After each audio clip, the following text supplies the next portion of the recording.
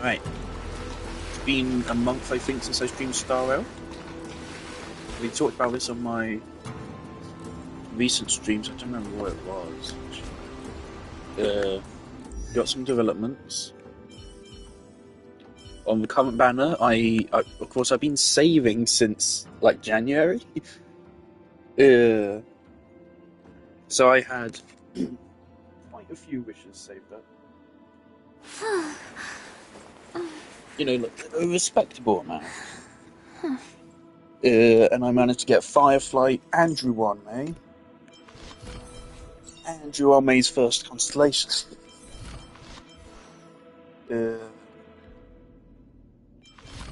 User traces. User artifacts. She needs more break effect. I could probably get that just by leveling up some of the artifacts with some luck. Oh dear. Yeah. How am I doing on money though? I don't have a lot. That's a problem. Quite low on resources because, well, in the span of how long's this update been out for? This update's been out for like 10 days. In that time, I've bought 1, 2, 3 characters up to level 80. And I've also done a lot of work on Harmony Trailblazer here.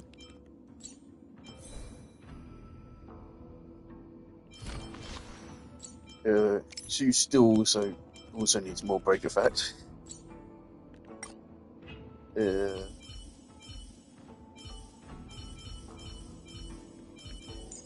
Gallagher here. Gallagher's really good, actually. He's of course I can't speak to how well Rojo is. If we look at the healers of the game, yeah, the only one I'm missing is Rojo. I would say Gallagher's. Is he better than Bailu? Bailu doesn't have a debuff cleanse, which is a massive fucking drawback. That's a huge drawback on Bailu. It means that basically, if you're using Bailu, you have to be using Bronya. But Bailu and Bronya do not work well together. That'd be a very skill point chunky team. So yeah, that's great for Bailu.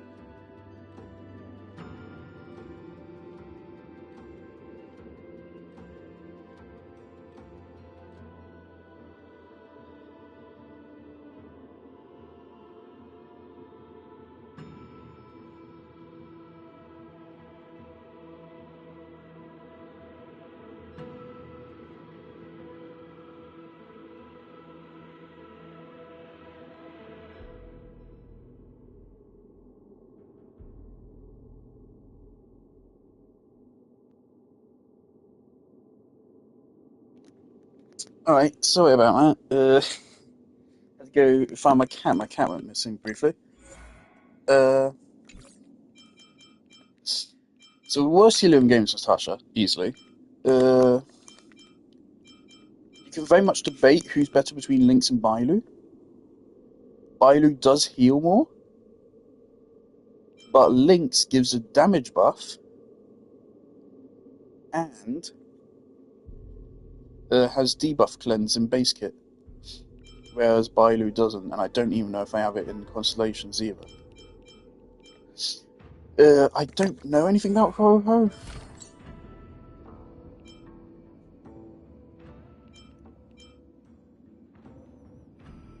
Debuff cleanse.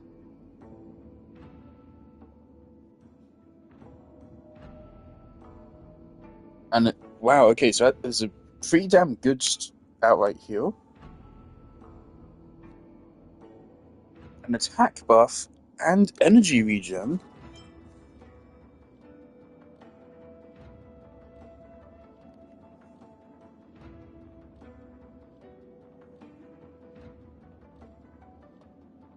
And a continuous heal.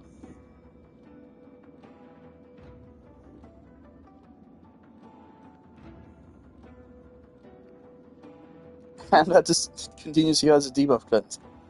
Wow. Okay. Crowd control resist. Cool. Free healing. Alright. Ho-Ho seems fucking crazy. Alright. All Bailu has. All fucking Bailu has is a heal which will either heal one target by a lot or several targets by less. Alright. And then Invigoration, which is basically a fine continuous heal. Lynx, however,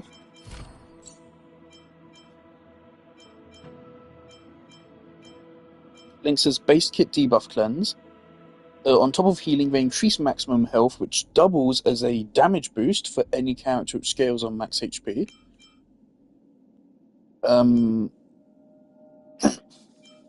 They have continuous healing. And then when you count Eidolons, you get even more of a damage buff with an attack buff.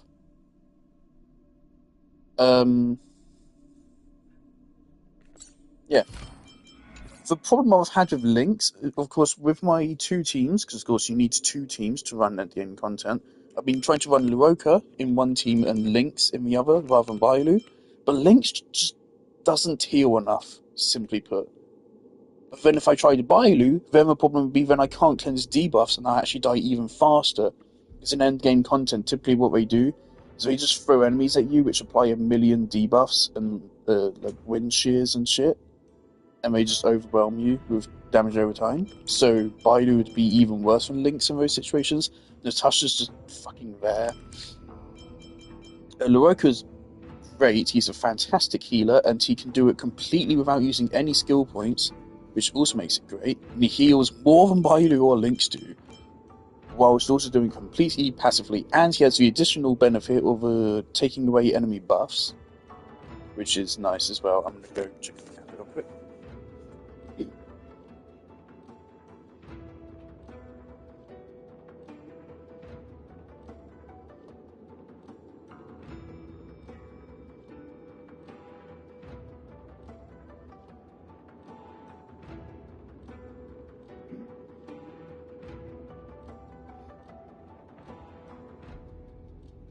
Cat had a surgery, and ever since they've been like depressed.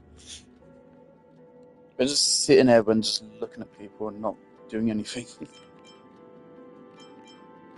Gallagher is really good. Gallagher's kind of like a budget Luoka. However, the thing which Gallagher does have is actual, like, pretty good personal damage. Mike Gallagher, when he works, deals more damage than Blade. He doesn't do it as often, But like, if hypothetically Gallagher was able to use his if he was able to use Nectar Blitz here, on every single attack, he would actually outdamage my blade. He doesn't, as is, but like in a hypothetical world, if we got Nectar Blitz every single turn, if Nectar Blitz was just his default attack, he would actually outdamage blade, which is pretty silly. Yeah, that's the thing which Gallagher has. He has a. First of all, he doesn't scale his healing on stats. It's just a flat amount. It's actually a really good flat amount. 1,292 on level 8. That's really good. That's really, really good. Comparable to Loroka's. Then there's Besotted, which of course is basically Luoka's main healing trait. Besotted, though, is a budget version of it, because whereas Luoka's field is applied on the allies, this is applied on the enemies, which means that if you kill enemies, you lose buff. Whereas for Luoka, it just lasts for however long it lasts. But in exchange, Gallagher does give a break damage buff, and he gives an attack reduction.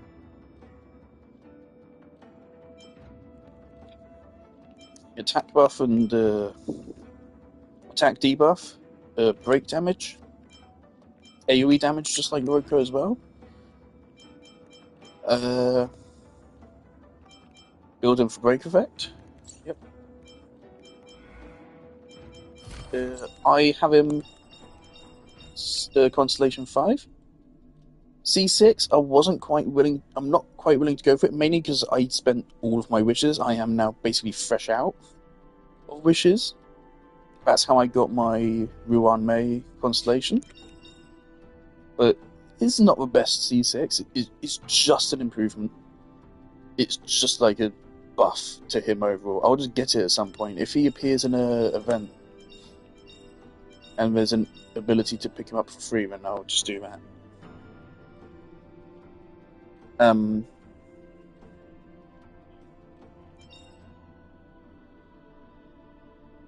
Yeah, here we go. At C2, he gets a debuff cleanse.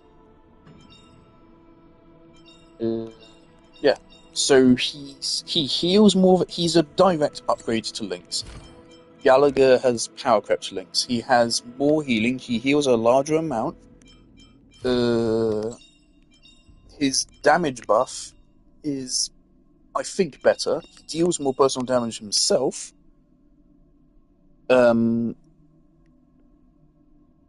He can he heal more passively? Kind of. Yeah, I would say so. He requires a little bit less effort to get his healing going. So he has everything that Lynx has, on top of also having a damage buff. Basically. So Gallagher's just really good. I really liked using him so far. He's just a 4-star Loroka, and that really works, actually. I've thought about my teams. So this was my previous go-to team. This is now outdamaged by this team, I think. I think this is Jinglu's best team. So I'm glad to now have this running. I did not realize how good Ruan Mei would be with Jinglu.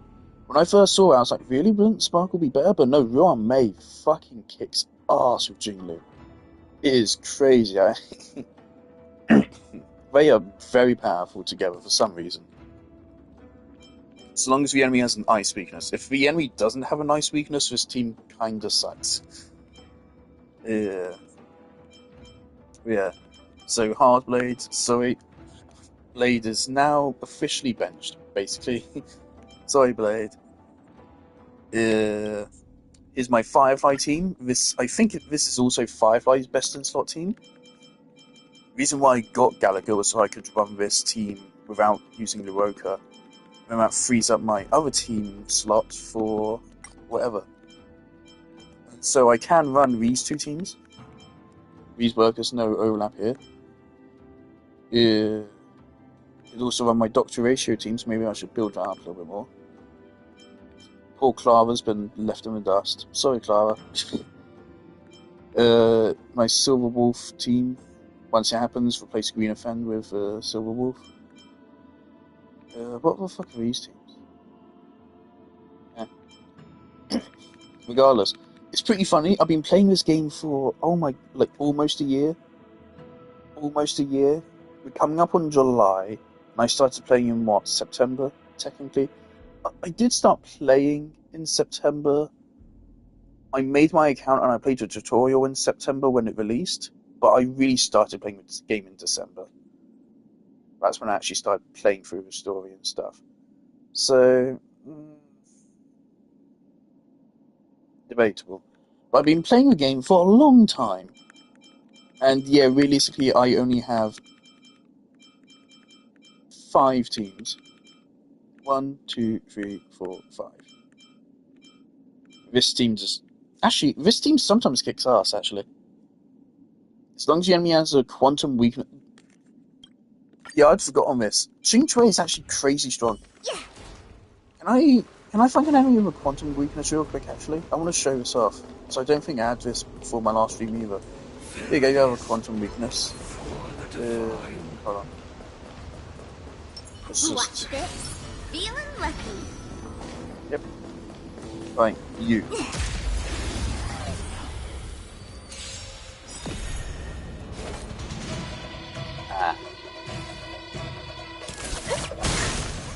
Did that hurt? Feeling spiffy? Come on. My turn. Here we go, okay.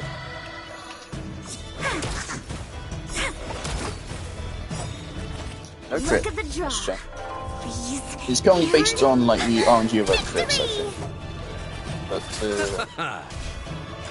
my Xing Chui can hit for a lot of them. Nothing major.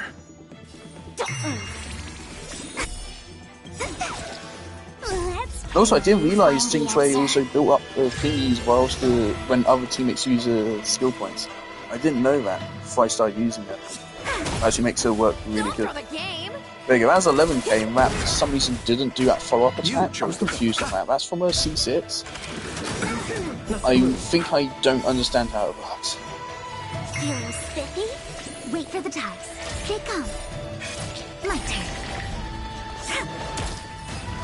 There you go, that's 9,000 on a non-trip.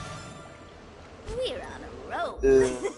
For a 4-star character who I have invested actually a lot into her traces, not a lot into her artifacts, and she is 6. But all things considered, she's pretty damn strong.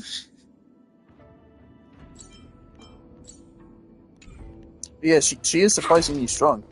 I would think that she probably would actually outdamage Blade if I built them up to an equal level.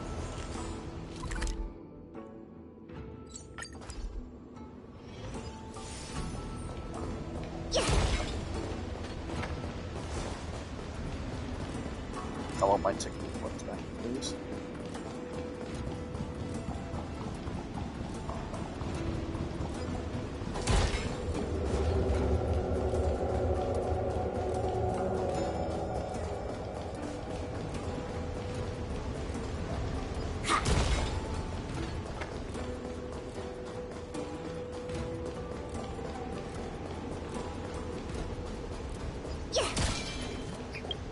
Anyway.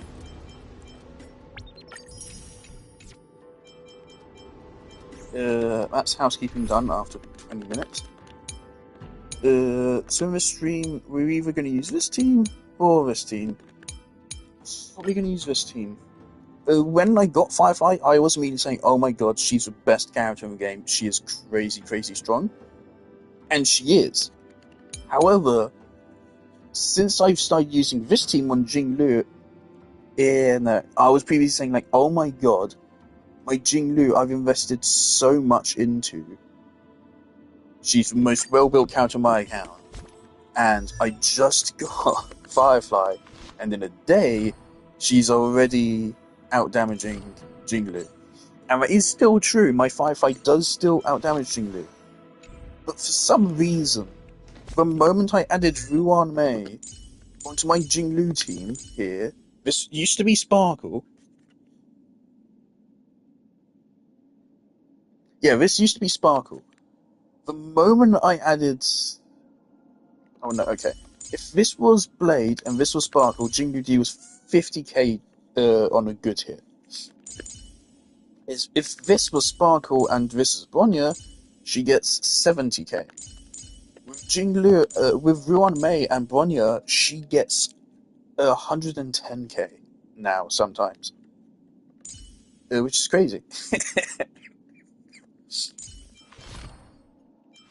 But yeah, she now actually hits really hard, and also for some reason for having some inconsistencies with Firefly's damage output now, mainly in that her ultimate isn't activating as often as I think it should be, and I don't really understand why.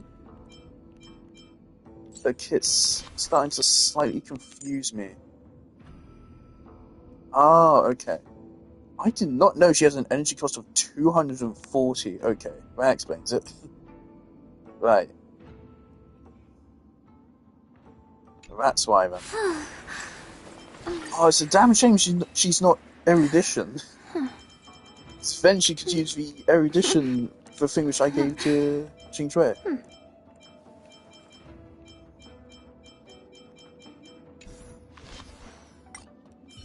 Qing Shui, where are you? There you're at. Oh, yes. Fuck. Yeah. Well, I've been loving playing Firefly regardless, but yeah, she's not quite as OP as I had said. Because the moment I slapped Ruan Mei onto Jinglu, it went from Firefly dealing 5 times as much damage as Jinglu to more than double. Ish. So, it's not as cracked as I said, but Firefly is still incredibly fucking powerful. She still is. She really, really is. And the other thing is, of course, is that Firefly is not as reliant on crit stats and stuff. Whereas Jinglu is just a raw, you need to build this counter for lots of crit damage, and you need at least 20% crit rate here. And you also want very specific artifacts as well. Otherwise you're fucked.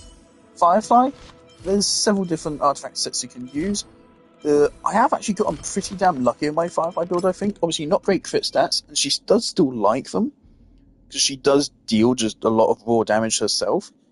That's the thing, like, her raw damage output is comparable to Blade, but then once you factor in the break effect, then that's when it goes waft. Stats-wise, I think I got a pretty good here. 222 break effect. Of course, this doesn't count the attack boost, I think, or the other boosts she gets in battle. In battle, I think I've seen her reach over 600 break effect. Of course, I uploaded a video of her hitting for over 1.6 million. So yeah, she does get pretty bonkers. Firefly is very powerful. And Ruan Mei is an incredibly good pull. This is the best banner in the game's history right now. And also a great thing, of course, is that Firefly's best support isn't Ruan Mei, it is actually Harmony Trailblazer. And Harmony Trailblazer is free. I would love to get her Eidolons, because they give you extra break effect. And this C6 also, this is actually potentially really powerful, like really, really powerful. Because what this will do, this will give you 2 extra... This gives you 2 extra hits with the skill. Right now it hits for 4 times. Or was it 5? So that would take it from 5 to 7. Which means, well, you get more attack damage there. You will also get more super break damage, and you will also deal more toughness reduction. So this C6, I really want it, but it takes an absurd amount of exploration in Penacony, which I just can't stomach. You know, I do really want to get this story quest done, because there's an event going on right now which is linked to it. And I have to do it to be able to farm Gallagher's materials. area map is locked, so I assume I unlock that in this quest. What we are about to do. Spoiler-wise, I think I know Firefly survives. That's it. Okay, let's play the game now. It's been half an hour.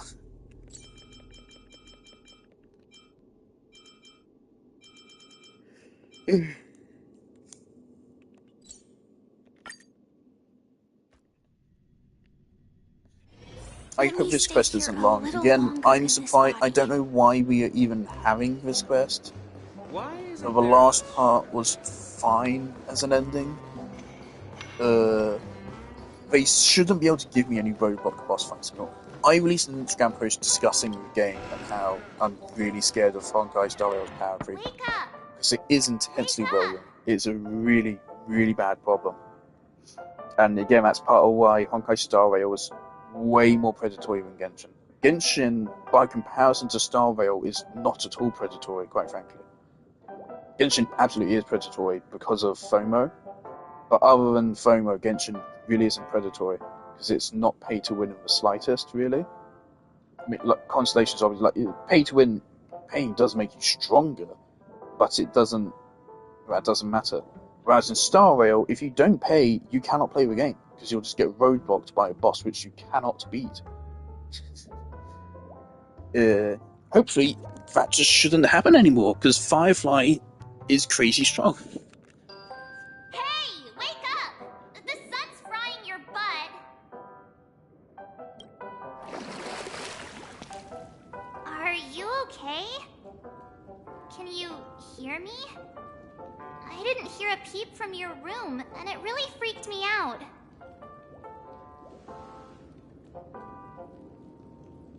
You're not dreaming. We're in the Reverie Hotel. In the real world. The Order's dream is over. Even though it's been a day, I still break into a sweat when I think about it. Our trailblazing expedition almost ended in Penacony.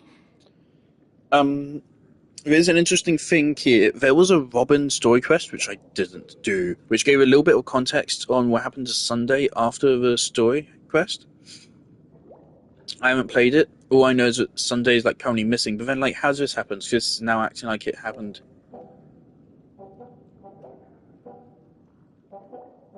It's been a day. There you go. So. I'm so jealous that you got a good night's sleep. I was traumatized and too scared to even close my eyes. I thought if I fell asleep, I'd never wake up again. The Stellaron was sealed while you were sleeping. The ordinary people in Penacony have no idea what happened. They just feel like something's missing from their memories. The family's official statement was like, "The Charmony Festival was attacked by an unidentified Stellaron and came to a halt." After all, they can't just reveal the truth about the Order.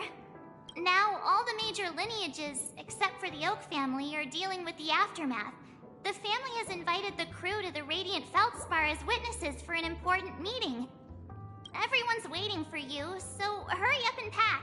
We're leaving as soon as you're ready. Quite frankly, just keep this quest mercifully short, please. After all this craziness, nothing is better than staying safe in reality. Like, well, it's 1:45 right now. Please don't have this quest be any longer than like 5 hours. This quest, again, this whole story, you could have cut it in half. Even more than half. And it would have been an objectively better experience. Yeah, let's go. We've got There's some time no before need we for this board the story to ship. be like 20-something So hours let's catch up long. with everyone at Dream Jolt Hostelry. You do not need the story to be the length of The Last of Us 2. And The Last of Us 2 did not need to be the length of The Last of Us 2. I kind of wish The Last of Us 1 was the length of The Last of Us 2, actually, now thinking about it. How There's more material. Silverwolf! Just like Epsilon.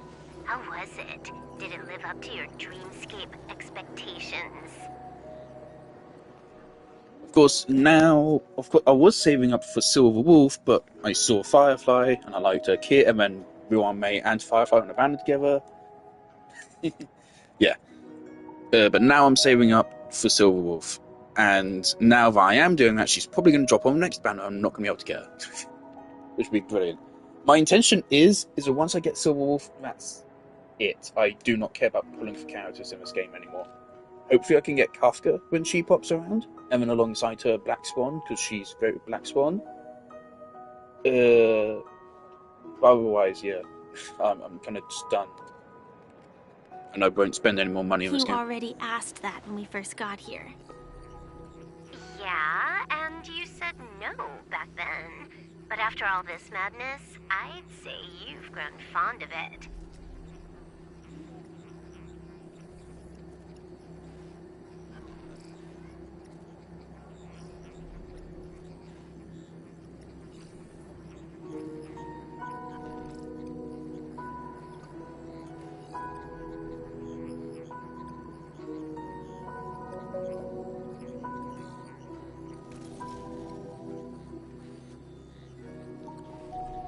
Also, of course, this quest is probably gonna... You're still on the Bloodhound family's wanted list, so keep a low profile.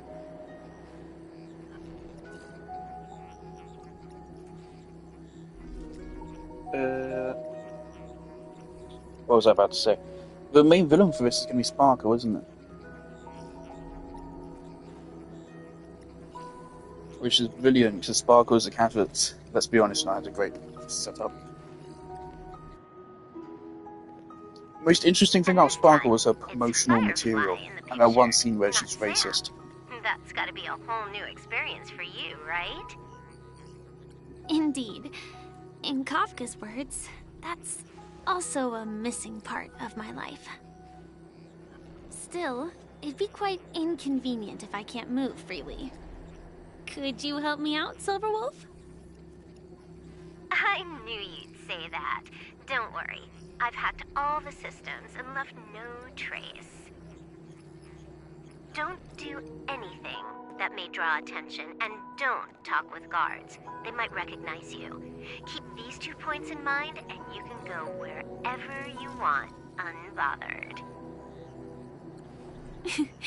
Thank you. No problem, Miss Samuel. I love this fake name. Now that we're done here in Penacony, what will you do in your free time? I hear the Genius Society is here. How about we go stir up some excitement? It's been a while since we saw anything from Silverwolf. She was usually, like with Kafka, if I remember correctly, she's kind of bored. I don't think she kind of liked Kafka. Oh, I don't know. She's clearly liking talking to Firefly here. Are they good friends? Sweet. Well, you know my script isn't over yet.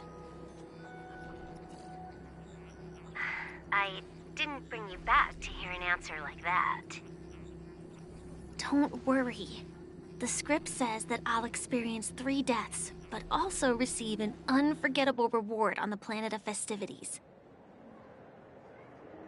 How will I know if I don't try? All possibilities exist until the outcome actually happens, right?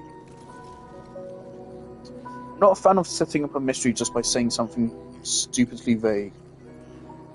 I mean, just saying, oh, what is it? Not a fan of that.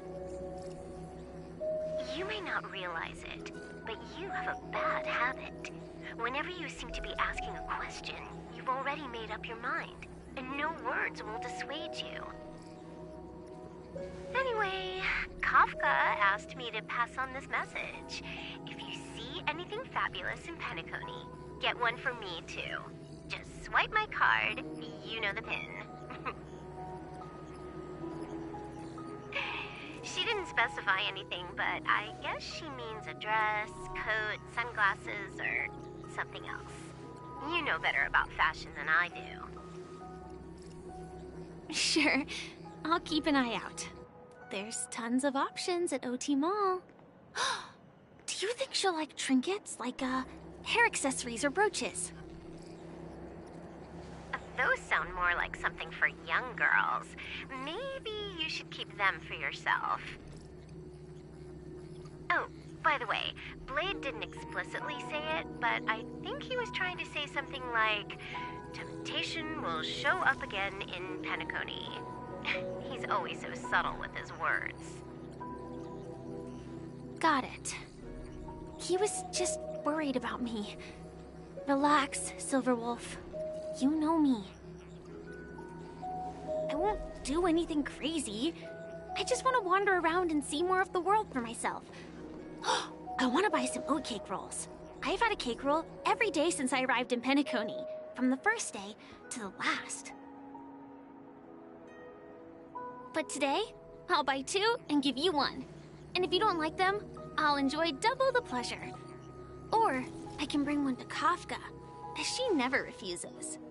Or maybe I'll give it to Blade. He'll appreciate it. That's not written in the script, right? But as you see, I have added new footnotes to my destiny.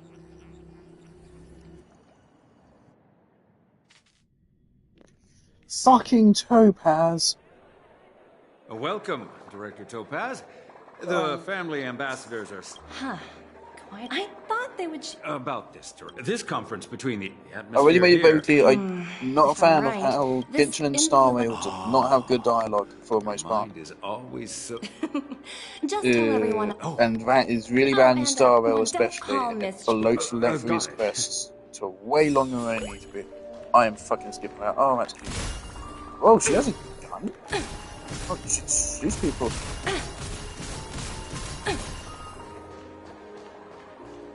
I tripped and fell right here. Just completely face planted. So we're back in with it.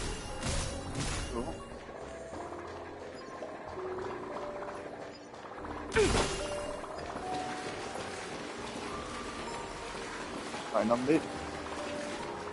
What the fuck is going on here? Excuse me.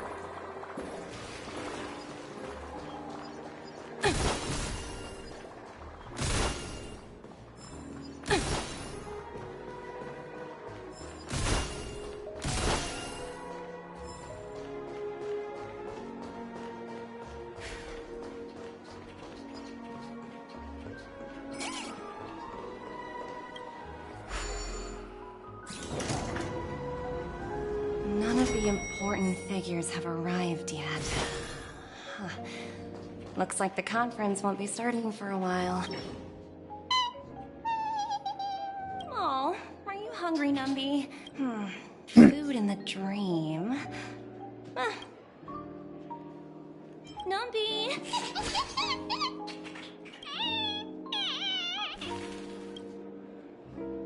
Ooh, oops, not to your liking, huh?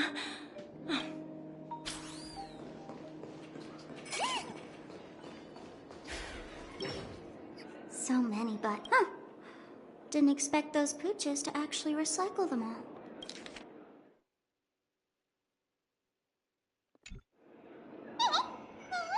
Huh?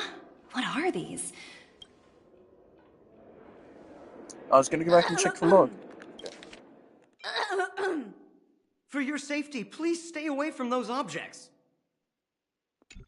For your safety, please stay away from those Saw you, objects. Sparkle? For my safety? Are these buttons something dangerous? Not exactly. Lately, there's been a prank. According to those involved, he said something like, "Luckily, no one believed him." Still. What will happen if you press it? Well, perhaps you don't know much about Penacony? All the guests here have one thing in common. Anyway, the family will deal with these things. Please kindly keep your distance. Thank you for that exposition. Greetings, madame. What can I do for you? Hello. Could you tell me more about I don't know what it the is. Something about Star Rail just makes me want to be. I assume you are the ambassador of the IPC Strategic Investment I do Department. not want to be mean when playing It's my honor games. to assist you. The Radiant Felspar is owned by Mr. Odie Alfalfa, head of the Alfalfa family. I don't want to fall into Chris Mr. Duckin's Alfalfa habit of just invested being a significant amount in nice building to this everyone, but I luxurious also, of airship course, don't an want to Ember be era ago. like And it has been EFAP sailing or across anything. the 12 hours of the dreamscape Oh, I'm not going to start ever ranting about since. Critical Drinker again. Did enough of that Oh, for so stream it's owned still by waits old to do. Odie himself. Indeed. Alright, I gotta go Mr. through the. Alfalfa has impeccable Go get the taste. passport. Only the most prestigious guests are invited by the Alfalfa family to board this airship.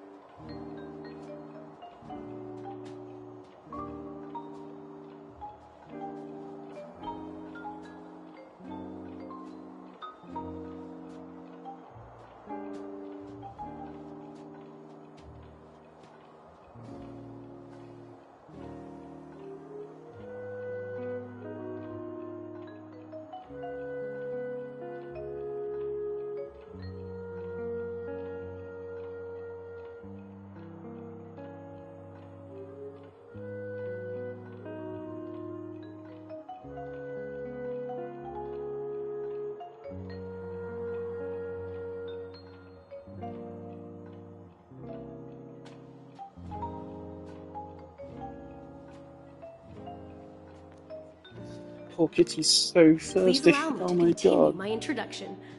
The Radiant Felspar had been It's like so cruising depressed over she the Sea refused of to Dreams move. in Penacony for an entire Ember She's era. lying down the whole time, but she's But not its voyage going was to sleep. temporarily This is what she halted due normally to the do. recent So I quite frankly reverberation. think she's just depressed. Reverberation? Such a formal way of putting it. You're really downplaying the whole thing. I apologize. Please continue. She's not moving, so Following she probably the hasn't drank previous water reverberation in the Sweet ages. Dreams, the Radiant Felspar had to Little suspend bomb, its she's voyage going temporarily. all in on it. Thankfully, the factors that disrupted the dreamscape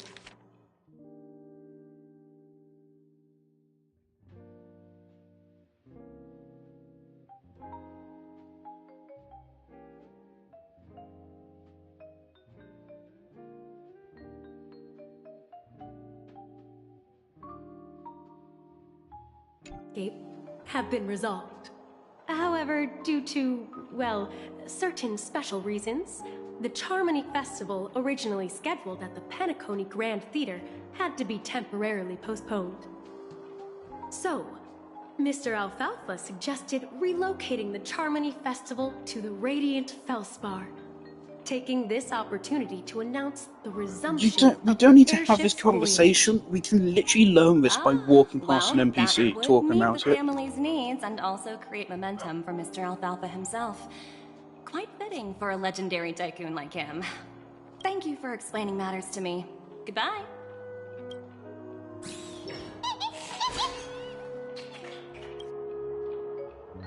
Hello? The Talent Motivation Department? Wait a minute, there's that new character Jade who's going to be Internal introduced review? in this quest, isn't there? Will it ever end? I'm working on a major project. I don't have time to squabble with you guys. The way I handled the Urillo case was approved by senior management, and all of the project logs and calls are... I just don't understand. Why are you so... Sounds exhausting. Why not just hang up? In my opinion, you handled that project quite well. A little ball of ice in exchange for the Astral Express's good favor. That's not a bad deal for the department. It's been a while, little Yelena. I've been looking forward to working with you. Never imagined this day would come so soon. Is there trouble? You can tell me anything. Just like old times. It's been a while, Madam Jade. I'm honored to have the opportunity to work with you. Oh no, she's hot. Alice, Will. Been looking forward to working with you. Whoa. Oh my god. Okay, you're dangerous, alright. Hello there. I'm interested. You're still so formal, aren't you? Forget about the hierarchy and treat me as your equal. No need for unnecessary titles like Madam. I'm sorry, but it might take some time to get used to that. After all, you are a senior. Well, now that we're both members of the 10 Stone Hearts, I need you to be at your best. Especially since the upcoming negotiations leave no room for error. As sharp as you are, I'm sure you've figured out the true purpose of this conference, right? I believe old Oti has taken it upon himself to test our limits before the official negotiations between the IPC and Penacony. That's true, and it works in our favor. Do you know why? If we can reach some sort of agreement with old Oti beforehand, and gauge our opponent's boundaries, our future negotiations will go much more smoothly. That's the obvious benefit. Exactly. And the hidden benefit is that as the head of the Alfalfa family, his actions suggest that the 5 lineages might not be as united as the Odes of Harmony would suggest. As long as the influence of Harmony hasn't completely permeated their core, personal desires will always have their way. Thankfully, influential figures in Penacony haven't entirely suppressed their own desires. It's similar to the power struggles within the IPC. The supposed all-for-one philosophy shared by the 5 lineages. It's just a slogan now that the Dream Master has gone. After the downfall of the Yoke family, Old OT's faction became the dominant force in Penacony. Even if we consider only the succession order, he's the longest serving and most senior among all the family heads. Yes, that's exactly why we need to handle the conference following an agreed-upon strategy. It's like playing a game of chess, where every move needs to be carefully thought out. Absolutely. The 3 steps of negotiation. Listen, test, and strike. That's what you taught me. Pretty clear. Although, you seem to have changed the order in the Yarilo case. That was based on my personal experience. I apologize for interrupting your conversation, but the family head is ready to meet the ambassadors from the Strategic Investment Department. Time to get to work. Let's prepare ourselves and meet that esteemed supporting actor. Remember, our goal is to create an opportunity for the IPC to enter Penacony. Aventurine has already made a small opening, and you and we're going to tear it wide open.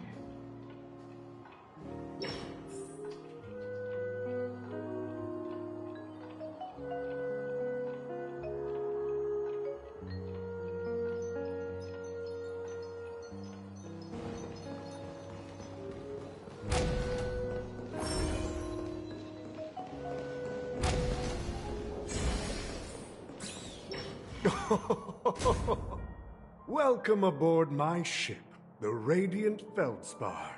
Smart and charming ladies. Please, have a seat. Let's have a pleasant...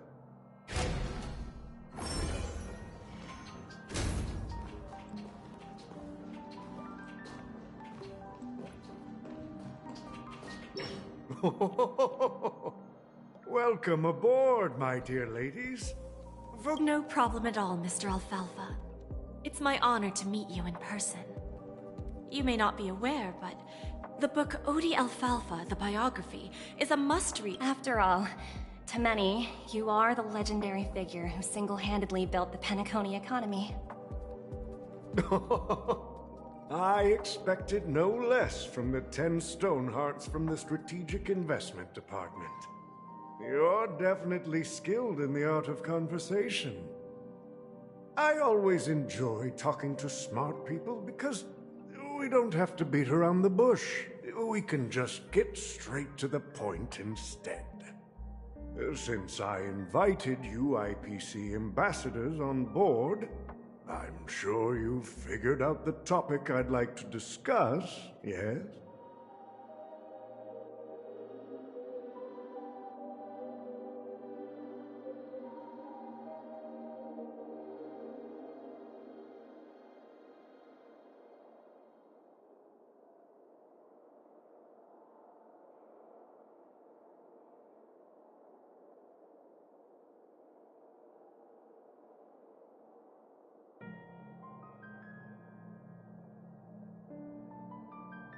The future of Penacony, if I'm not mistaken.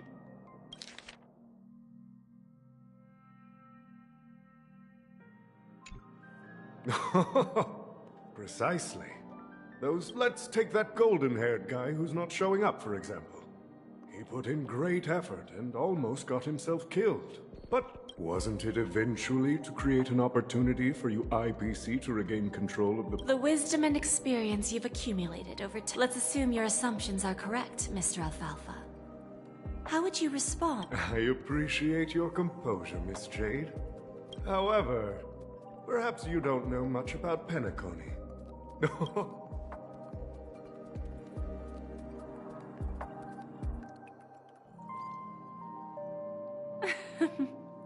Please, go ahead.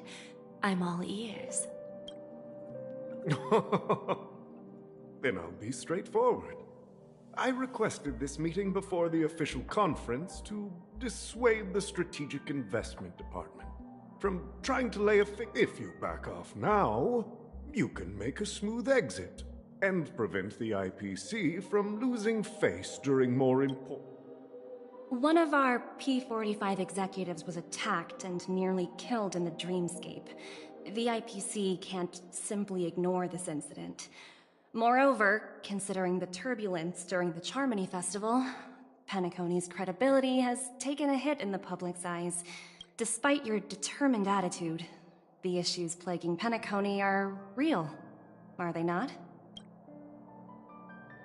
You used the term real, Miss Topaz, but let's not forget that this is the realm of dreams.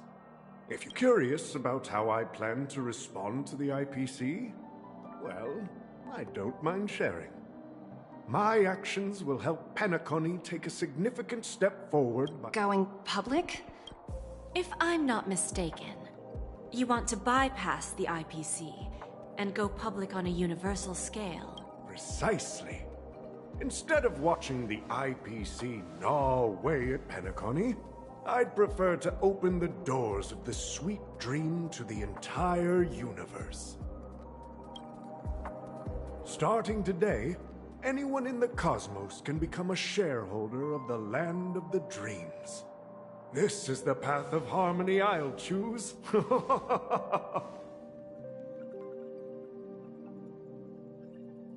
How can you be a shareholder of this? Oh, whatever. This reform should have been implemented earlier, but unfortunately, the Oak family were a bunch of blockheads blinded by order. Their level of intellectual flexibility doesn't even come close to an old fellow like me. Thanks to the little reverberation earlier, the biggest obstacle between me and my reforms has been eliminated. The Alfalfa family will publicize the financial results of Sweet Dream Paradise, so that the entire universe can see that despite the catastrophe, Penacony still holds... Crisis and opportunity are two sides of the same coin. So, you've been waiting for the right moment for Penacony to regain the spotlight. After this, can we please... Look, again, this arc was supposed to be a holiday arc. So, can we have an actual holiday arc, quite frankly? Just do that. I'd rather that than you try to tell an intense story and fail. And if Penacony should seize this opportunity to overcome adversity, even Miss if the Code IPC just tries to posted those intervene, every move Oh, I we love make that. will be scrutinized by trillions of people.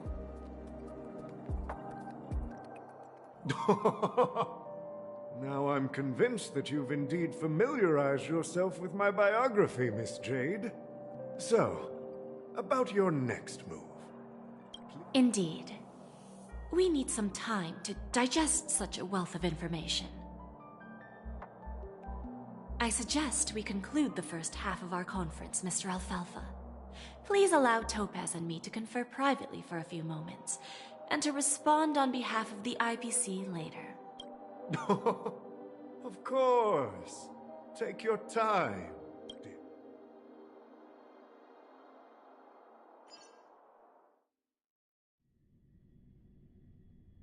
The Alfalfa family had a meeting with the IPC? I got this information from a message sent by that IPC ambassador. It's not hard to imagine. Penacony today is pretty much like the frontier prison it once was, with external forces. Instead of falling into a situation where they are plagued by both external and internal threats, Penacony would rather take a step back and invite the IPC to negotiate at the table. Ostensibly to cooperate, but in reality... Well, no wonder they sought the mediation from the Astral Express. I don't think the followers of the Harmony are completely innocent victims in all of this. For reasons unknown, they have a strong desire to smooth things over, which leads to speculation about their motive. If either the family or IPC were to assume full control of Penacony, it would return to its previous illusory dream of hedonism, and the efforts of those previous nameless... There you are. Did you rest well? I didn't disturb you since you were in a deep sleep.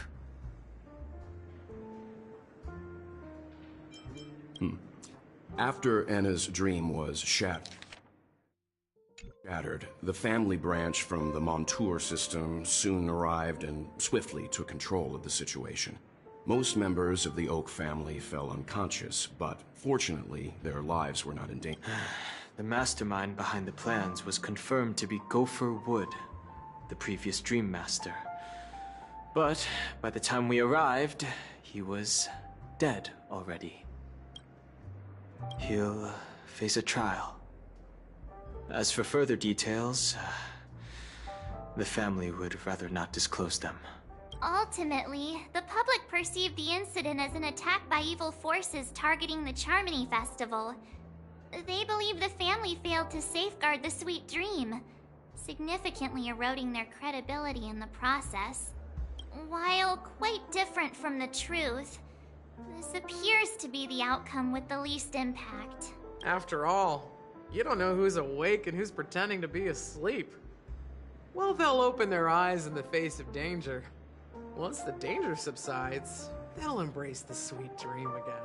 Here's a toast, with 3 glasses of glory of the Trailblaze to all of you. Yeah, it's good to see you all again. Although we might be saying goodbye again after this reunion. When will the Astral Express leave Penacony? We'll stay a bit longer. So, this is our final meeting then? If this is a farewell, then it seems to be missing something. Music? Atmosphere? Let's see. The mixed drink should be solemn, dignified, and unique. To the nameless, resting in peace. And to Gallagher.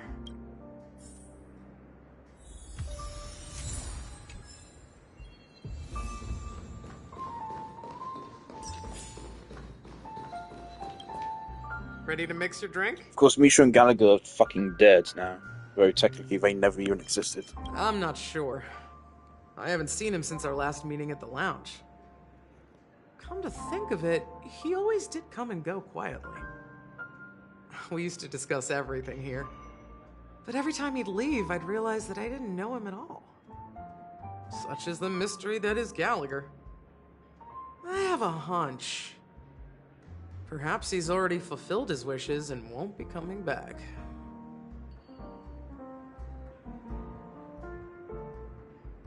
Before we start, would you like to talk to your friends? We have plenty of time. All right, as you wish. Oh. Maybe I shouldn't have done that. Oh well, fuck it. Huh. Sure. I think I have an idea about what drink to make. Would you like it bitter or sweet? It's up to you. Choose the flavor that suits you best at this moment. Here's Bitter Dreams, the least popular drink in this bar. It's bitter and sour, just like the harsh realities of life. Not a bad choice. Let's start mixing.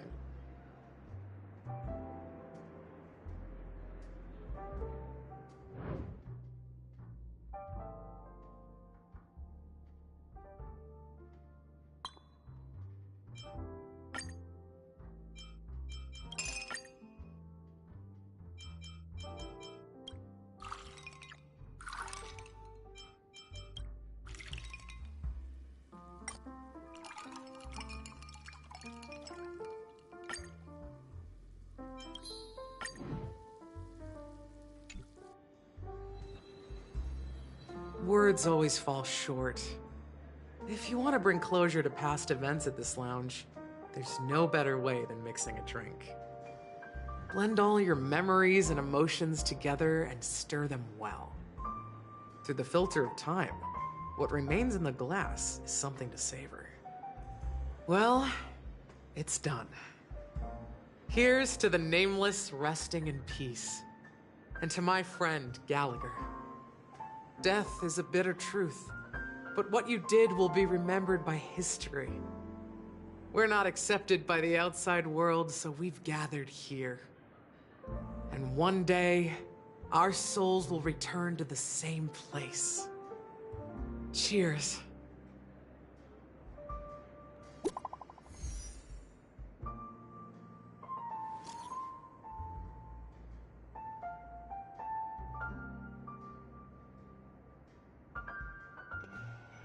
Sorry, I'm handling my dragons on Dragonvale. Can't chat right now, Himiko. Busy.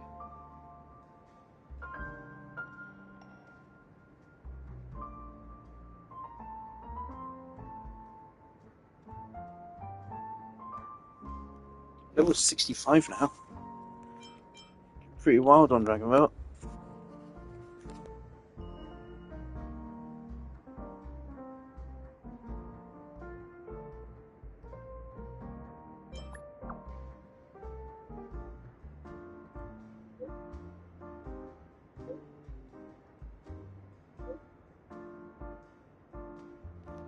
Himiko is the only, she's the only standard 5-star I don't have. I wonder how she would work with Firefly. Because I definitely would consider replacing Ruan Mei with someone else in Firefly's team. Because again, then that would... Harmony Trailblazer is more important than Ruan Mei is. Because super break damage is incredibly important. So Ruan Mei could be replaced by someone else, and Himiko could do the job. Because she's all about breaking as well. And she's another pyro, so it just means that any enemy which has a pyro weakness, which of course Firefly can give, will just get utterly screwed by her. And her follow-up attack hits multiple times, and of course I believe super breaks work on every individual hit, meaning potentially Himiko's super break damage would be really high.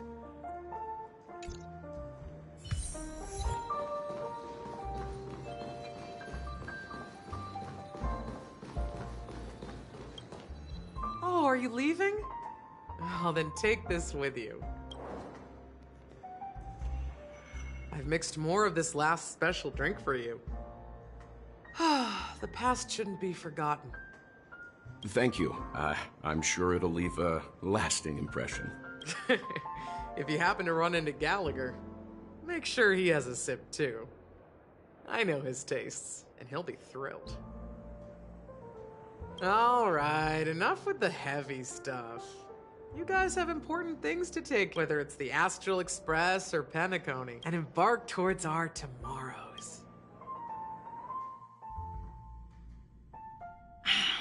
Old Oti is a tricky opponent. I didn't expect him to take the risky step of going public at... Indeed. He's definitely bold. It's that still, the outcome is uncertain. Shouting loud doesn't necessarily... They agreed. But it'll take some time before they arrive. Just as it should be. The sweet dew should be served after the bitter poison. Looks like we'll be skipping the exchanging apples step this time around. Now that we're dealing with a greedy merchant, a simple apple wouldn't make a difference. Well, I guess I included myself in that remark too. Now I'm a bit curious, Topaz. Do you think Penacony is a quality asset? Yes. Despite its recent calamity, It's so Penacony sad when you remains a find top someone on quality asset Instagram within who is the cosmos, clearly just with, fucked in the head. good credit, And it's lucrative just potential, like, and there's no comment I can promising leave here prospects. to Well, that's try to obvious. help this But person. what I truly wanted to know is, this project is Right. obviously too bland for your taste. I got an Instagram post, someone basically complaining that gay people shouldn't work on video games. I was like, oh dear. Alright. They're basically saying the reason why Halo is bad now is because they let gay people work on the game, so that's brilliant. one person commented under this post saying, "Remember, kids, communists seek to destroy your heroes, culture, and gods with the state." So I responded to that comment saying, "This comment is at least a half joke, right?" The OP responded, "No." And another guy responded to me saying, "Atheist plus pronouns in bio, Lamau, you're part of a problem with this slop being put out at war speed." I responded, "You think me putting basic information about myself in the section of my account page where I'm supposed to put basic information about myself is a problem? Because that's why I have it there. Because it's basic information that is just a useful shortcut for anyone who wants to interact with me. I put atheist there because I used to get engaged with a lot of atheist and religious pages on Instagram. And so it just makes things easier, so someone can look at my account and immediately say, oh, he says he's an atheist. It just made discussion quicker. And what's the problem putting your pronouns on? I use profile pictures of game characters, so if I don't do it, people will genuinely be unsure. I mean, I also found out yesterday Finley is actually a gender-neutral name as well. So put my pronouns there just makes sense. If I don't, people probably would think I'm a woman. People going by my fucking PlayStation and Xbox gamer tags think I'm a girl still.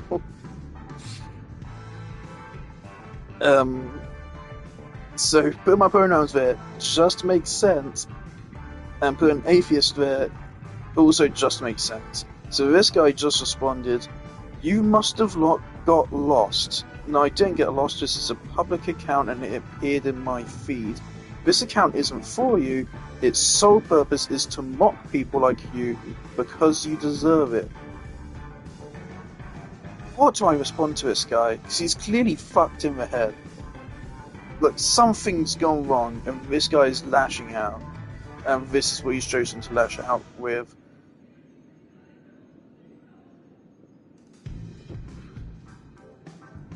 I would like to help this guy from his mental derangement that he's gotten himself into, but I don't think there's anything I can say. I don't think there is. This seems like the kind of guy that firmly wants to seal himself in an echo chamber and does not want anyone trying to tell him to leave it. So I don't know what to do. But I don't want to just leave this because it feels wrong not to, but I know no matter what I say to him, I can't try to make a joke to alleviate the situation. I can't try to tell him what he's doing wrong because then he'll think I'm a narcissist or something. There's nothing I can say that would be productive here, but I also don't want to leave it because this guy is probably only going to get worse and is probably going to hurt more people and hurt himself. There's nothing I can do. The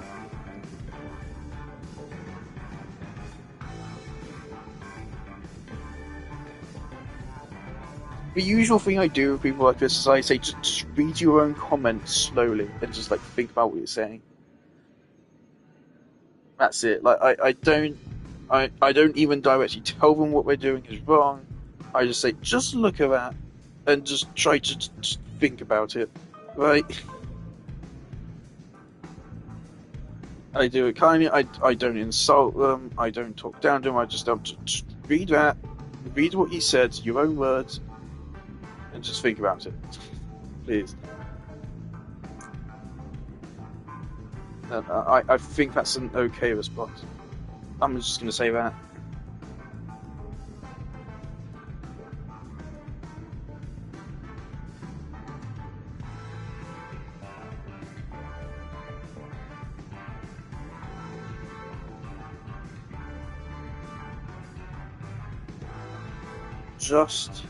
Just reread what you're saying.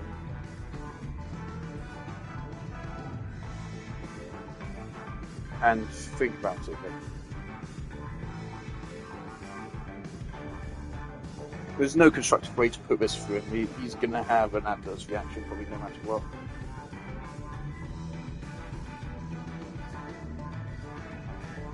Fuck it, send it. Let's see. Let's keep us. Let's keep a fun subplot for a stream. Sure. That's true. Alright, let's play I the wouldn't game. be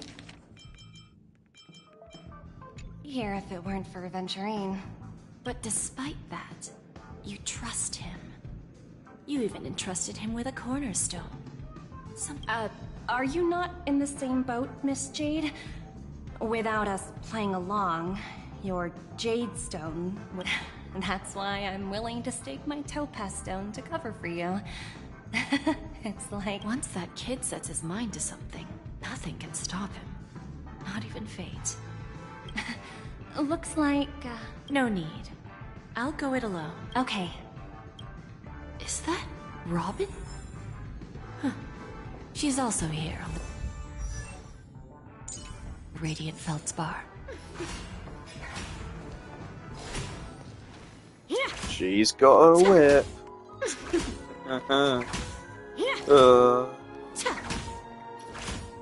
Of course. Why don't they let us look at Kaz's kits?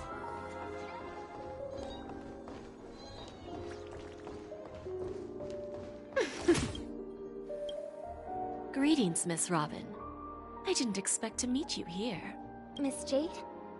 Greetings. The opening ceremony for the Charmony Festival has been moved to the Radiant Feldspar, so I'm here making some preparations. Oh yeah, I forgot to mention this earlier.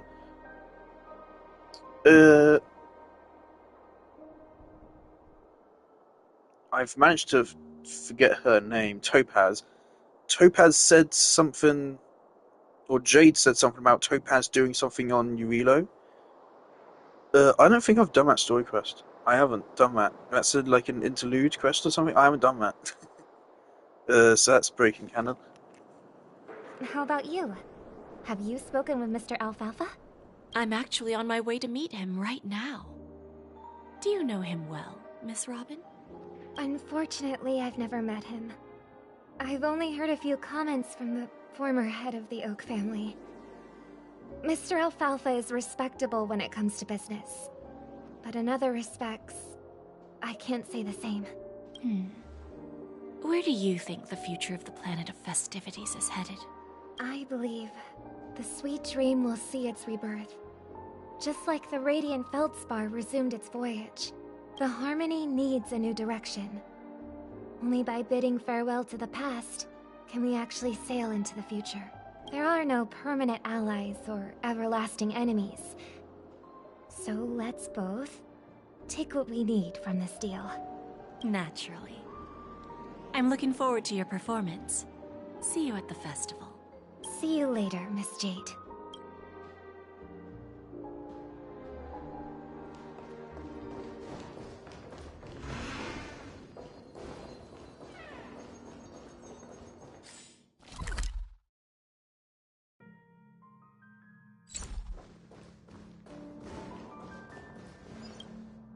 Thank you for your patience, Mr. Alpha. Figured out. Topaz has something else to take care of. Is it just me, miss? I need to set a good example for my junior. It's not a good habit. Now we can speak frankly and openly. Do you believe what I said, Odin? Interesting. Good. It's good to be straightforward. Unfortunately, I'd like to speak the harsh truth before laying out my plan. Second, you can't stop the IPC from entering Penacony. We've got all the time and connections in the world to find a way in. Now, I'm repeating your words exactly. If you don't want to be a laughingstock and have everyone gunning for you at the official conference... You surely have a way with words. Now... Mr. Alfalfa, let's not forget that the IPC controls the biggest interstellar publicity platform. More than half the news networks in the universe take their orders from us. The moment news spreads about Penacony going public, truly the family's protection for Penacony has expired. Any mishaps in the dreamscape could result in permanent brain death. Care to guess how many ways we have to turn alfalfa credits into worthless junk within a measly 24 system hours? with the entire cosmos keeping a close eye on Penacony. I assure you, it won't be too hard. You really think you can pull that off? Even from Pier Point, as distant as it may be, I'm more than capable of keeping you on a tight leash. However, if you agree to give up that half-baked plan to go public, the IPC will assure you. After all, we also need allies here in Asdana. The IPC can assist Penacony with financing, starting by acquiring 30% equity shares. With our financial support, stabilizing and rebuilding Penacony will be a piece of cake. 30% equity, you say? Who can guarantee you won't... That's the brilliant part of it all. The answer is simple. No one. There are no guarantees. It all hinges on... You're a smart merchant, old Odie. Isn't the whole purpose of this elaborate game to showcase your business acumen? It benefits us if we both take a step back. And if that's not enough for you, I'm pretty sure that another goal of making... I understand your concern. And I have a solution. Fine. Now I see your sincerity. However, as their chosen one... Go ahead. I'm listening. When I was a child, I heard the adults recite that the Order and the Preservation used to be close in ancient times. So, why does the The answer is simpler than you think. It's all about credits. Everyone's favorite thing and the universally recognized currency among the... With each new world integrated into the credit system, the IPC adds another building block to its cause. Eventually, all exchanges cap... By then, all planetary developments will be recorded in accounts with well-defined values and the ability for exchange and circulation. And the heart of everything will be Klepoth's credit. And then the IPC will be able to exert influence over everything. Okay. Our intention is to establish enduring preservation, so I'm sure you can understand. Okay. This universe doesn't need two types of order. Well said. All right. Tell me your solution. Then let's continue our conversation. Please, Topaz, invite Sweet Dew to join us at the table.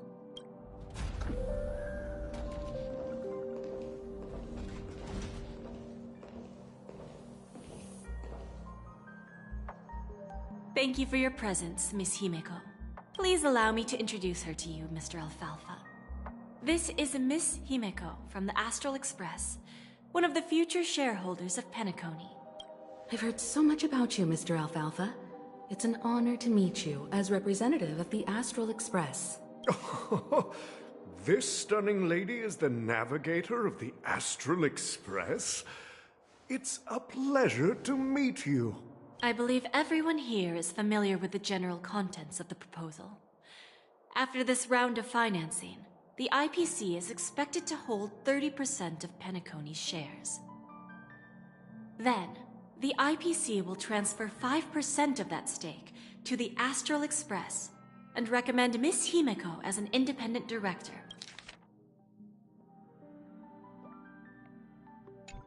To honor the sacrifices and contributions made by the former Nameless to the land of the dreams.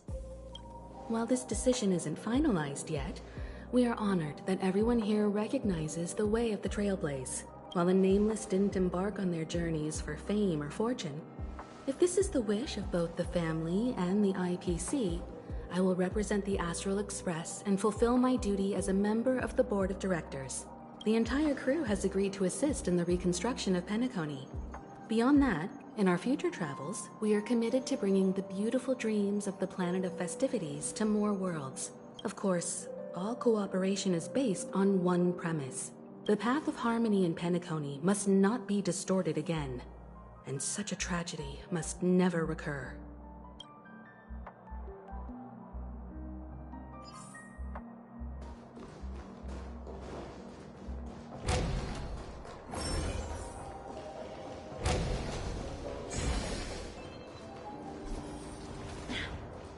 Watch yourselves in front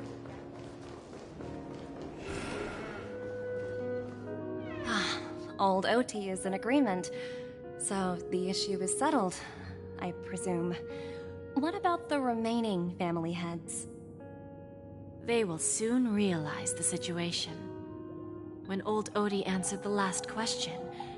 When should we schedule the formal negotiations? I'll handle the arrangement. It's all up to you. I'll step back and let you handle the negotiations and takeover. But Miss Jade, this is... Aventurine initiated this case, and you were his project partner. If that kid hadn't overplayed his hand, I came here today to help you sort out the toughest issue. I trust... Of course, there won't be any problems.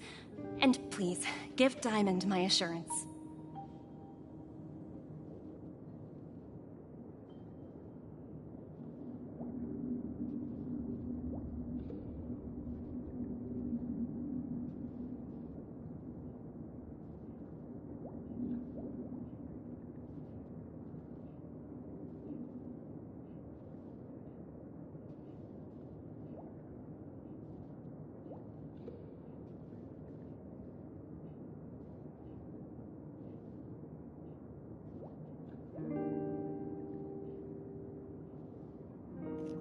Seems Kitty has finally fallen asleep.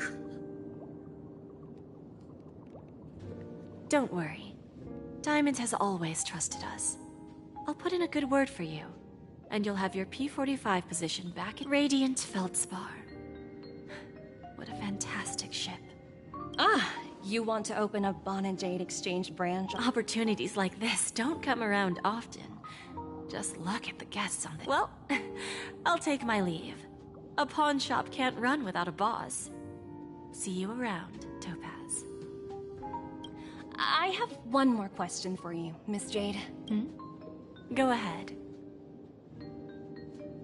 That dose of bitter poison. I'm curious as to how you found... I didn't find the information. It came to me. In return, I've agreed to help her with something. But that's for later. You see, that's what investment is all about. The seeds of opportunity are already sown. They only, like right now, for example. It's just about time my final guest boarded the ship.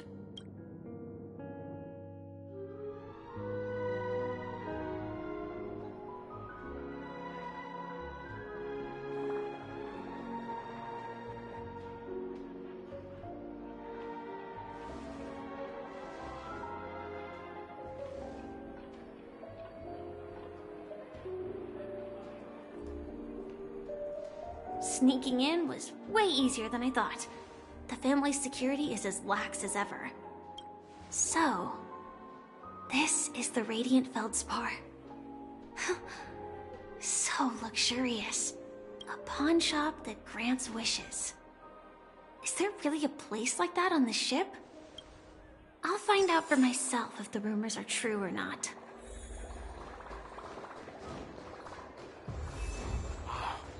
So this is the legendary Radiant Feldspar.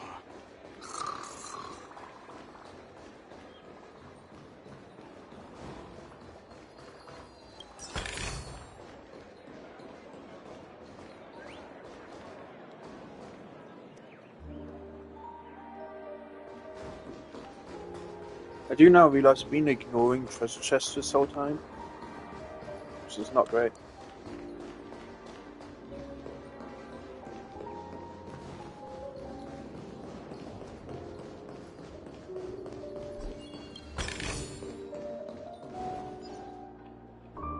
Is that...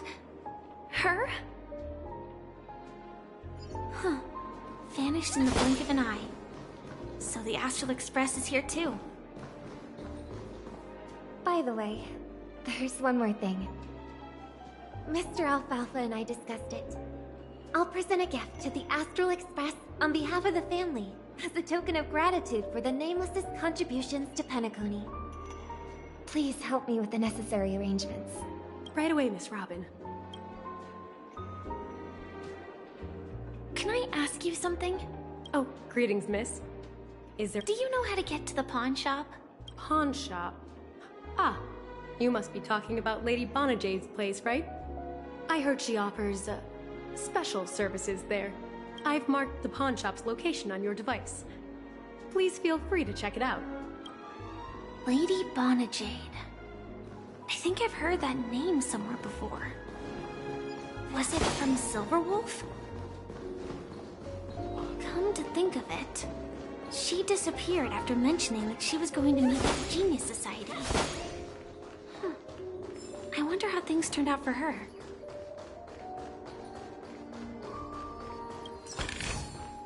No danger detected, but never let your guard down.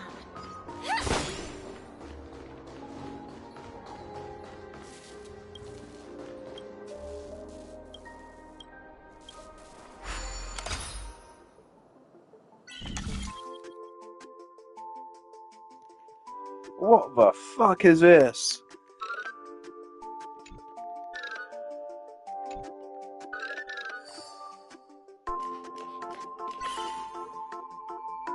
Right.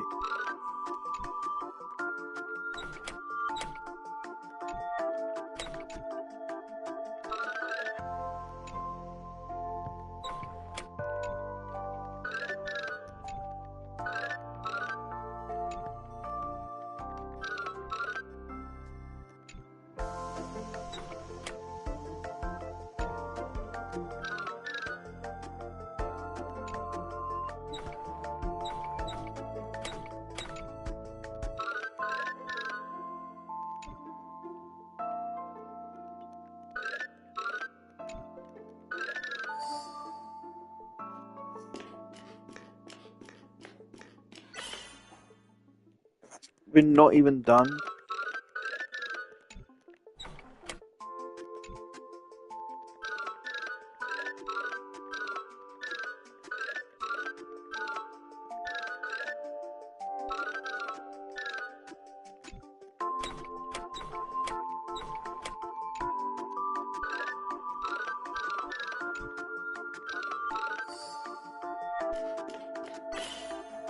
We're still not done. Oh my god.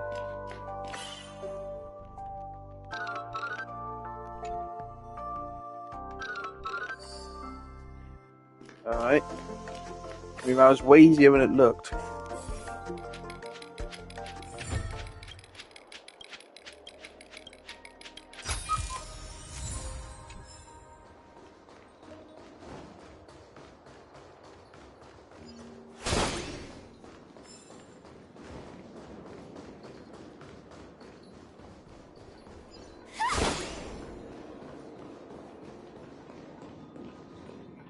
If I win, your chest is mine. Who said I was betting with you? I did. They are still a ball of fire as ever. Sorry, but I've got to find Lady Bonajade first. No, it's not the best time to do that. Sorry, but I've got to find Lady Bonajade.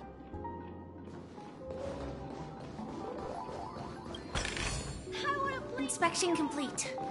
Nothing suspicious.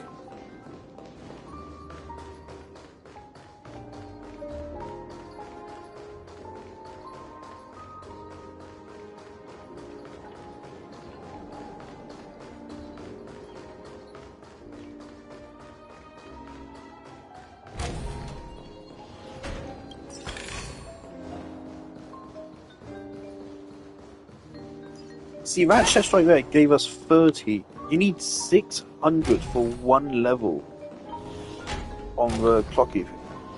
600 for one level. And I still have another like 10 levels left to get the last two constellations. Last two constellations? No, I think there's 4 constellations left on it. Yeah, because I'm C2 right now.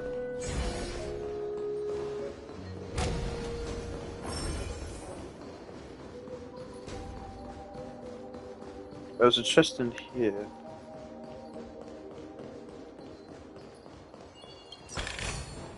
Inspection complete. Nothing suspicious.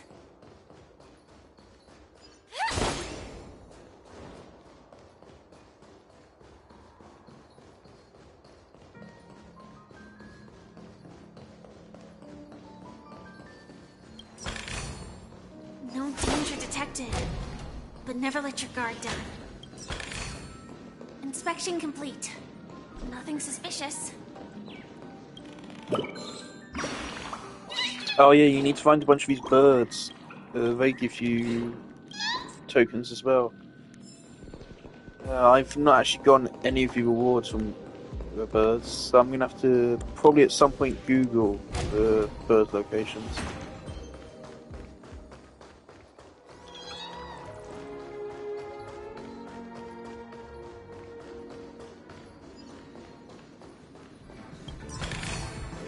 No danger detected, but never let your guard down.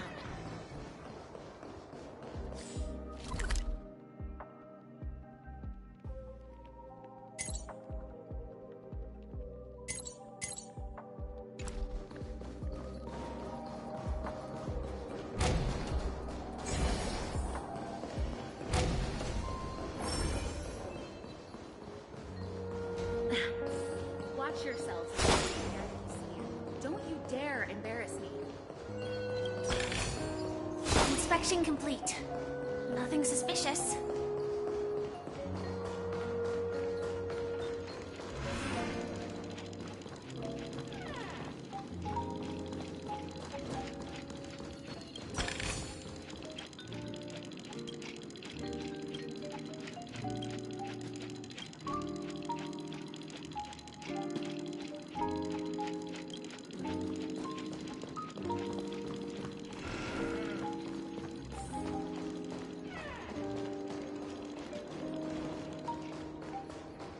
What services?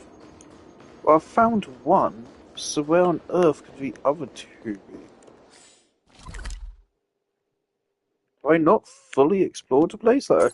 I feel like I have.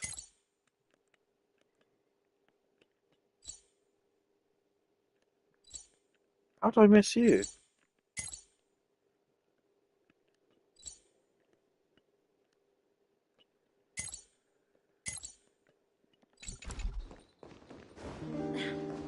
Watch yourselves in front of the...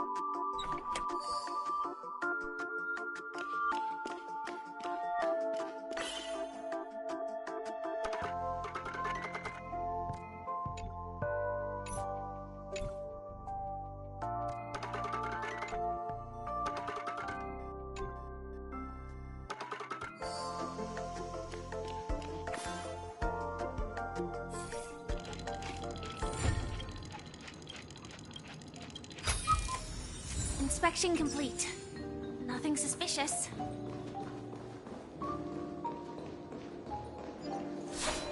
Welcome to Bonajade Exchange.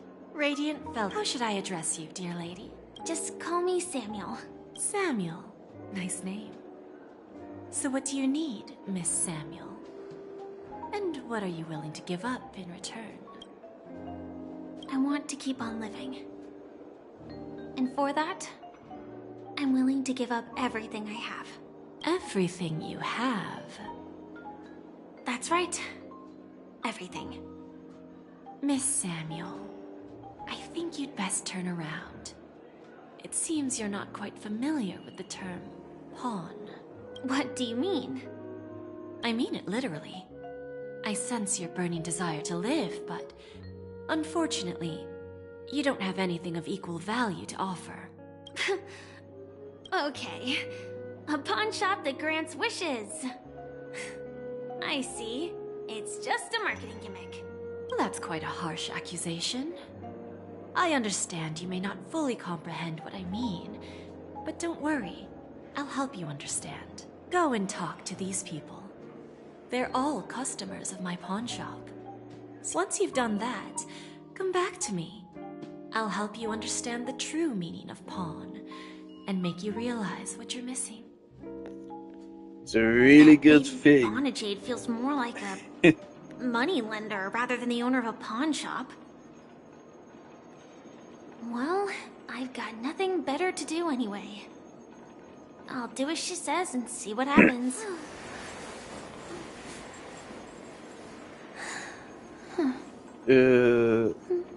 My accent, however, I've always said I've always said porn. Of course, it sounds identical to porn. I remember back in school, there was one time when I said that as part of like a presentation. I think I was talking about the Hunger Games. I said, "Oh yeah, Katniss Everdeen's just porn," or something like that. I don't know. And some people in class started giggling, and my teacher was like, "What? What do you want about? He's just saying a word. Come on." I miss her. Which one should I pop? 1, 2, 3, 4, 5. Don Hung and Void Ranger Jive. Don't change the words. No, it's not the best time to do that. Sorry. I'll catch up with you later.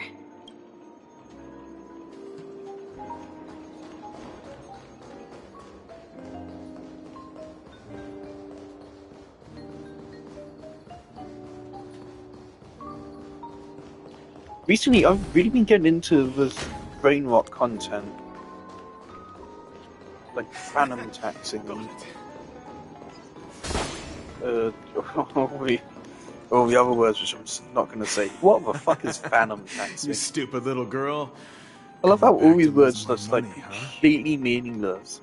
Enough talk. Let's Yeah. get started. Still, like, I This understand will what they're be our saying. final game. I'm betting my I entire love fortune. brain rot content.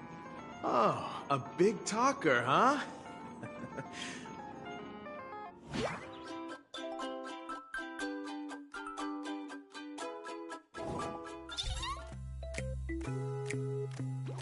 No.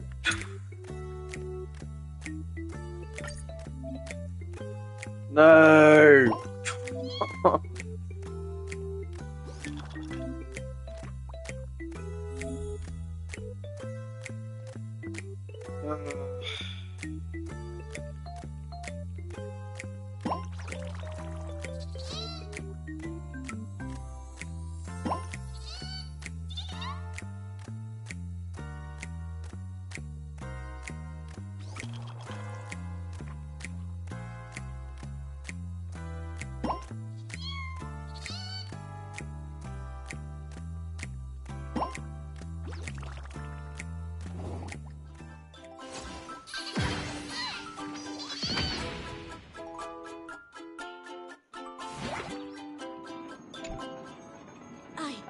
I won?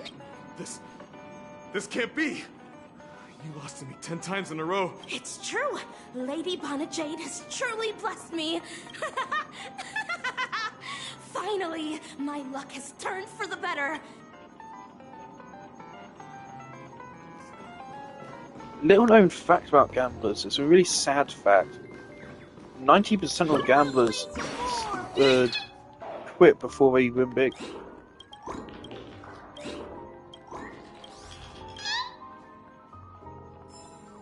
It's really sad.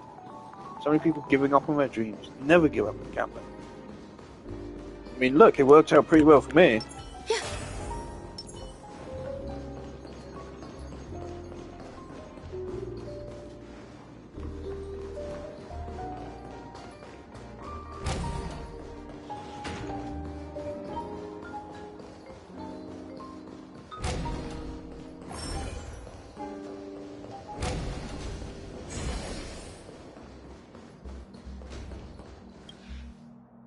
Prepared a gift for you, Dorothy. Whoa!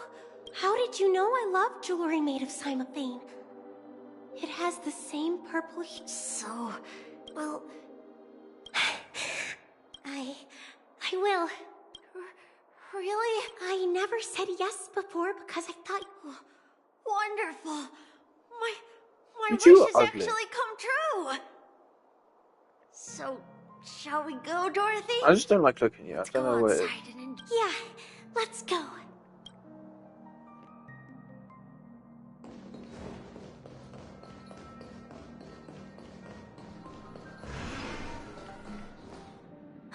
Hey, did you see that? The gray-haired one outside. Don't look around, just look seriously. They look like a total lunatic. Is that her?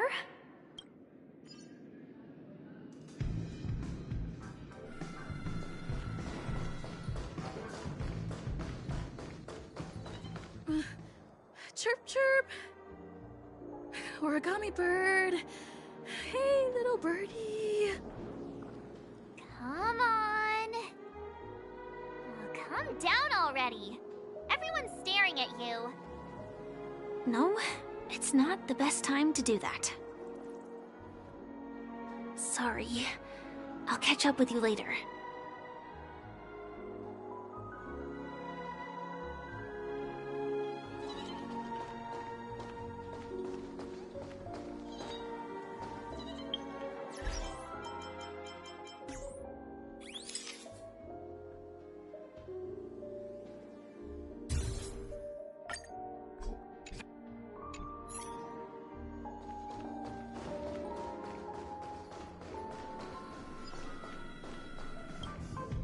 Yeah, you heard right. He's been hiding at the moment of soul in Penacony, using a fake ID. I've made a deal with the family. We'll leave the extradition related. How'd I find him? Well, 22 years. Yeah. I'm gonna hang up for now, partner.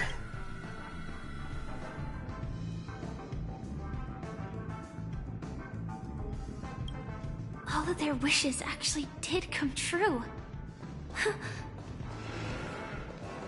But I just don't understand.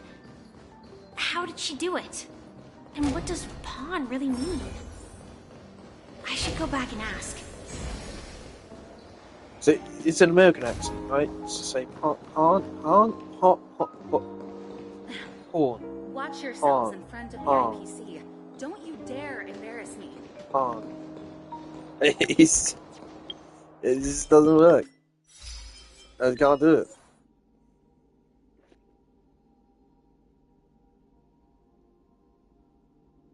Like, cool and cool. Carl. It sounds like I'm saying Carl. Eh.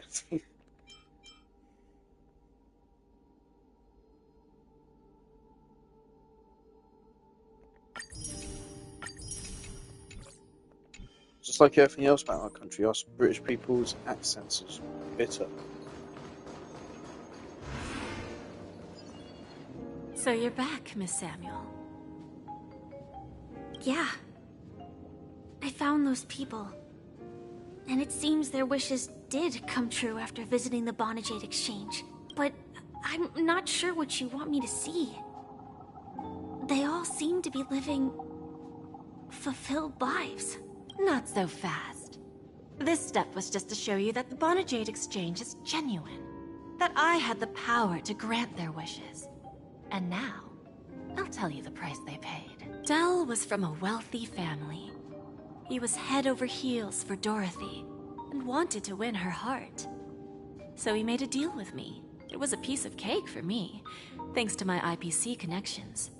However, Del will soon find himself evicted from the dreamscape because he can't afford his room. Whether he can bounce back from poverty, let's just hope that necklace will keep their relationship from crumbling. Then there's Stacy, a lady with a gambling addiction. She wanted some serious luck, but she had nothing to offer. So I took something else instead. From the moment she stepped out of the Bonajade Exchange, every casino in the cosmos would remember her name. But her parents and siblings would... She will accrue a vast wealth due to her good luck, but she'll never be able to use it for the people who truly matter to her. As for Detective Walker, he spent 2 decades chasing down a wanted criminal for some heinous crime. But he never caught the guy. In his desperation, he offered his own memory system as collateral. In due time, his memories as a detective will... Interesting, don't you think? I fulfill people's desires and grant them favors, and soon they come back to me with even greater desires. When people see others' desires get fulfilled, they develop their own desires. It seems like an endless cycle, but it does have... And patience happens to be one of my greatest strengths. So now, do you understand what you must give up, Miss Samuel? Or should I address you as... AR-26710, a remnant of Glamoth's Iron Cavalry? I'm not surprised. You are much calmer than I expected. Entropy loss syndrome. Truly an unjust misfortune, isn't it?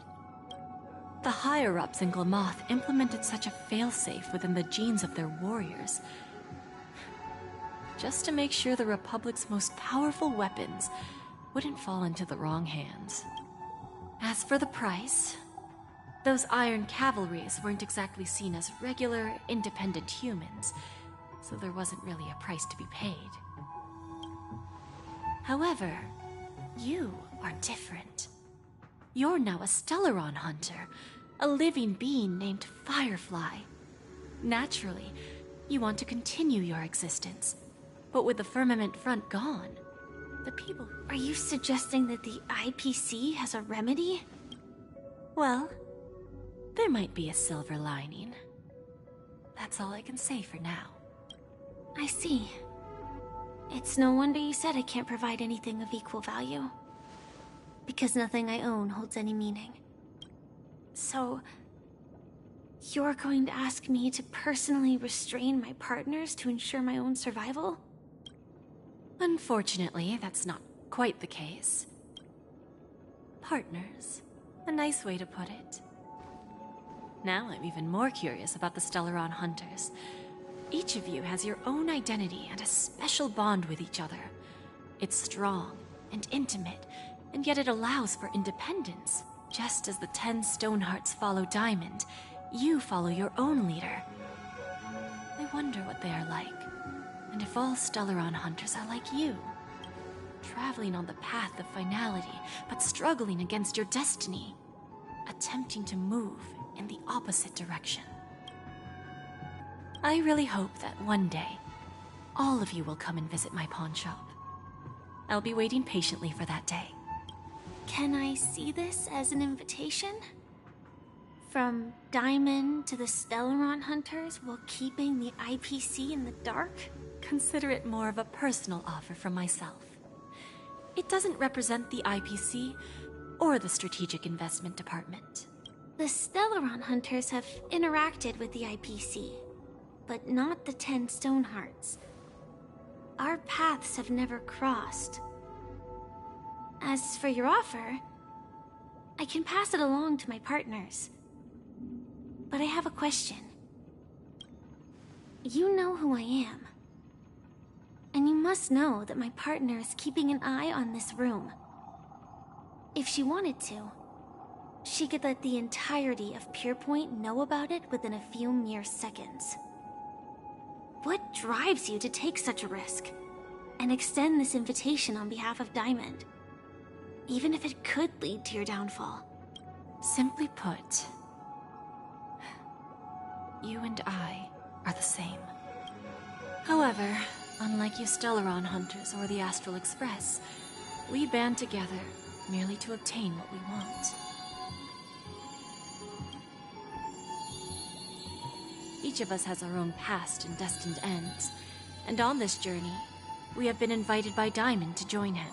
This journey could be either brief or long, as each of us carries a void in our hearts that can only be filled from the outside. So, Diamond made us a promise to divide the power of the Emanator of Preservation into 10 pieces and give each of us a cornerstone to fill that void. Mortal flesh is fragile, yet my heart is unyielding like the monolith. For without this resolve, the way of preservation would fade into oblivion. So, you understand? This pledge goes beyond a mere oath. It's our collateral in exchange for opportunities, wealth, survival, and a future. And whatever we gain from it will fortify the Stonehearts in return, allowing us to achieve the great cause of the preservation when the war among the eons eventually comes.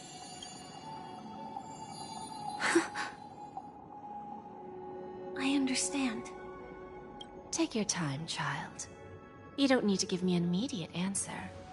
Like I said, patience is one of my greatest strengths. If fate turns that page, our paths will cross again. It's a shame, though, that this pawn shop can't give me what I desire. My last attempt in Penacony. Well, it ends with hope.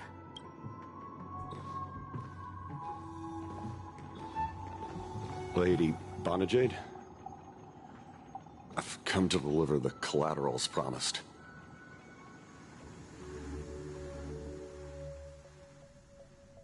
Turns out, the meeting to decide the future of Penacony went much smoother than expected. With little debate. The Charmony Festival's opening ceremony is starting soon. I should head down and take a look. This airship has quite a few treasures, a bountiful harvest.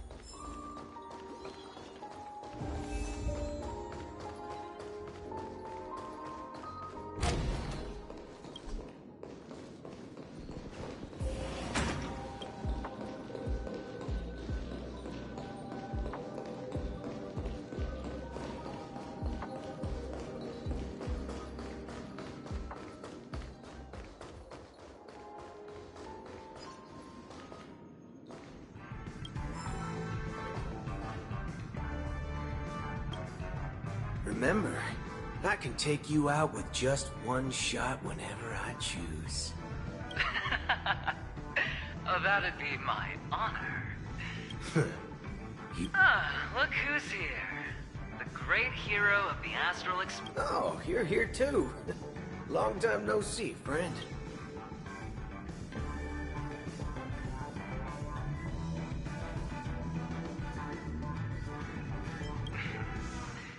Merely a greeting of platitudes. As long as you and I have an understanding. Let's set aside those under-the-table dealings for now, partner. Don't want to spoil the festive mood of the Charmony Festival. Oh, I agree. Now let's congratulate Miss Trailblazer. I hear the family intends to thank the crew at the Charmony Festival. It's a real pity I can't personally be there to witness this.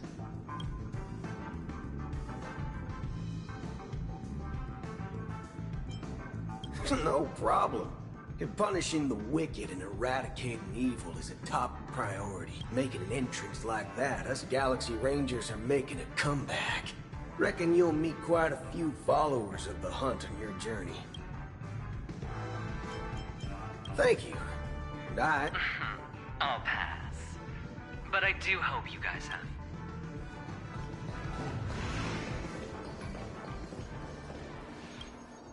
Ah, yes. I remember you.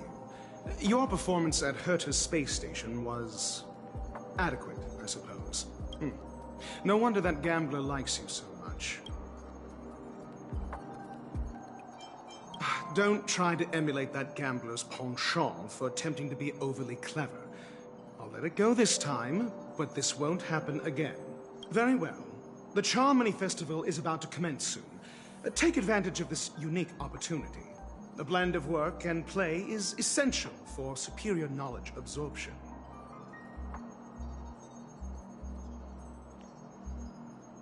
Is Ruan-Mei a good idea for Dr. Ratio? She doesn't apply any debuffs, but one good thing about Dr. Ratio is that because he really likes mono-quantum teams, is he mono-imaginary? Because he really likes mono-imaginary, you're going to use him against enemies with imaginary weakness. And so when he's fighting, he basically always has the enemy's weakness broken.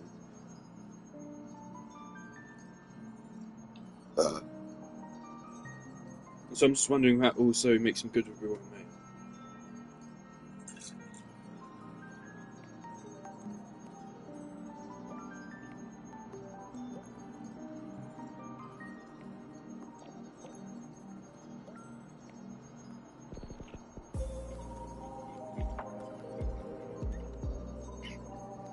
Also makes me think you probably could actually make him...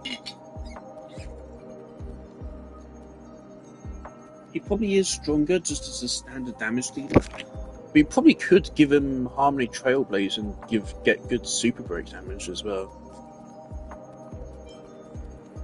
The executives of the IPC and the Guild say that we are strategic partners. Yet, from my perspective, I am invariably the teacher, and he, along with you and every other individual, is the student. From this perspective, Aventurine isn't what you'd call an ideal student. Yet, he's also not utterly obtuse. Alas, the void within him can never be filled by talent and knowledge. Let's hope he doesn't turn into a philosophical zombie. Saying such a thing merely indicates that you have not truly grasped the essence of learning.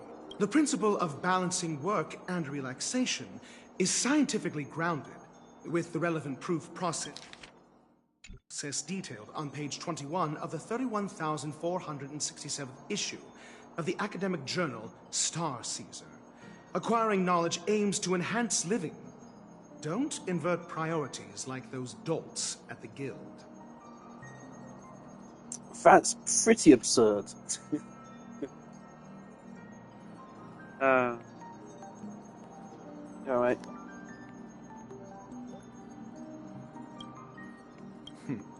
Then you'll excuse me.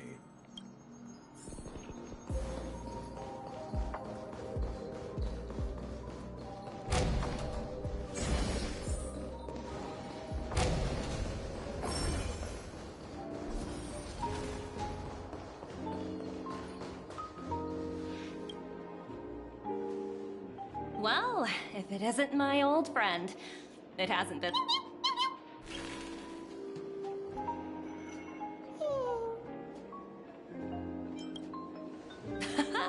That's what I thought. Such a pity I could. Look how bustling this ship is. Not Oh! I understand now. You're referring to Aventurine's cornerstone, right? Sorry. Guess there is no harm telling you. The abilities of the 10 stone heart. Now that I think about it, it was good that Branya got there when she did in Belobog. If she came any later, we probably wouldn't have ended up as friends. Yeah, I think this is referring to stuff which just hasn't happened for me.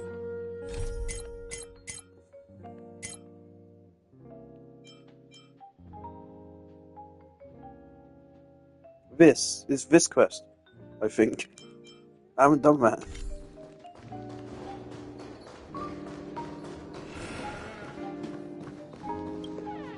Hey there, lively lady. What should I call you? What a unique name. So, miss, what do you wish for?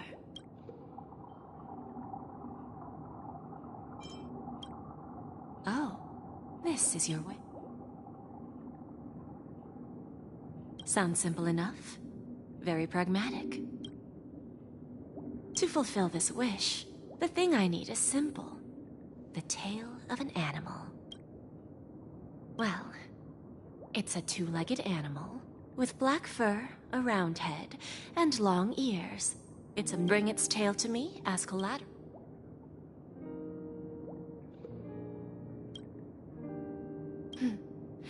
May fate bring us together again, Miss Trailblazer.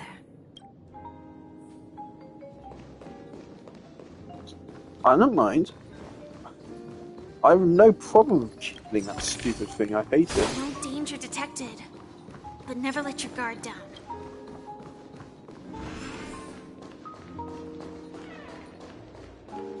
What services do you require?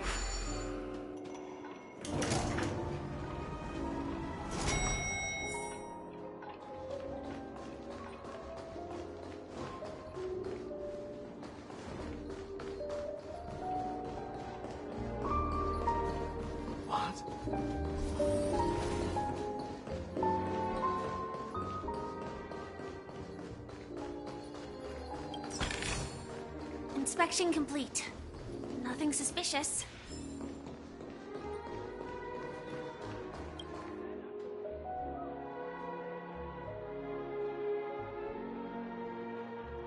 But why can't we get Argenti's voice actor? They didn't have him in the last quest either, did they? Why? Is there something wrong? Don't tell me there's a Tainari situation going on. It's weird. If they're willing to get all these other voice actors, why not his?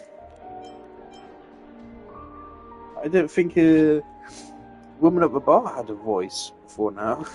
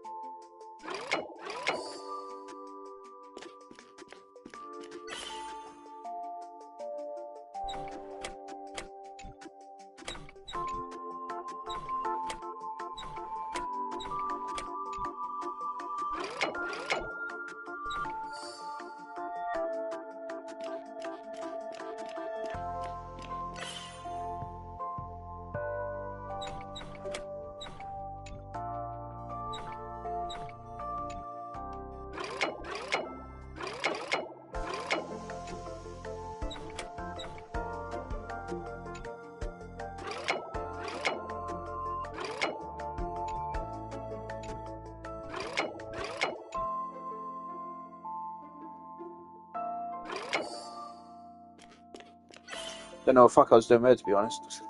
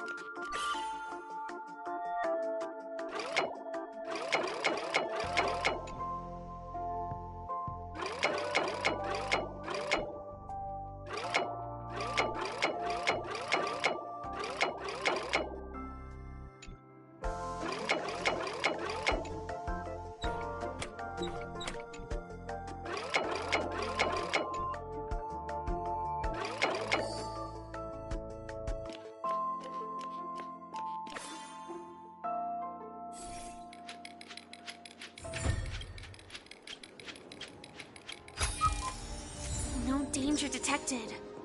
But never let your guard down. Not gonna lie, I'm like having to actively hold off the urge to sleep. I'm not actually that bored. I don't think I'm bored, but for some reason, something about playing this game story first just makes me want to go to sleep. I don't know what it is, man. I think this whole political kind of conflict they're setting up will be Yeah.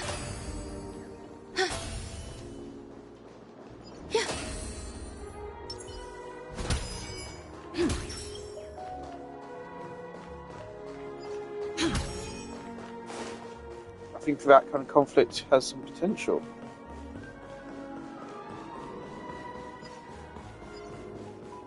The Harmony Festival. What happened to that? I heard the IPC's higher-ups are all here.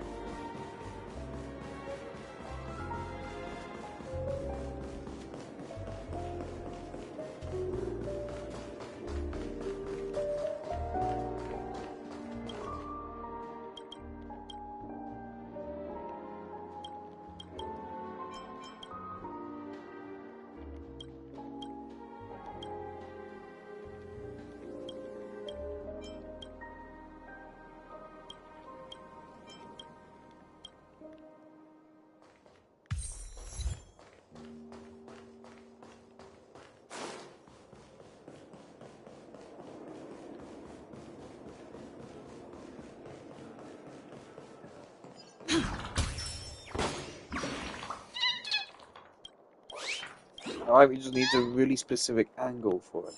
Brilliant. That's basically, yeah, almost all the chests, yeah. Can this now be opened?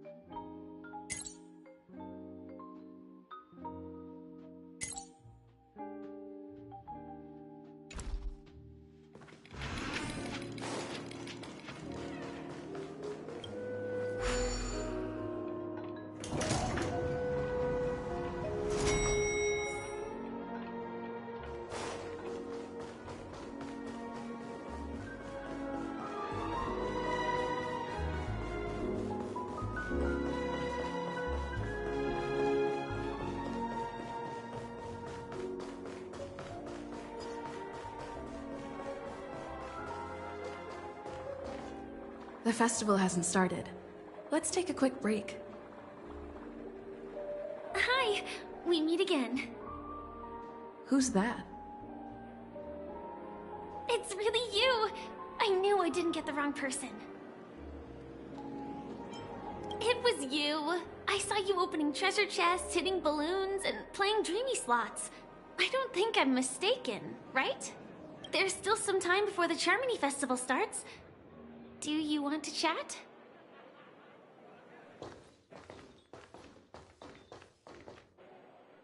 Two murder cases, a showdown with the IPC's ambassadors, the legacy of the Nameless, and a remnant of the Order who wishes to replace an Eon-created paradise with a dream. You guys even ended up shattering the dream. It's truly been quite a vacation. It's a good thing that you guys managed to overcome all those difficult problems. Congratulations! After the Charmony Festival's opening, will you guys be leaving again?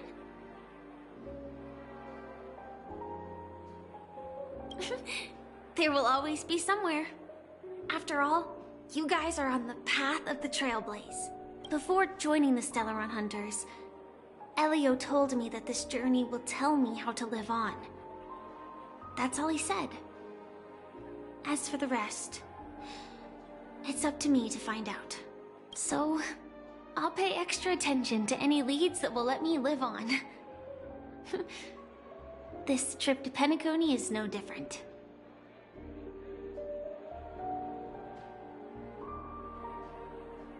Yes. Initially, I thought the answer might lie with the riddle of the Watchmaker. I was looking in the wrong place, but I did reap some rewards. Do you know Miss Jade from the IPC's Strategic Investment Department? Bonajade Exchange belongs to her. She told me her price, but... No. But what she wanted wasn't my answer either. Of course, I want to live on. But... what fate owes me, I want it paid back, not passed on. No one else should be involved because this is a grudge between me and fate. Speaking of which, actually, I feel that I still owe you a formal apology for that matter with the performer of the Iris family. Even the smallest of lies can turn into a betrayal as sharp as a blade.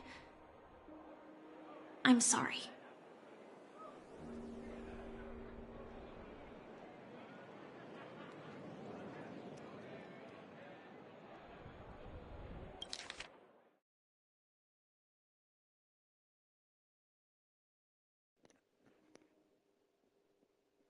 Quite frankly, I'm not sure what she's talking about.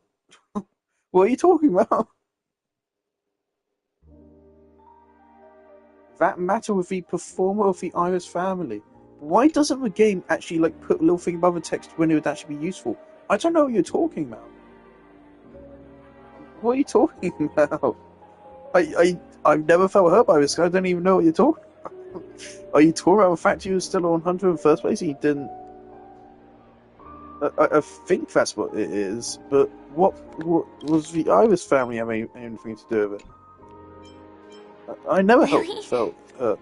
Then it seems what Kafka taught me was correct. To me, hiding is much easier than being honest. Yet, I still want to try expressing my emotions as any ordinary person would. It's that girl! Get moving! Arrest that criminal before the Charmony Festival's opening ceremony starts! I can't believe they've chased me this far. Looks like we have to say our goodbyes. Don't worry about me, just go and enjoy the ceremony. The script hasn't reached its end yet. We will meet again. I hope she's okay. But if it's only those two hounds again, she'll probably be fine. Honestly, I'm almost at a point now where if we don't have some kind of boss battle in this quest, I'm actually not going to be disappointed. Because then I'm going to have finally pulled Firefly and I now have a really, really powerful team. Like a top tier, actually really fucking powerful team. Which puts me in probably the top 1% of players or some shit, finally. And I won't have anything to test it on. But of course the other thing is, again, power creep from progression blocks, so yeah. I said before on Instagram post, I feel like by the time the next region rolls around, the game... By the time the next region rolls around, I think the game will be straight up unplayable for casual players. For people that don't log in every single day and spend all their resin and do all of their dailies and stuff. I think by the next region, or over the process of the next region, the game will not be playable for those people, so I think the power creep gets so bad. The power creep isn't just the characters and the boss battles getting harder and harder, is also the regular enemies. The enemies in Penacony have several times the amount of health compared to enemies in previous regions. If you compare the health of enemies in Penacony to the health of enemies on Urilo 6, they have more than like triple the health and like double the damage, whilst also having unique mechanics like draining your energy and shit, and having one-shot kill moves and stuff. So the power creep extends into just playing the game. And so by the time the next region rolls around, they're probably going to go even further than that, because they will, because they're predatory, and the game will just be unplayable. You just regular players won't even be able to complete regular fights, or it will just take really long to be insanely boring.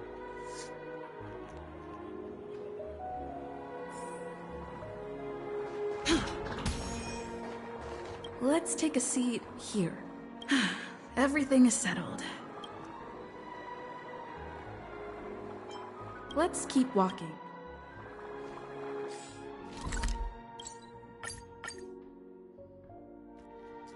Two levels. So far, all of this, 2 levels. We've been Where shooting to for now? 2 hours. Wipe along face, buddy! She can jump! Oh boy! I've eaten too much this time! Okay, so we need another 3 fucking levels to get this.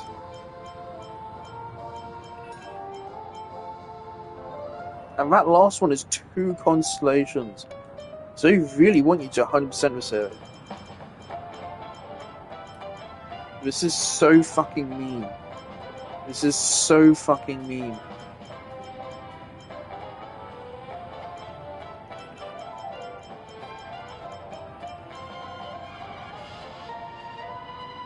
Maybe there'll be a second area in this story quest? If there's not, then I, quite frankly, don't see how that's even possible.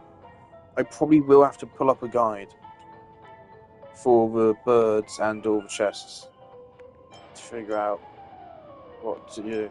Because off stream a little while ago, I went ahead and I went through some of these areas and cleaned up a bunch of the chests.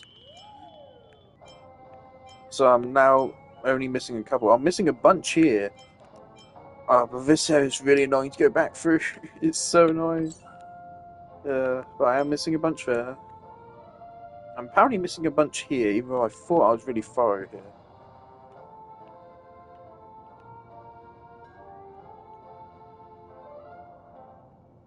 Alright, well, I mean, we can see 2. Alright, fuck it, let's struggle through these on stream real quick.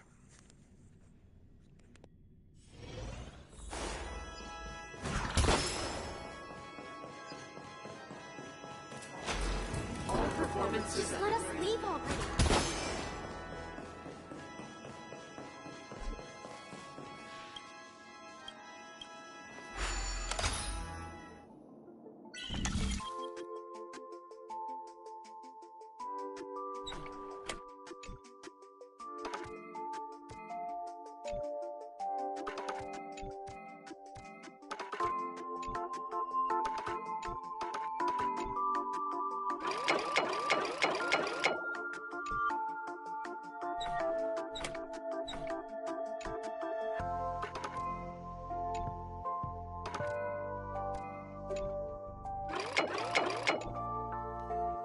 Where do I even start?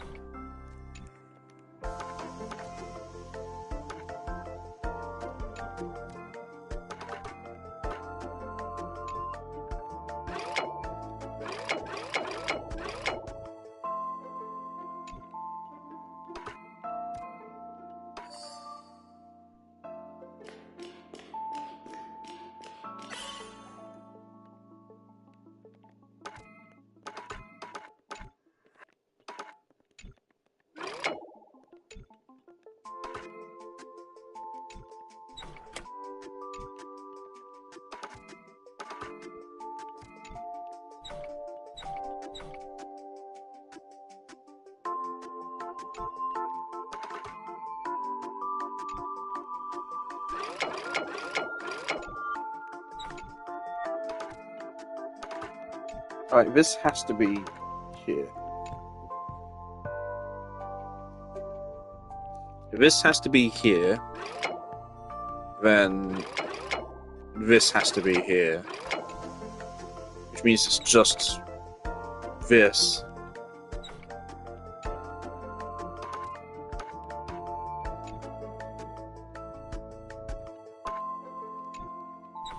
Okay.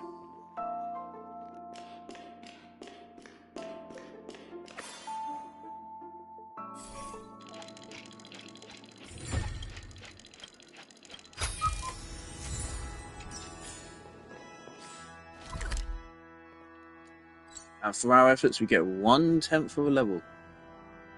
What's the other one? This is marked. I thought I already did this.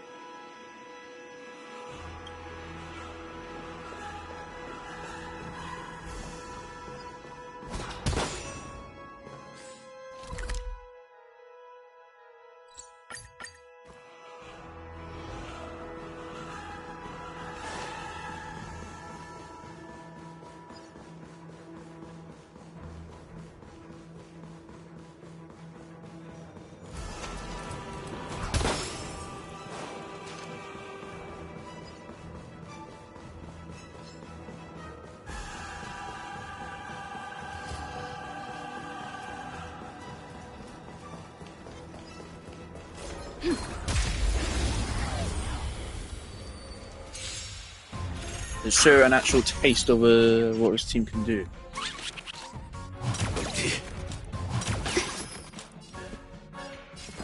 Dreams do come true.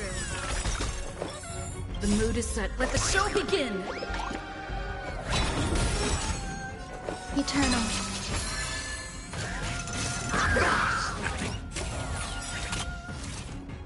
Every petal, all will be swept away by the wind.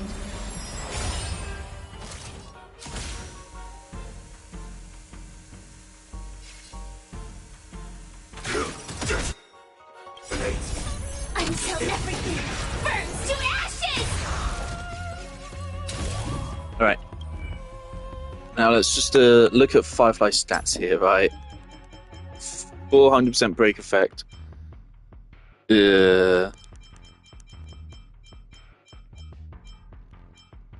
All of this going on. 64% bonus damage from Ruan Mei, which is not as powerful as it sounds because that doesn't actually scale break damage.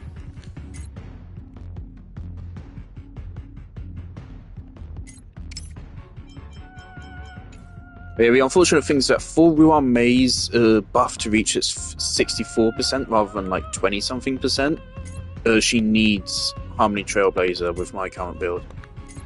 Hopefully we can improve that at some point.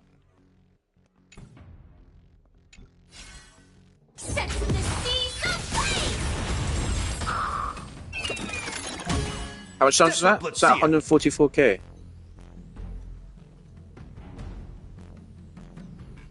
The problem with Firefly's damage is that it seems really inconsistent at times. But the reason for that is because of the weird way that break works. Is that you can deal like 1,000,000 damage, but it'll only say like 100,000 because that's how much health the enemy has. Break damage is proportional to how much health they have. So it doesn't count any overkill damage, whereas other forms of attack will.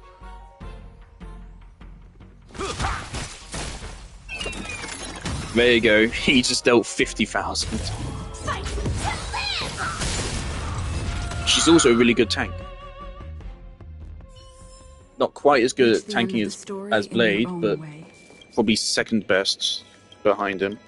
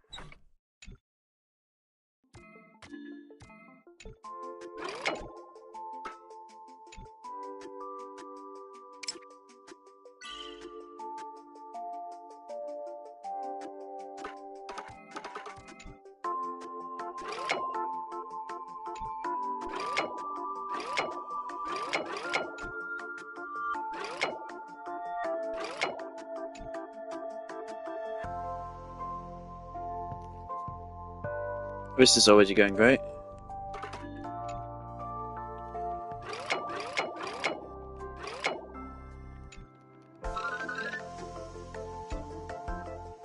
So we can either go here or we can go here.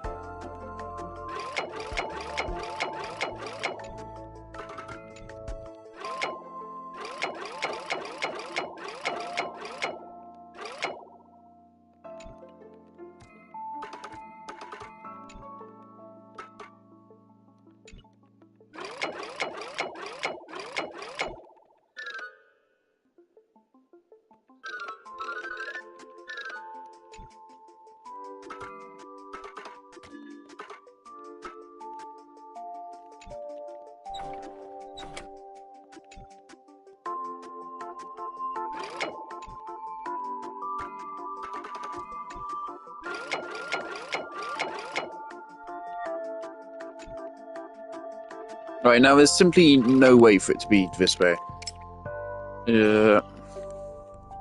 So this has to be like this. This one doesn't matter for now.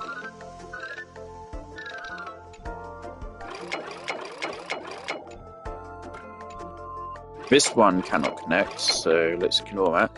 Right, so let's start with this, because that connects to that, right? Right. Now we have that. That leads up there. Okay.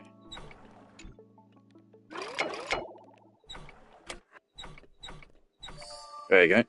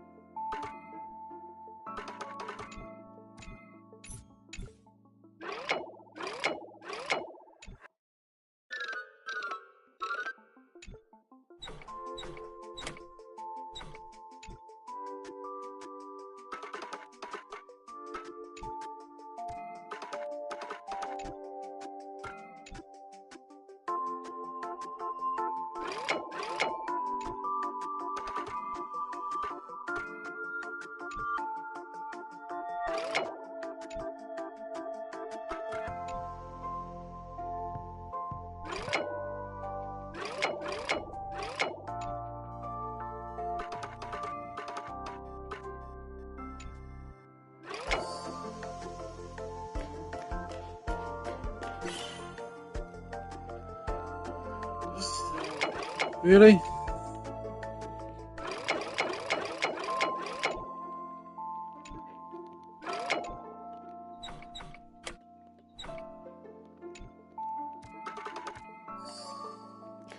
Yeah. Alright, good God. And for that we get 1/10 of a level.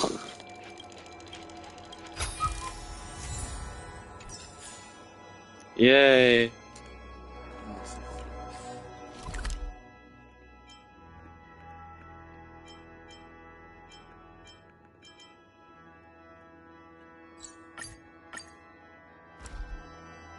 Oh, we get rewards from the quest, at least. It's still early. Okay. Where to now? Let's take a seat. Everything is set. Forget it.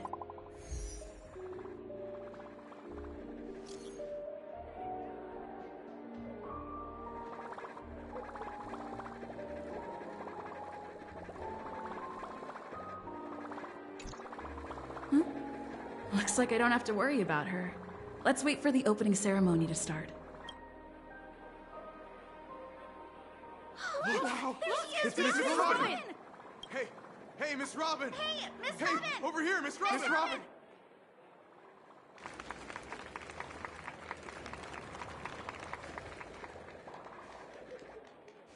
Distinguished guests, fellow family members, ladies, gentlemen, and friends from all over the cosmos.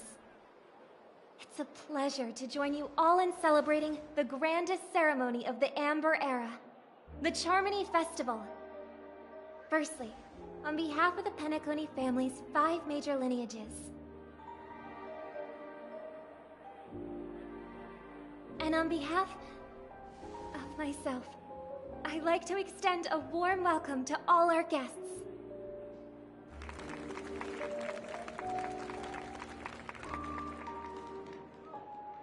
As you all may have noticed, this year's Charmony Festival is far from regular. Thanks to the efforts of everyone, this celebration is unprecedented in scale, with factions from across the cosmos in attendance. Not only that, the customary opening ceremony held at the Penacony Grand Theater has now moved to the Radiant Feldspar, the very airship you all stand upon.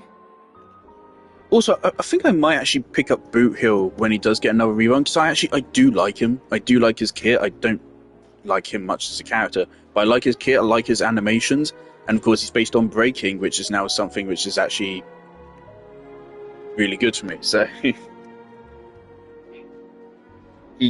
I think he would be great at Super Breaks. Again, you get a Super Break every time you deal damage with an attack, so multi-hit attacks are really powerful, especially if they have good toughness reduction. And his attacks hit like 30 fucking times. So you can probably deal stupidly high single target damage. We invite you to express your warmest applause and deepest appreciation for OT Alfalfa, head of the Alfalfa family, for his selfless devotion to the Harmony's cause.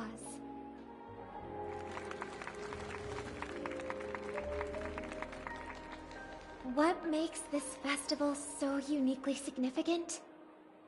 As is widely known, the Radiant Feldspar had to halt its voyage due to an anomaly in the Sweet Dream. Thanks to the hard work of Penacony's internal and external factions, we've finally gotten the dreamscape back on track, just in time for the Charmony Festival. And as they say, and finally, the last reason. Does everyone remember the Watchmaker? In truth, the father of Penacony, Mikhail Chard Legwork, one of the legendary Nameless who laid the foundations of Penacony. In the most bewildering times of the planet of festivities, it was he who descended from the sky with his companions, who taught us through trailblazing where freedom lies. It was also they who led the vanguard in the pioneering of the dreamscape, in exchange for what is now known as the Paradise of Harmony. It can be said that Penacony's splendid success today is deeply rooted in the trailblazing ethos the Watchmaker planted within us. Only by honoring this trailblazing spirit can we fulfill our mission and spread harmony to a broader audience. Aww, that's so nice of her. She's talking about us.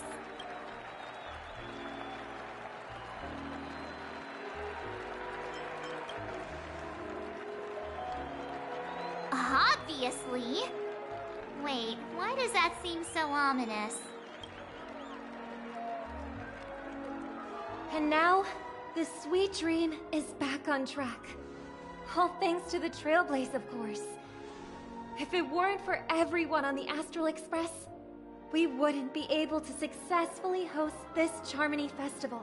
Thus, with unanimous consent from the 5 major lineages, Penacony's family, on behalf of all family members throughout the cosmos, offer a token of appreciation to the Nameless. Oh, I wonder if it's gonna be a big one! We will transfer ownership of the Radiant Feldspar to the Astral Express. A meager appreciation that we hope you will accept with grace.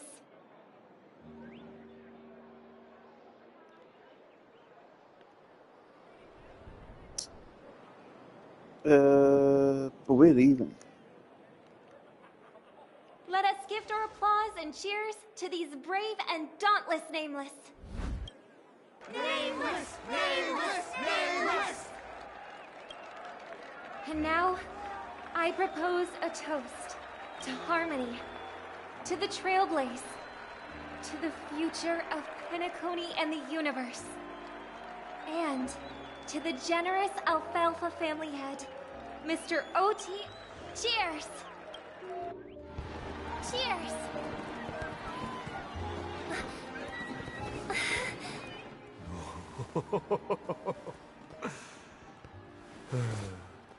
To make a decision like that. This little bird is no less capable than her brother. All's well that ends well. Right. But have you forgotten someone, my gray-haired friend? I put a bomb on this ship. You have 10 minutes to find it. Better hurry. When did this get shoved into my hands? There's still so many bombs. Now's not the time for plot twists. I can't handle this alone.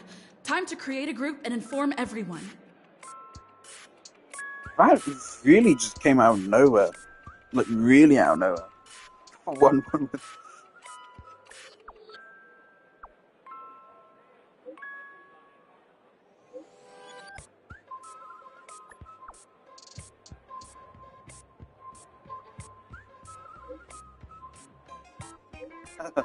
Alright.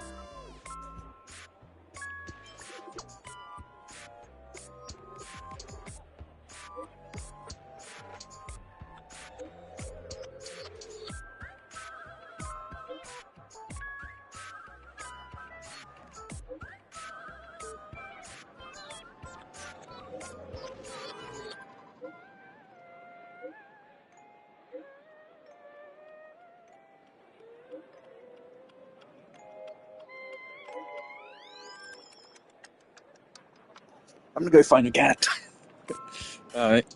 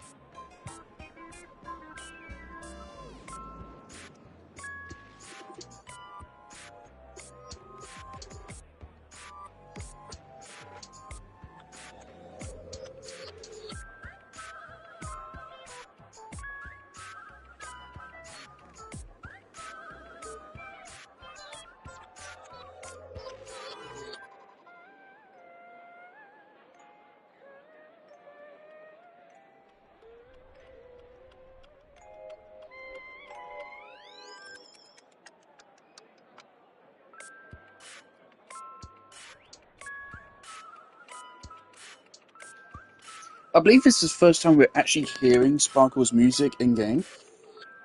And I just realised, of course, the first Penacony quest kind of set her up to be the main villain. And then they dropped her for the next two quests. They gave her like 10 seconds of screen time. And now she's just come back again. So I don't know how they're going to handle this. But quite frankly, they're going to have to handle it really well for me to not just call it a waste of time.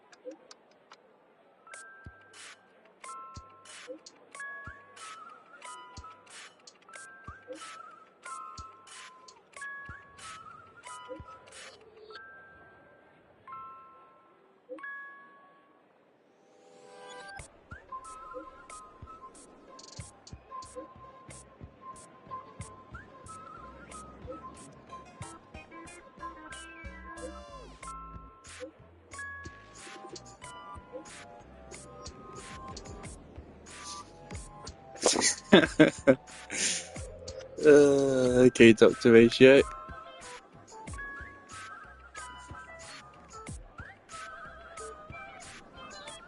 What do you mean you need to strengthen order to guarantee people don't die in dreams? That's just a fucking default. Stop it. Ugh. All set. Let's start following the plan.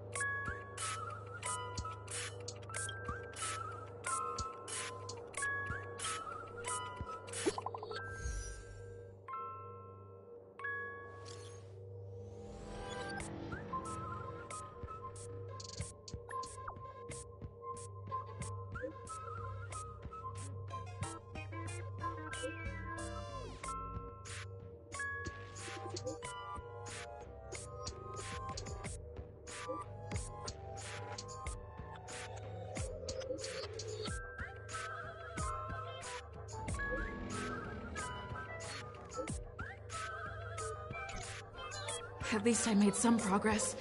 Gotta keep...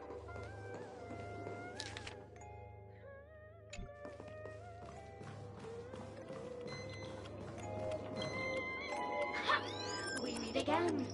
I am Penacony's famed detective. Got yourself into a pickle?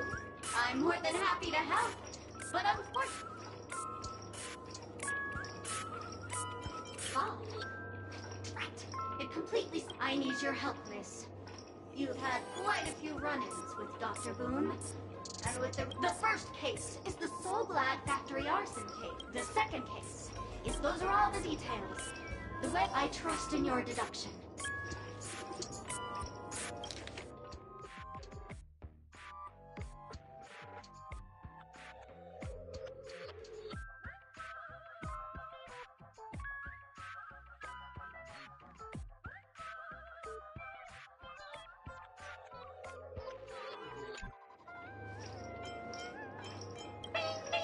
Correct answer! You're good, gray hair. Your mind is seeing as you've put in so much effort, I'll throw you a bone. The bomb's not here. This is only a prank I've craftily set up. Hurry, time's running out. You better find that real bomb quickly.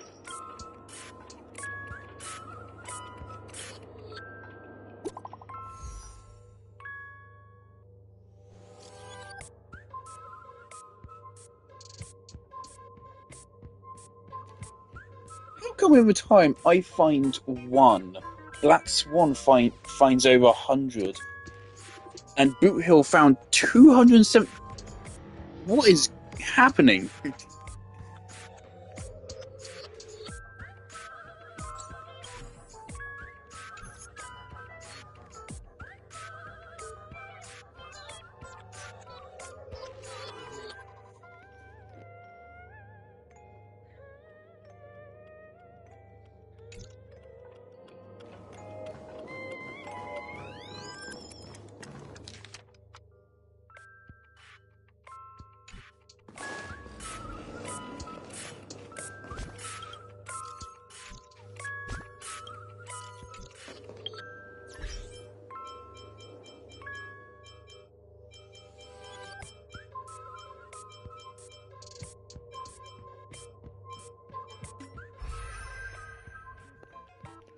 Where can I look at all my text messages again?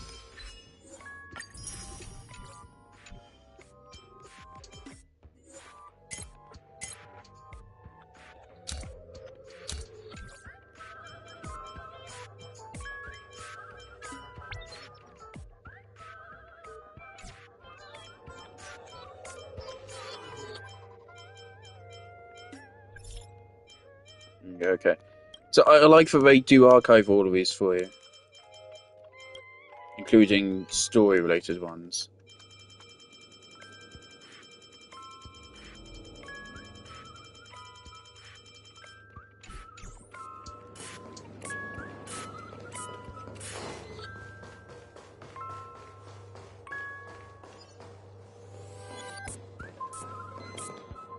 You finally arrived, oh great gray-haired little one. I'm the constable around these parts. Now this is called foreshadowing. All right, now that you found me, it's my turn to complete my mission. 5, 4, 1. Is it really that important? I'm not even or was it surprising, shocking, horrifying?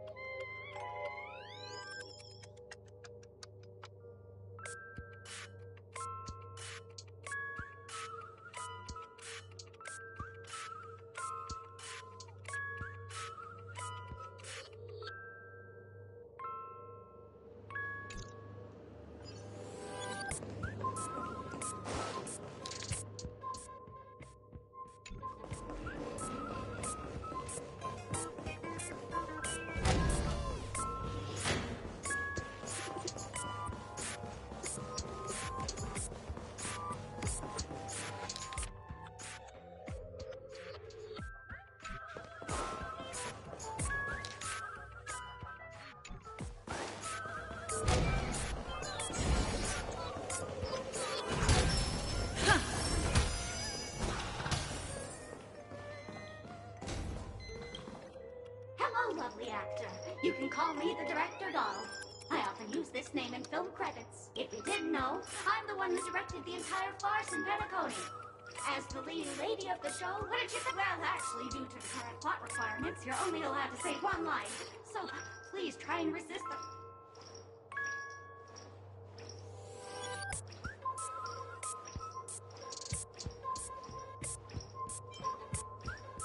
Sunday, who's that? Since you're done asking questions and I'm done answering, according to the script, I must reveal to you the fact that there's no bomb here at all, thus causing you to want to kick yourself for spending this whole time listening to me prattling. But don't fret, I've also prepared a gift for you. A dream bubble that has the thrilling life and death.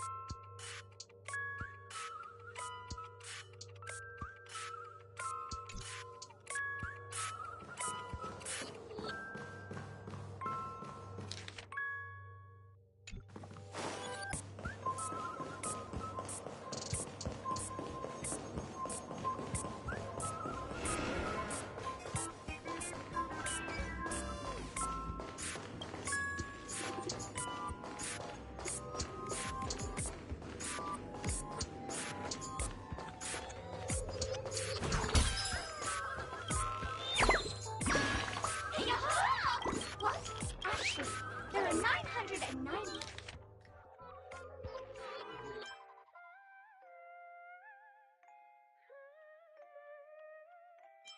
Yaha! So you found me! No, I meant to say thank you, Tweet. Is that Breath of the Wild reference? Don't recall go yeah ha ha ha ha. I remember it's been years since I played Breath of the Wild. I still have Tears of the Kingdom, never taken it out of a package. Oh dear.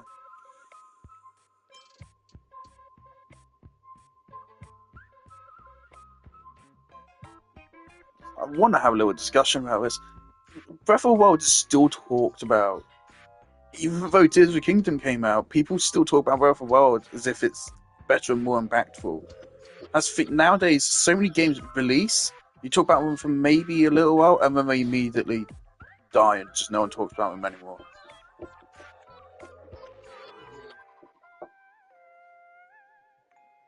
It feels like no one remembers that Tears of the Kingdom exists now. In fact, I don't think Final Fantasy VII's fallen into that. Because it really shouldn't. Oh my god.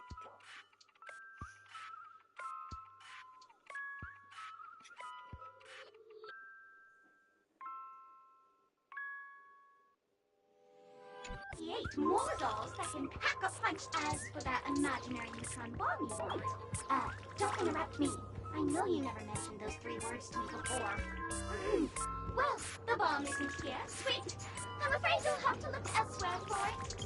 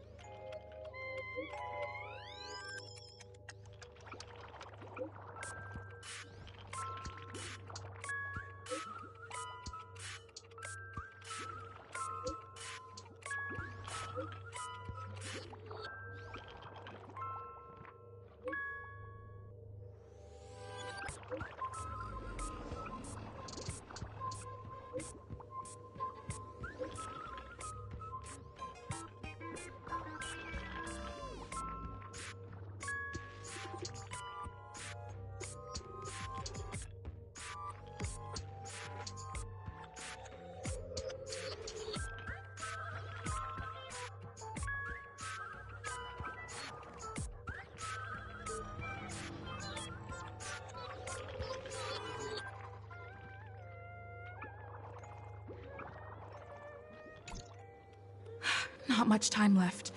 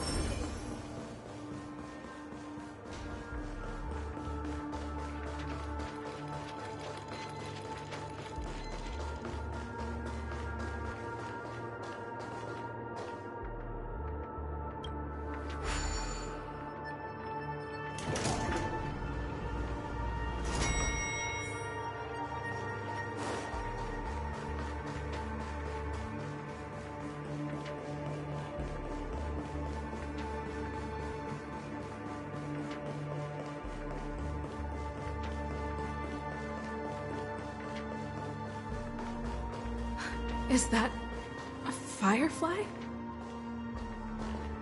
28 minutes, 46 seconds. 28 minutes, 45 seconds. You're here!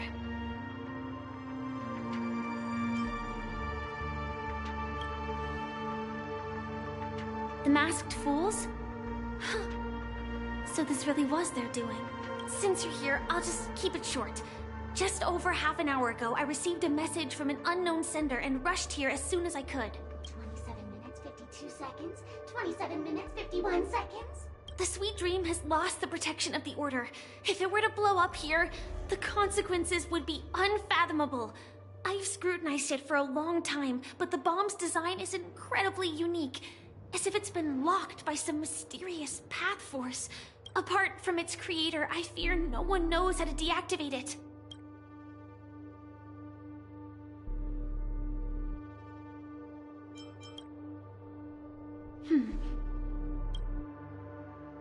Actually, there might be another way. Do you still remember? The script said that I will experience death 3 times in the Land of Dreams. I think this moment heralds the 3rd time.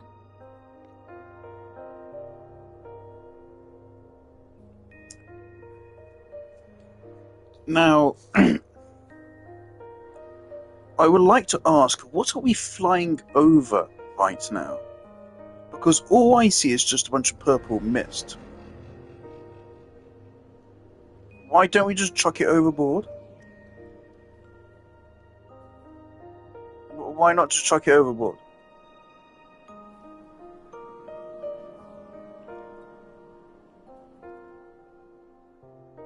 That shouldn't be super hard.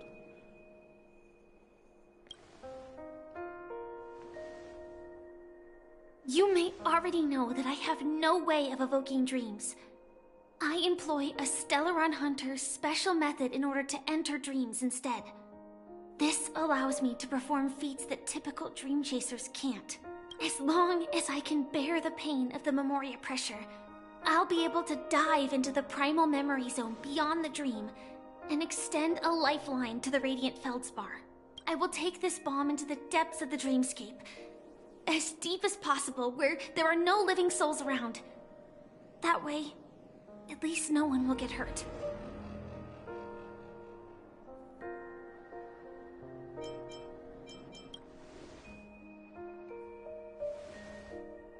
Don't worry.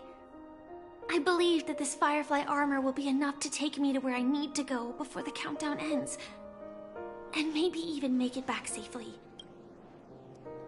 At present, this is our best and most logical course of action. After all, a long story deserves a happy ending.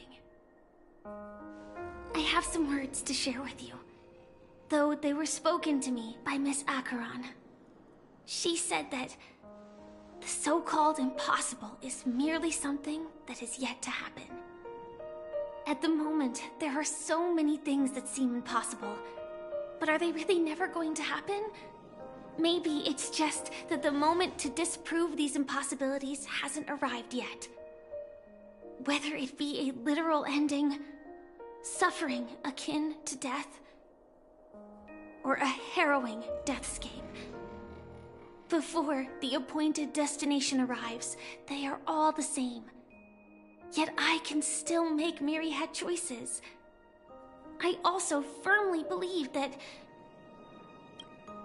when that moment arrives for us to make a choice, the answer to our end will already be within our hearts. It is not destiny that shapes us, but we who shape destiny. The Astral Express and the Stellaron Hunters are like light and shadow. We walk on different paths, intertwined, moving forward and growing together. Maybe the end is predestined, but it is not today. Since things are going too well, let's speed up the countdown. Human life is short, just like fireflies to a flame. So if you have an answer in your heart, always remember, don't leave with any regrets. We have this right, don't we?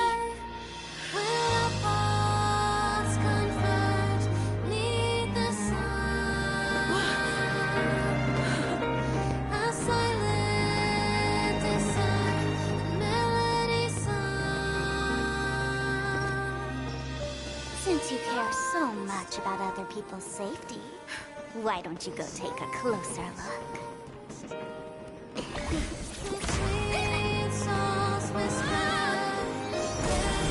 You see, everything is possible in this land of dreams. We each came here with our own goals and realized them in unimaginable ways. Regardless if the result was a sweet illusion or a bitter reality. It was an answer we longed for, day and night. So, why do people choose to slumber? I think it's as you said. Because in the end, we will wake up from our dreams.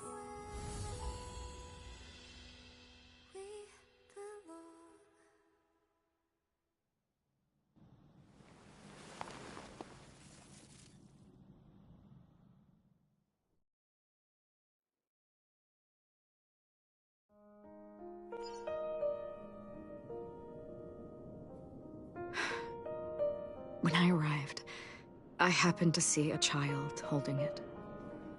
He said the flowers were prepared by Aunt Jessie for the watchmaker and the war comrade he'd missed his whole life.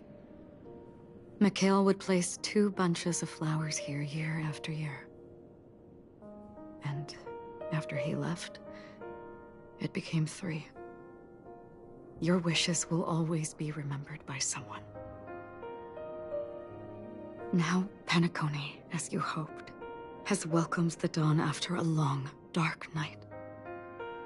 The path forward may not be a bed of roses, but at least people are prepared to step forth towards freedom. Tiernan, you can go home now. While the Nameless are also preparing for the next stop of their voyage.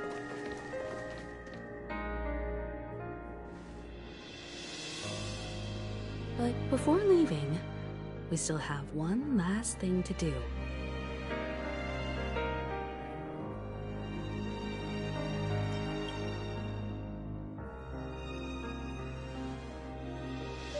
Looks like you've also noticed that history fictionologist is nowhere to be found in Penacony, disappearing just as quietly as when he first showed up. I believe he must have come here at the end, to bid farewell to his nameless friends.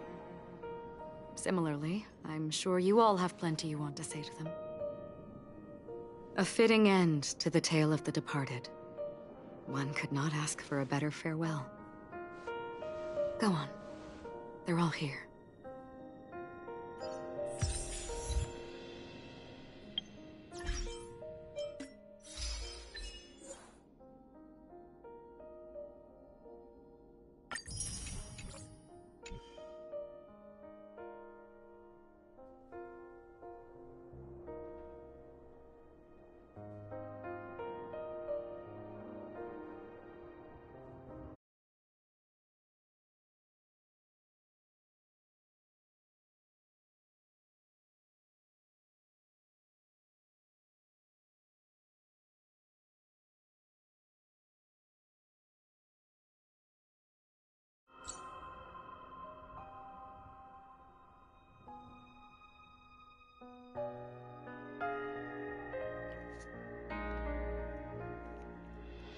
Okay, I need to watch that cutscene again.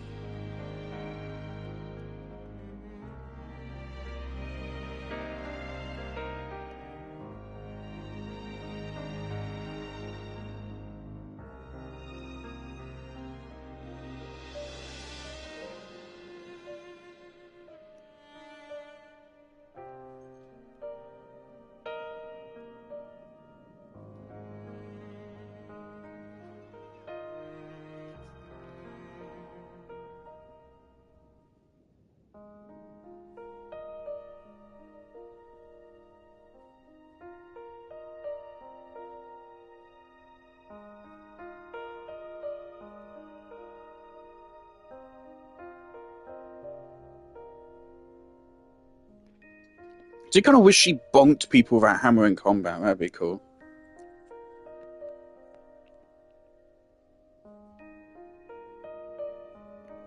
I'm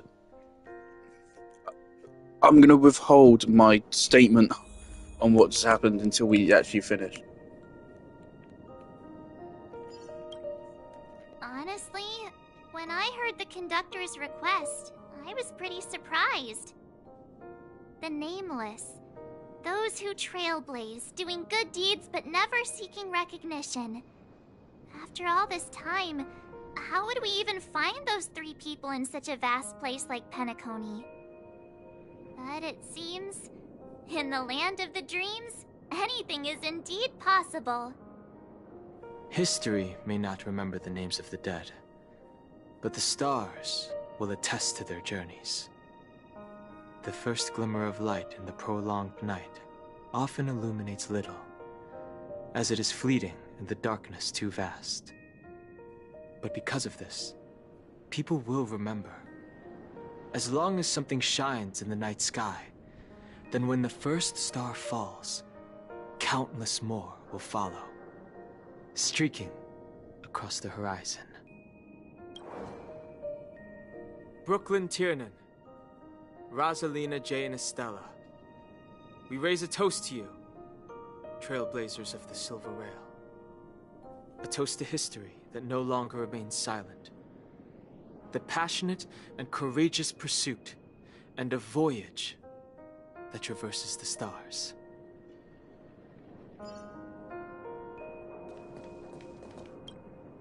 That statue. It wasn't here last time. Looks like this is the last riddle that Mr. Gallagher left for us. In the end, we still failed to figure out his true identity, or if he was even a living person. What should I say? I mean, this guy is definitely a history fictionologist, all right. I'm suddenly reminded of the time at the theme park when he said he was only 13 years old. Could that have meant something too? Either way, he's an enigmatic character for sure. At least our journey together in Penacony was real enough. And his loyalty and love for this land must have been real too, right? Gallagher, we raise a toast to you, the slumbering hound, to the festival's invitation, to all lies and the singular truth. If we ever meet again, please don't talk in riddles.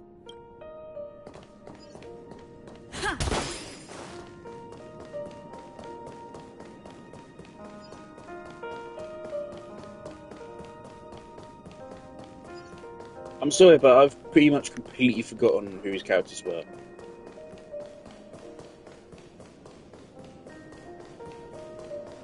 You know, even Gallagher did not get a lot of screen time.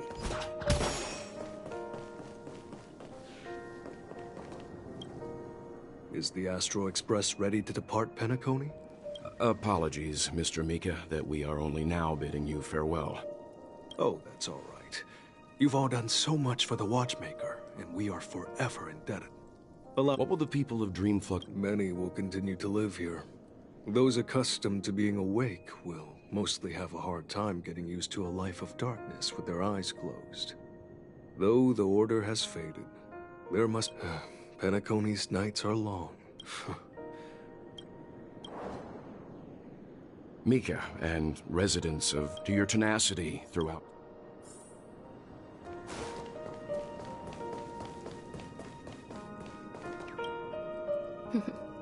In the end, we still came full circle.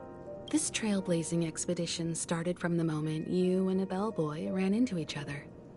After going on a journey of many twists and turns, they still ended up where they started. It fucking didn't, Just though. like a clock's hands that turn round and round. The It start literally and end didn't. of each day Because that will didn't actually always happen. land on 12 o'clock. The advent of time moving forward. There shouldn't be much left to say. This The entire main- adventure started because of you. One of the main and should plot naturally points. end with you. One of the main plot points of the last quest was that what you just said didn't happen. And For then, God's sake. a new page will be turned. What are you doing?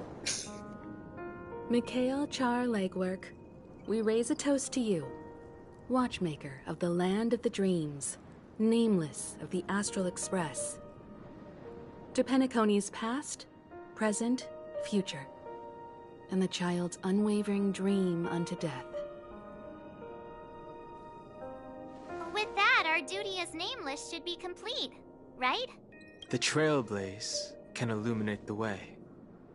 But ultimately, the future of a world belongs to those who live in it. I still feel that Mr. Mikhail must have really wanted to witness this day himself. What's on your mind, March? Just a strange feeling. I had it a few stops ago, but it's super strong this time. Why not talk about it? Maybe everyone's thinking the same thing. I can't help but think that whether it's Mr. Mikhail, Mr. Tiernan, or Madame Rosalina, their lives must have been long, and they must have experienced plenty of stories. They were also young once, stumbling and bumbling around just like us, getting into scraps and mischief, that sort of stuff. Companions, enemies, journeys, adventures, all the sad and happy memories. The everyday that we're used to, they've lived through them too. But those things are all in the past.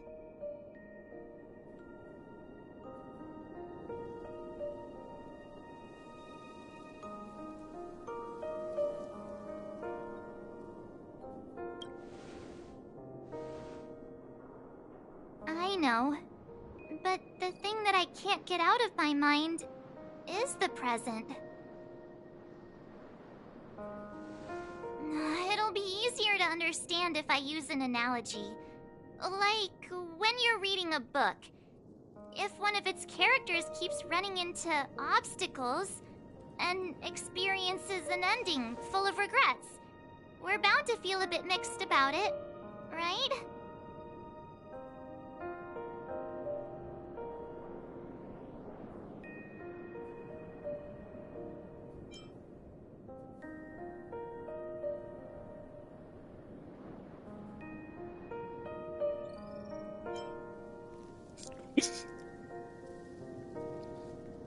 Bold for an anime game to say this.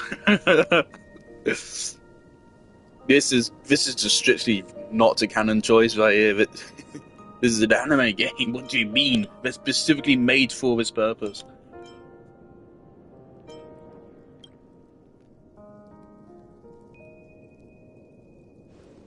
Because we've seen every nook and cranny of their lives, we see these people as special. So, even if there are parts of it that aren't really realistic nor logical, we still hope that their story gets a good ending when it comes.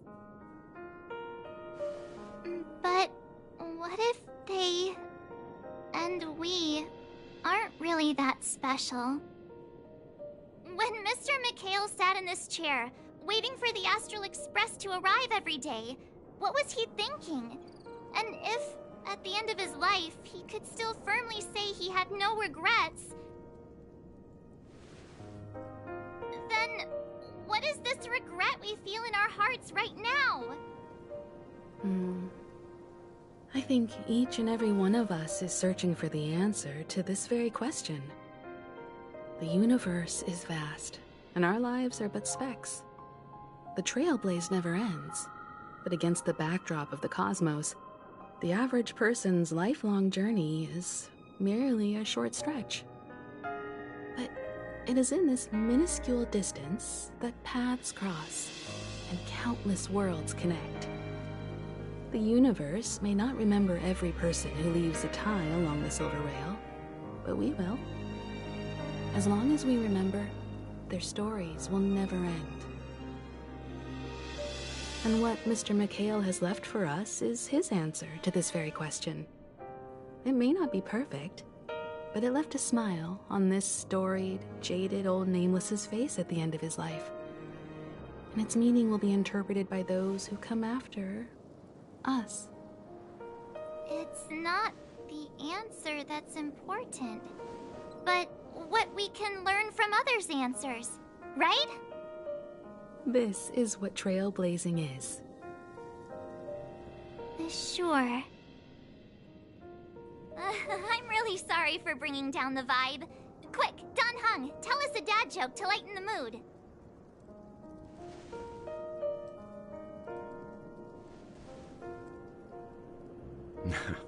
It's never a bad thing to reflect.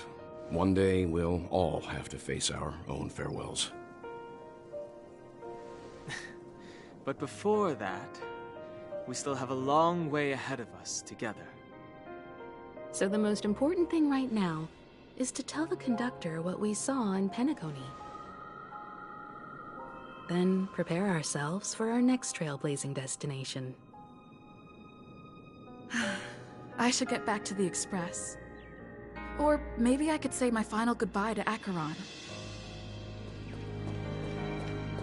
Quite frankly, I'd say what we just had right there was possibly the best dialogue scene in the whole game. But I'm not sure if it really thematically links to everything that's happened.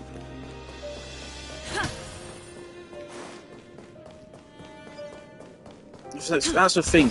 It is surprisingly easy, even if you don't have any emotional build-up, to just throw out something that can be really profound.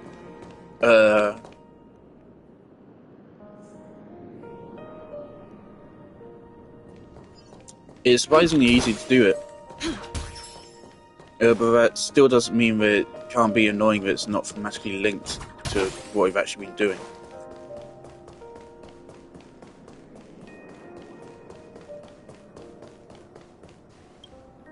Do you still remember when we first arrived in Penacony?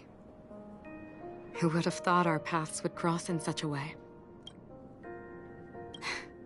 Come to think of it, I didn't even get a chance to formally introduce myself. Simply put, I'm a self-annihilator who was cursed by the Nihility. My hometown was destroyed in order to fight against the cruel end of self-destruction. I went on a journey, in search of a way to sever the chains of the Nihility. In there lurks a secret called Device 9. One day, I'll reach it. The ocean of stars is vast, and given our destinations, I'm afraid our paths may not cross again. But the trailblazing expedition ahead is always full of unknowns, and my blade is sharp enough to sever fate. In that case, I must apologize for my rudeness. Because of the Self-Annihilator's curse, my memories are stripped away, blurring.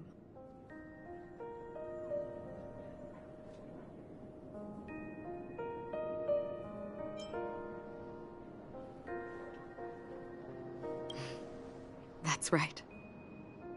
What matters more is not who I am, but what we have done together. This story.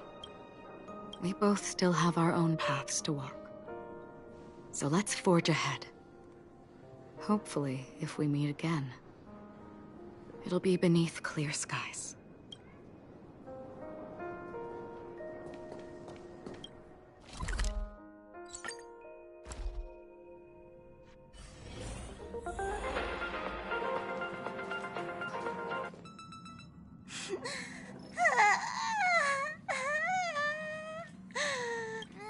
There. Chin up, Pom-Pom. Don't be sad. Don't cry. Wow. Your method of consolation is truly unsophisticated. Still better than just standing there like a scarecrow.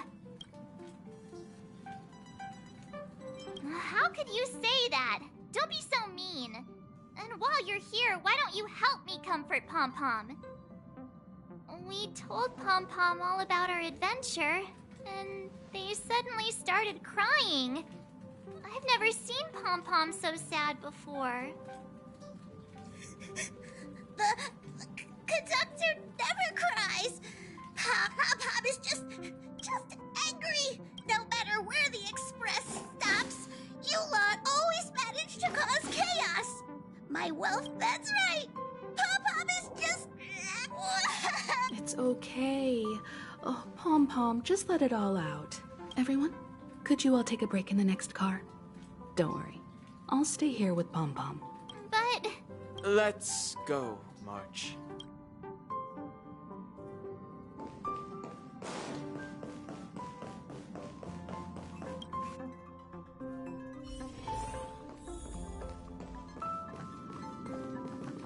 I'm a little bit mad that we never got to meet Firefly in reality. distraught. Those three nameless must have meant a lot to Pom-Pom.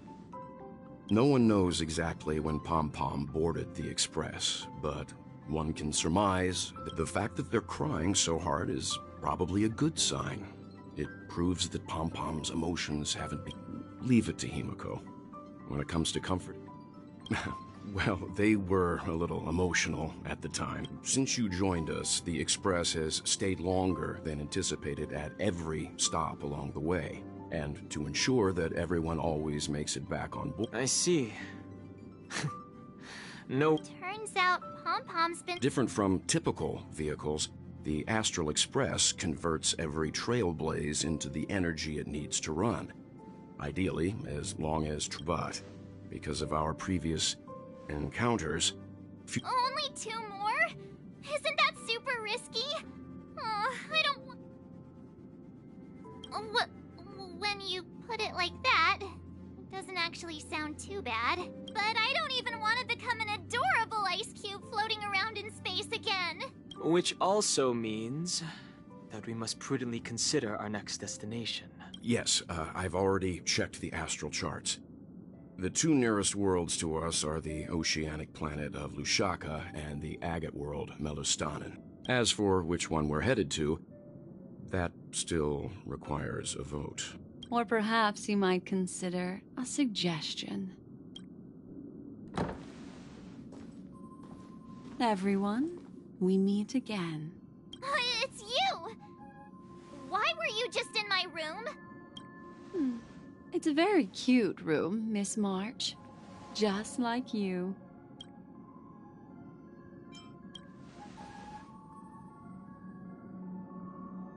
Memo Keeper, let's put aside how you managed to sneak past everyone and board the Express for now. You mentioned a suggestion. I accidentally overheard how the Express obtains fuel. I just wanted to chat with everyone to see if we could work together. But now, Please speak candidly. Depending on what you say, we could very well ask you to disembark. The Permanence's descendant. What a charming little dragon. Especially with those mired memories of yours. But I digress. If the Astral Express is in urgent need of a special trailblazing expedition to recharge its engine, have you all considered this? Perhaps your destination could be a world that even the renowned Akivili never reached. Should you be able to lay down a new stretch of silver rail, the Express may never have to worry about energy ever again. Trailblazing to a world that even Akivili has never been to? Is that possible? Continue, Memo Keeper. This destination of which you speak, what sort of world is it? A world that many across the universe don't even know exists. A world hidden away from outside observation. Its presence only revealed, but a world fettered by 3 paths. The Eternal Land, Amphorius. I hope I'm not too late, child. I wasn't expecting it to be you. Don't you know how many sentry posts the family has built?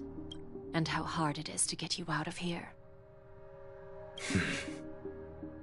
Looks like my time's up. What do you mean? What time? Negotiation, interrogation, or death. My fate lies entirely in your hands, Lady Bonajade. The dance is done. Why bother with the compassionate pretense and give someone who's about to die the chance to talk? Despite your fall from grace, you still look well. I'm very glad to see that you're so full of verve. Do not insult my pride with half-veiled sarcasm. Have you specially come to see me just to sate your vile vanity? Oh, of course not. I merely came to fulfill your younger sister's wishes. To offer you a generous trade. That is, if you're willing to accept. Robin? To build a true haven where everyone can attain peace. That's the oath between you siblings, isn't it? If I told you there was still a chance to realize this vow, would you be willing to talk to me then?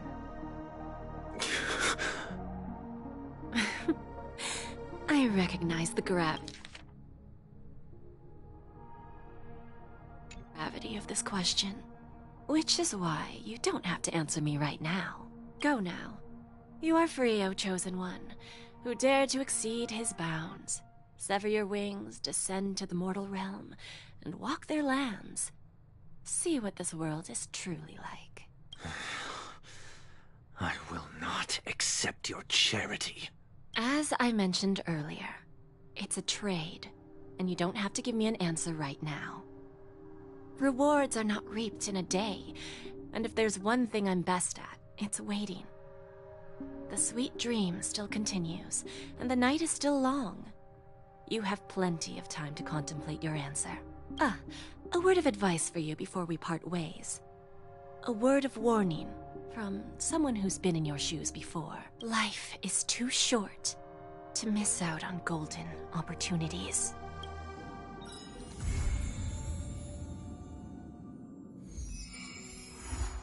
Wrapped in biting wind, hearts will never bleed. Frozen and banished out of greed.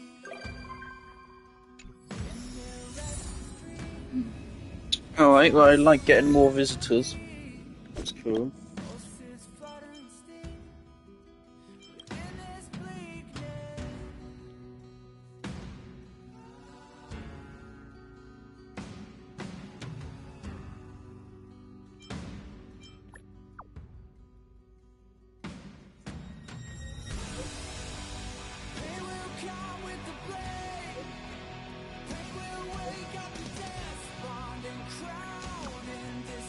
Yeah, it's kind of important.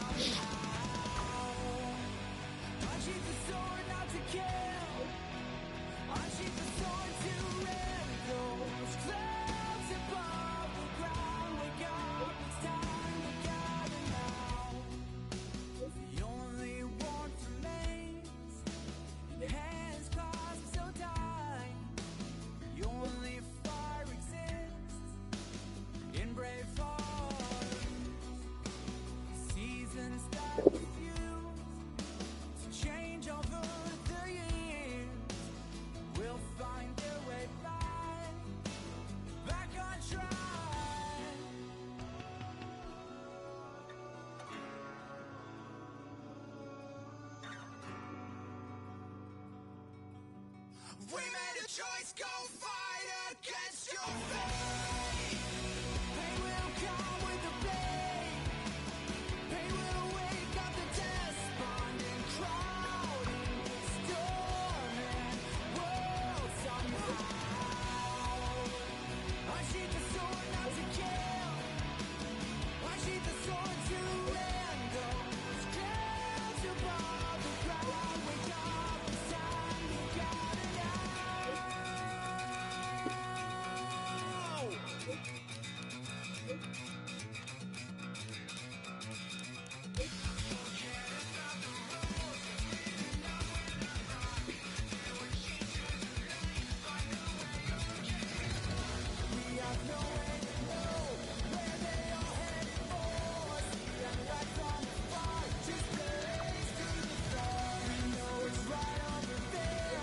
Something is there, whatever is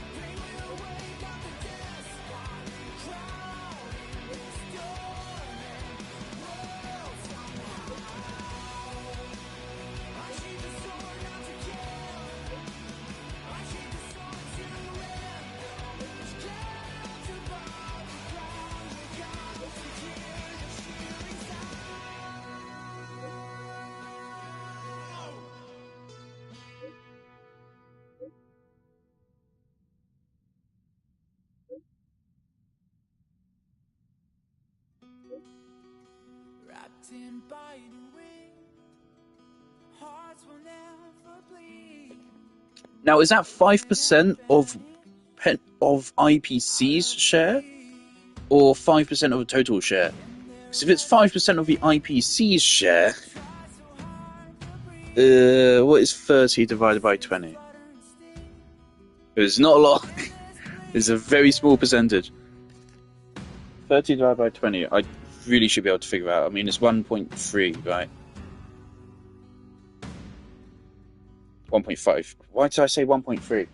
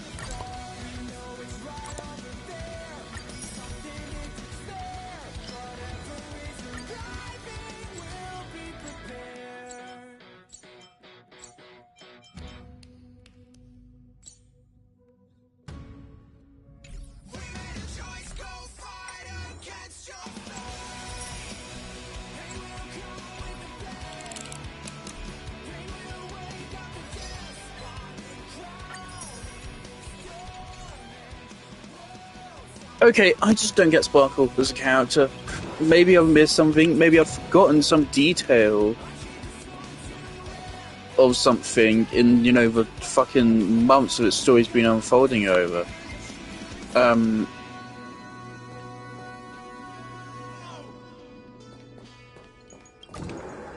Well, I don't get her.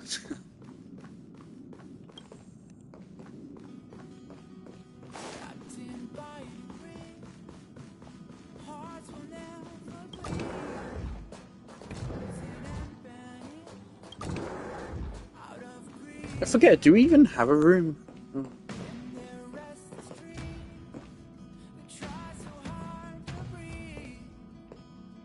I don't get what the point of that quest even was. Why was that there? Why does that quest even exist? Like, I wasn't particularly bored, but I didn't really have any fun either. Just what was the point of that? At least we have new visitors, which also means Feeling free of Stella Jade. relaxation. It's so nice. Ever since I stepped into the spotlight, I have especially treasured peaceful moments like this. Thank you. The cozy furnishings and peaceful atmosphere in the Express put me at ease. From this angle, I can see a brilliant river of stars. It's mesmerizing. When I was younger, I didn't know what weariness was. Even at night, I was restless. I'd always drag my brother along to count the stars. The more stars I counted, the more energetic I got. Whenever that happened, my brother would hum a lullaby for me. Halfway through the song, I would already be asleep.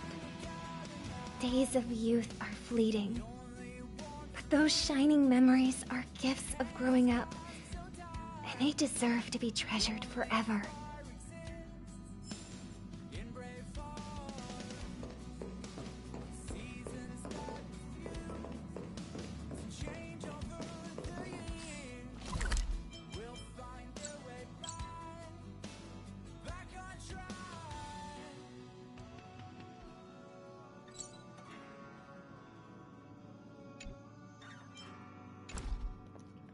Alright, so this quest we have here gives us points.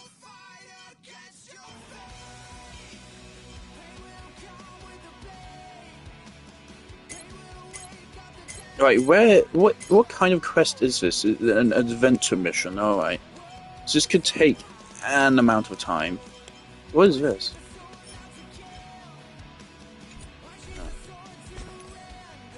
Alright. Oh, there's...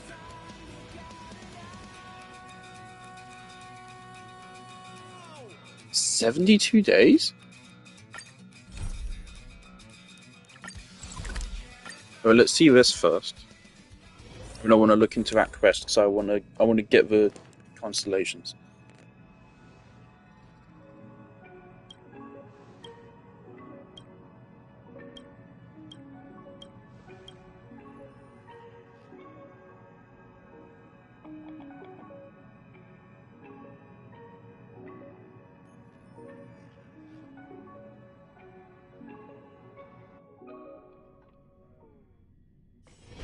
It's still early.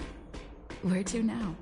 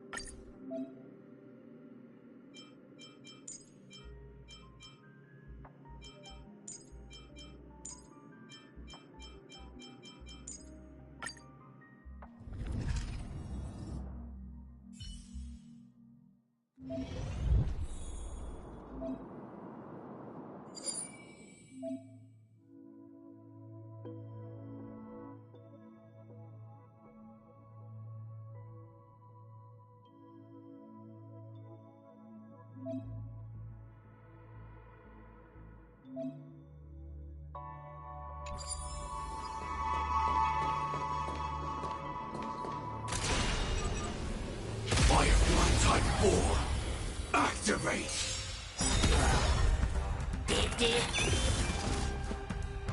The mood is set just right. Let the show begin! Every petal, all will be swept away by the wind. Some value our existence is human.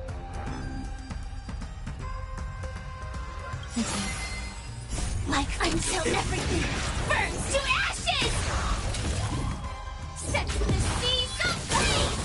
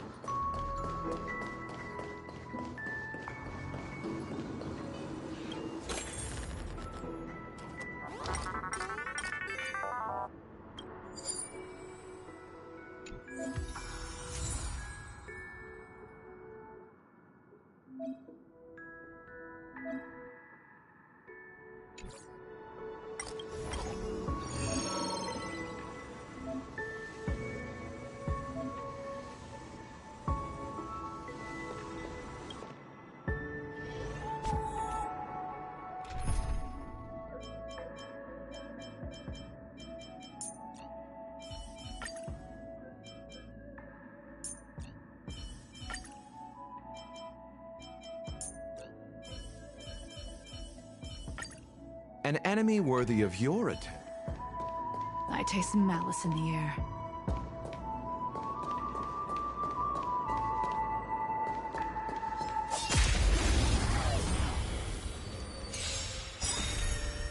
Time to change tactics.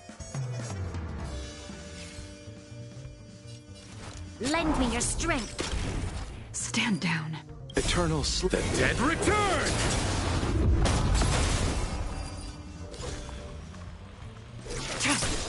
I'll see you off. There's more to life. Existence is unity.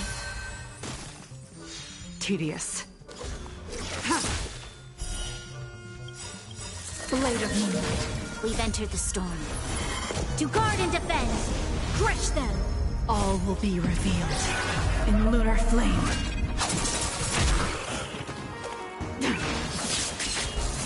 You'll pay for this.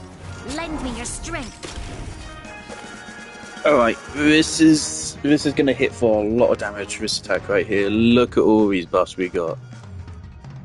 12 buffs. That is something I do love about Star Rail, is that you get so many buffs going on all at once compared to Genshin that you get some stupid numbers. Oh boy. 170. That's 102,000. That's actually not all that impressive.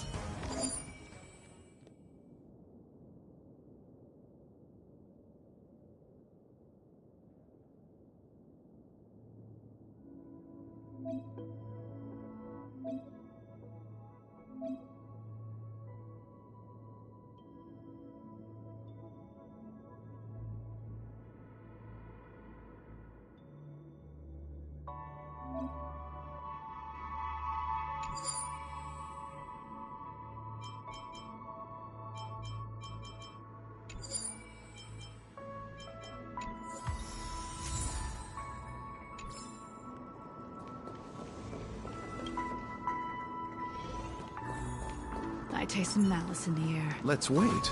Show your courage. Sound linger. The moon shines on the truth.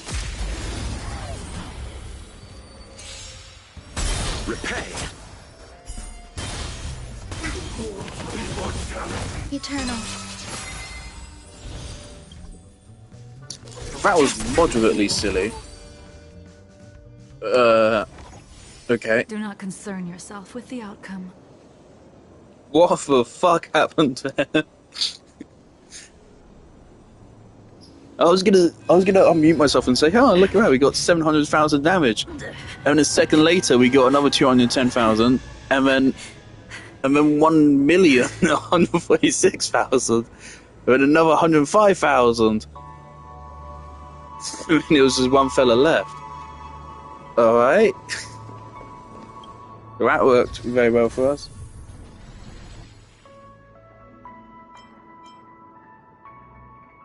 Alright.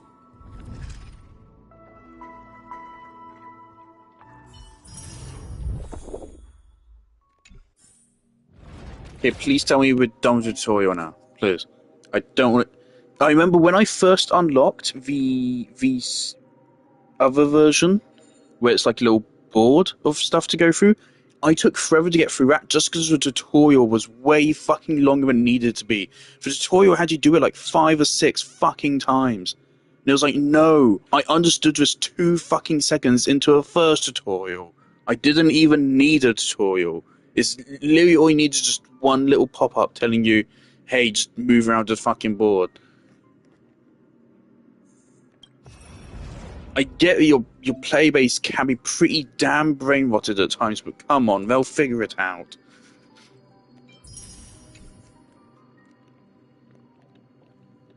Can I?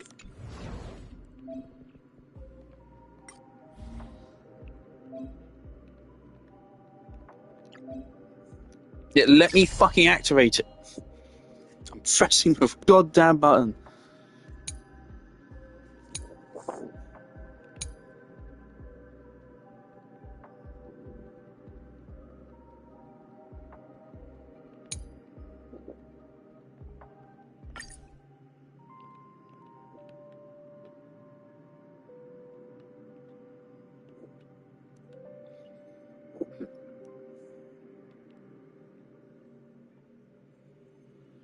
Alright, why is this time limited? No!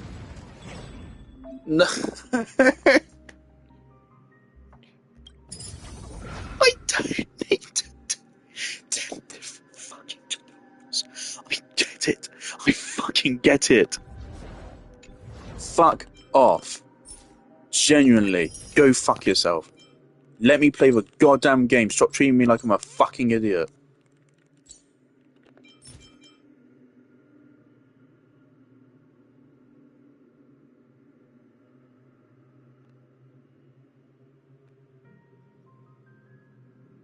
That's cool.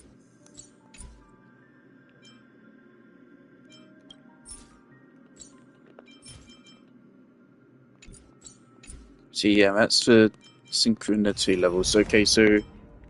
Okay, now I can go see what rewards actually are. Hold on. I thought I saw something I didn't recognize. Yes.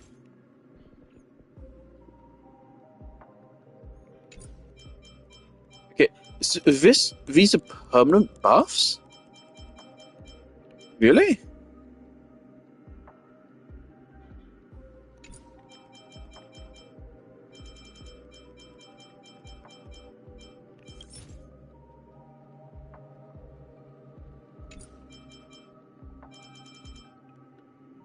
Yeah, level 60.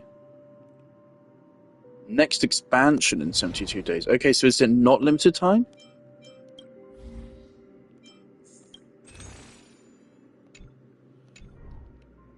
Alrighty, and this does have a point rewards down here, so I guess I just run this instead of a regular simulated universe? For now? Oh, I actually feel like is there a new weapon? Feels like there's one more thing there than there usually is. Unfortunately, there's not a lot of casualties are actually really good for.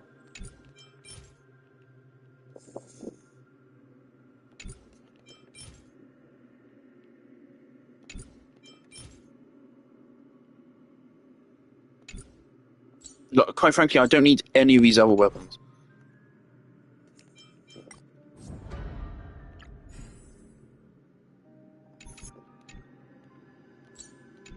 Alright, cool. I get it. I'm not going to bother doing the rest of the tutorial. I can wait.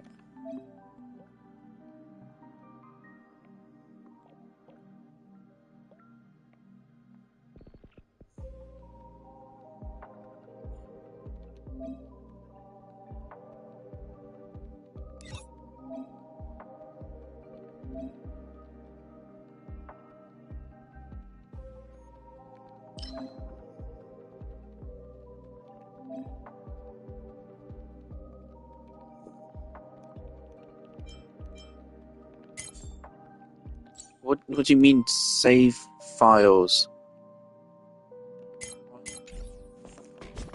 See, now that is something which could do with a fucking story, and you don't. Limited time rewards, character selection, free character, Gallagher C6. Let's fucking go. Alright, what do I need from? Complete all storage challenges. Alright. Wonderful, we can get Gallagher. So this is going to be more Candy Crush? I'm fine with that. Let's become a 90-year-old grandma. I did feel a little bit tempted to download Candy Crush on my phone when I was looking at mobile games to get on it. I could well be honest about that. I didn't, but I did feel tempted to, and that's shameful enough. I'm very sorry.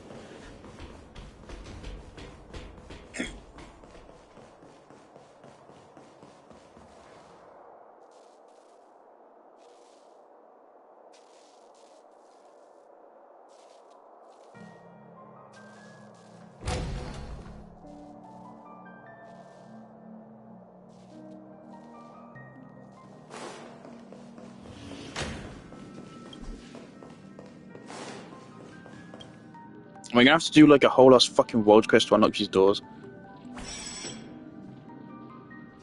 Yep.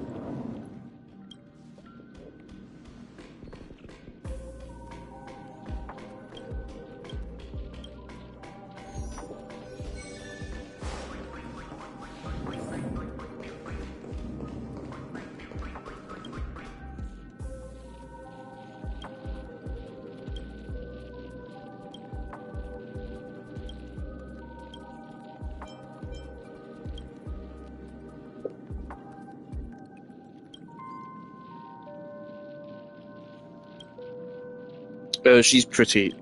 Yes. I didn't even read any of that.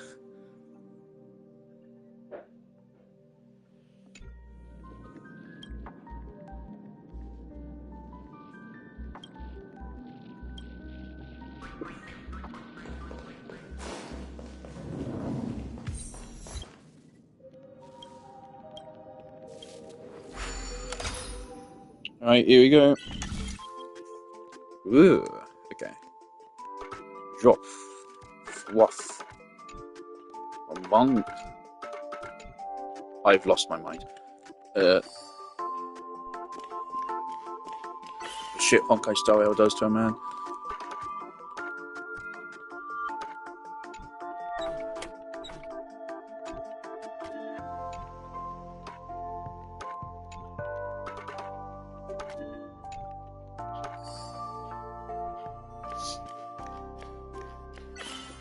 Why do I just have a sudden urge to just scream out the top of my lungs? I genuinely don't know, I'm actually confused. Am I insane? I might be.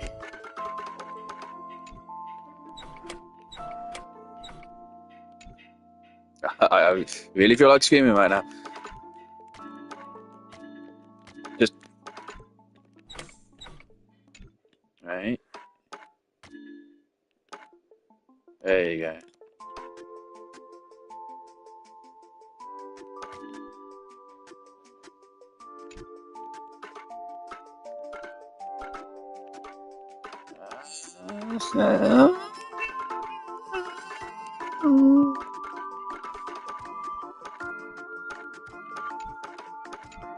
Let me fucking go. You really can't move this that much. Alright. I mean, I'm pretty sure that has to be there. That has to be there to connect it.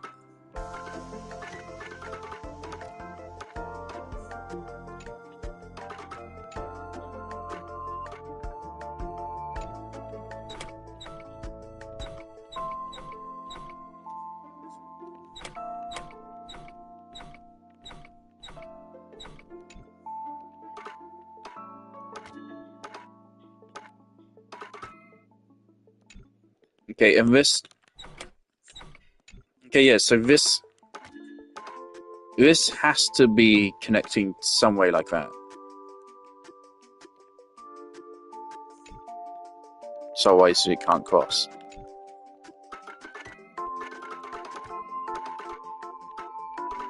Now it's just the rest of it which is making me want to die.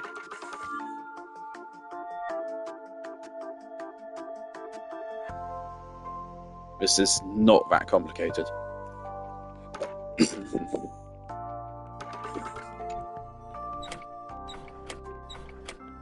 Okay, move this out of the way. Can I move you to that other platform there?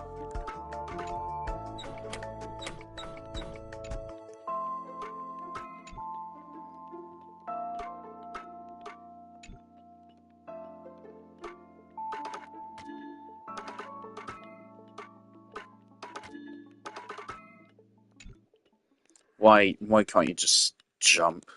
Like one block, dude. It's one block.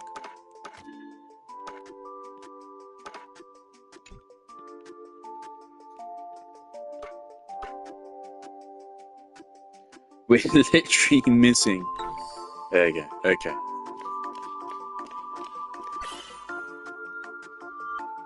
You're taking the piss.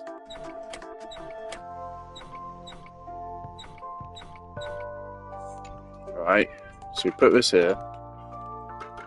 Right.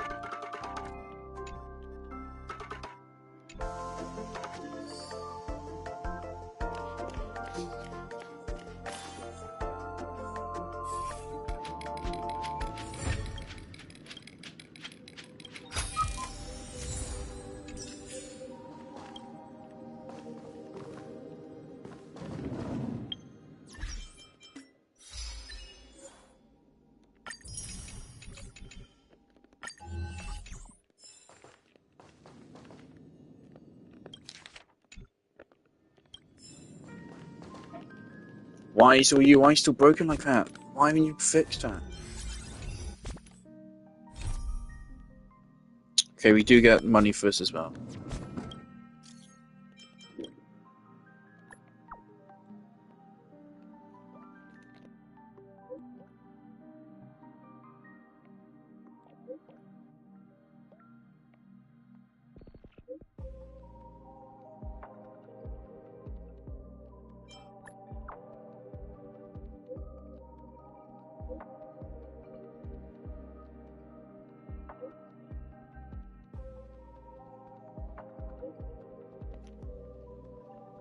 By music, is this a Fight Club reference?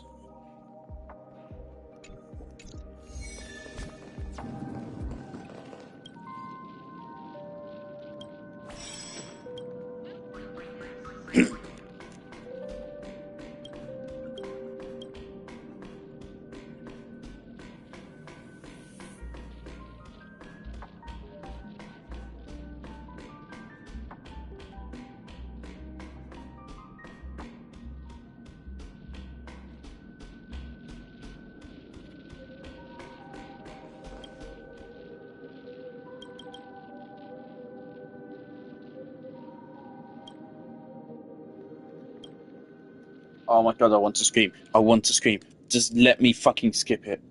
Give me a skip button. Please. Have fucking mercy.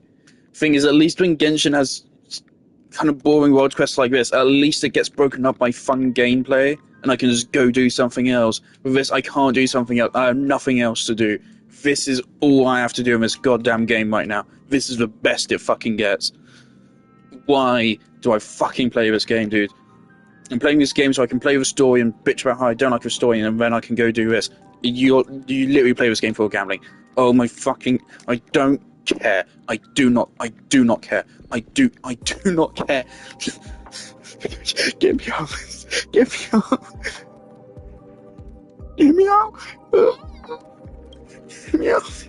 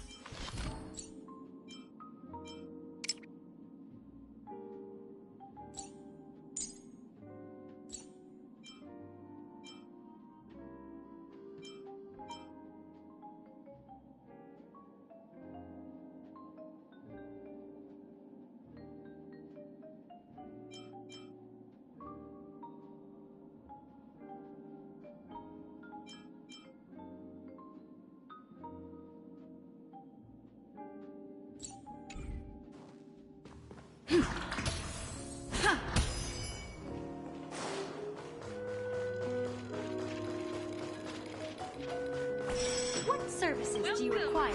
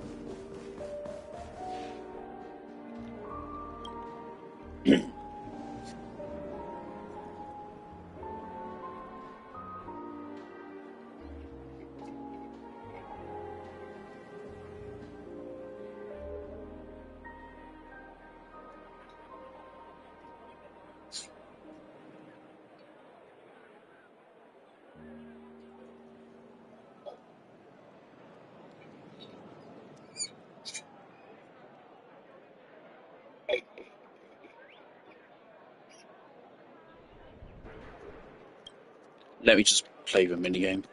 Let me just play Candy Crush, dude. Come on. I know how Candy Crush works, so you don't need to give me a Candy Crush tutorial. I know how to play Candy Crush.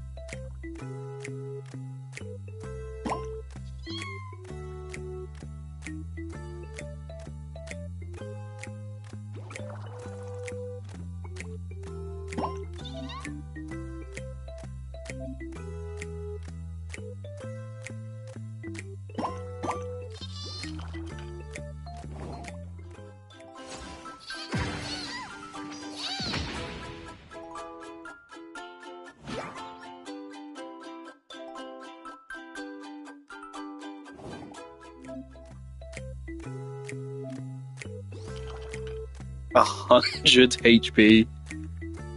Guys, Candy Crush is not that fun.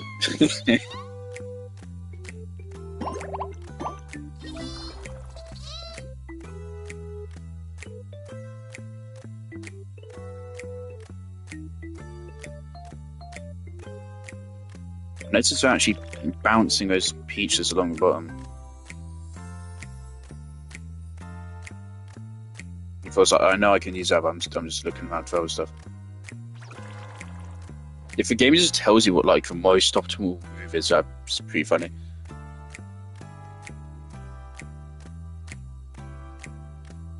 Alright, that's going to trigger the thingies at the top there. No, it's not.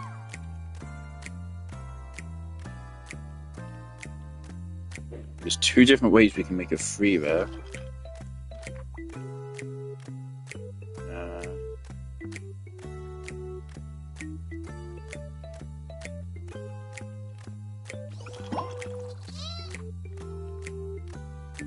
Why is there an arrow on this?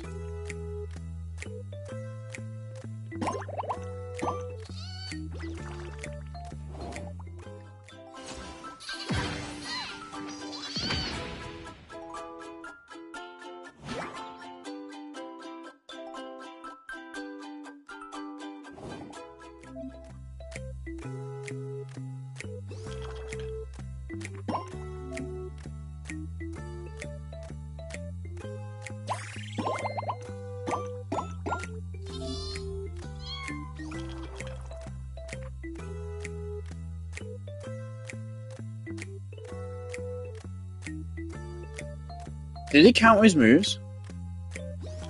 So that happened because of a glitch on my controller. I did not try to input that.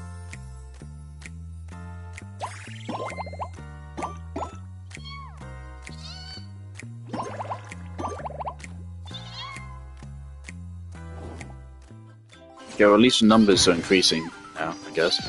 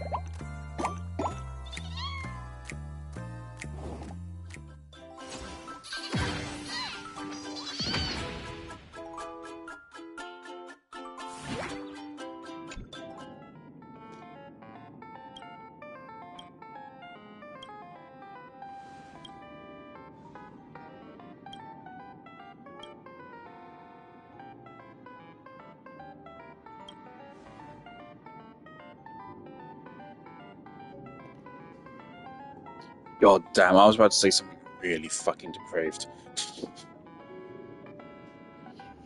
Oh, I shouldn't say it, but I want to say it. It's a joke.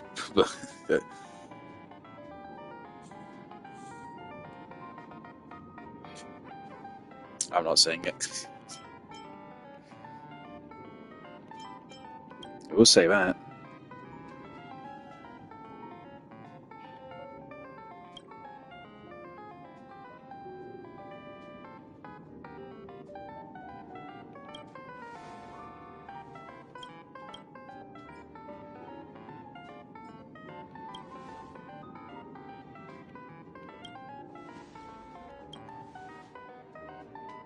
I've been waiting to get Silver Wolf since we first played as her in the beginning of the game. Her banner was actually the first banner I ever pulled on. I did try to get her, I think. Or did she come before? Was she before or after? But I did pull on her banner. The first one she had after the game came available on PlayStation, because of course it came out on PlayStation after PC. So I put wishes into her first PlayStation banner. I didn't get her. I think then Blade came along and I got Blade instead. Blade, of course, did me really good as a DPS, but he is getting benched now because they're way better characters, quite frankly.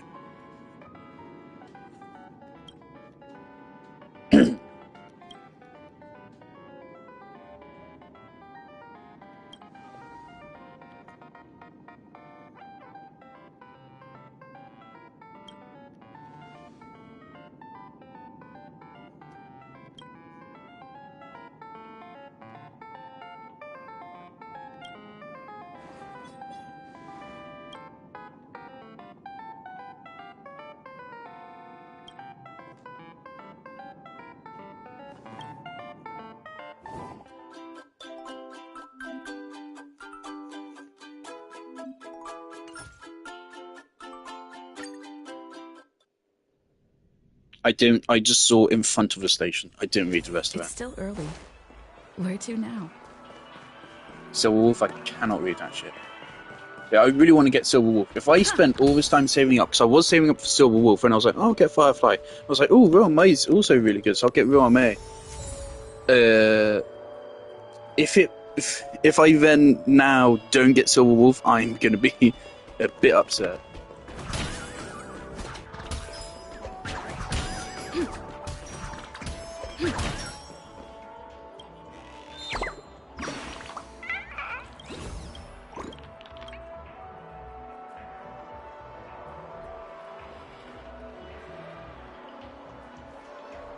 say it. I'm not gonna say it.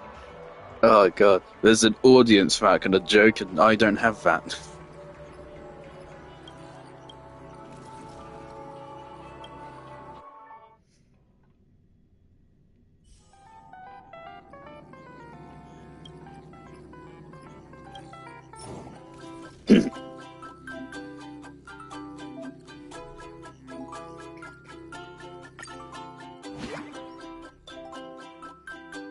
Alright, we're going up against Silver Wolf. This is fun. Alright, let's do it.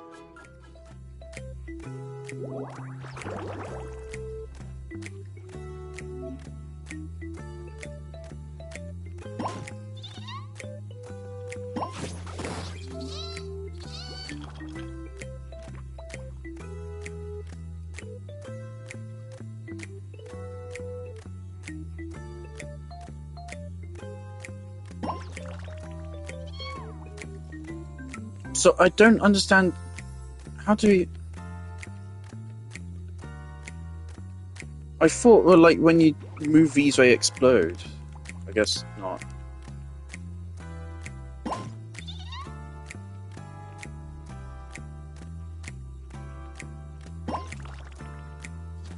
What do the lines mean? They didn't explain that, and that's one thing which actually needs explanation. There's one thing to have egregiously long tutorials, and there's another thing to have egregiously long tutorials which don't explain the one thing which actually needs explaining. There you go. Okay, so once they're swapped in, we do. Right.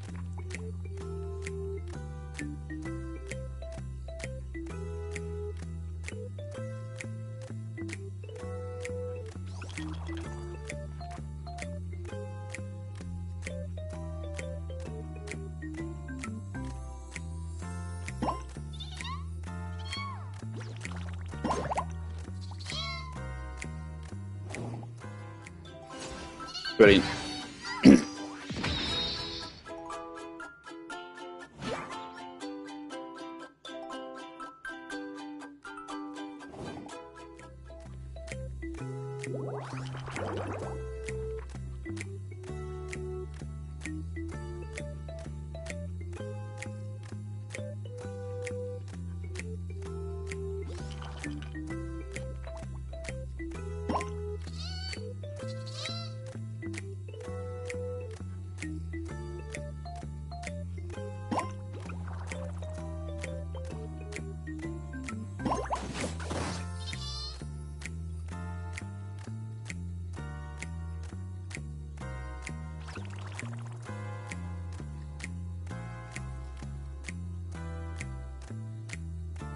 I suck at Candy Crush.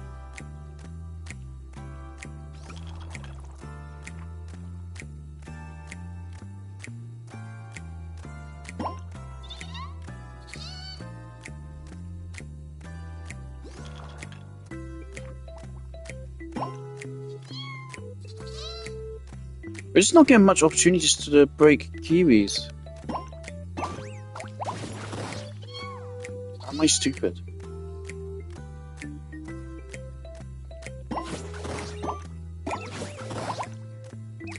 Right, and suddenly I've become a god of hyperdeath. Okay, brilliant.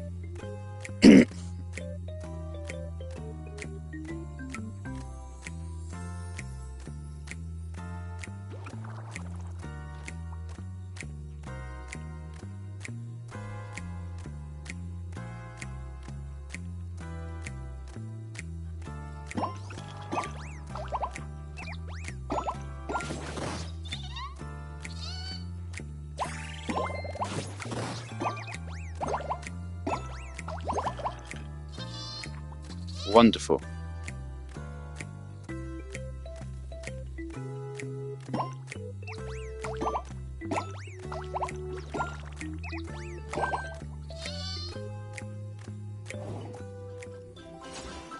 $69, nice.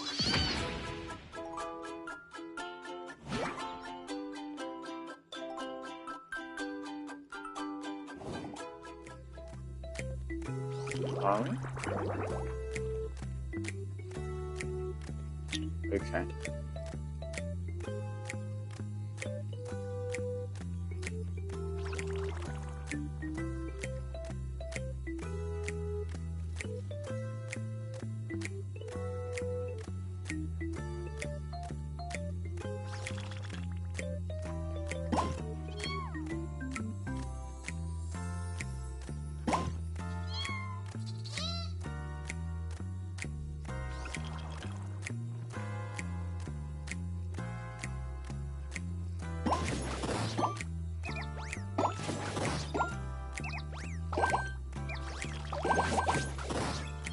Mother of God, what the fuck just happened?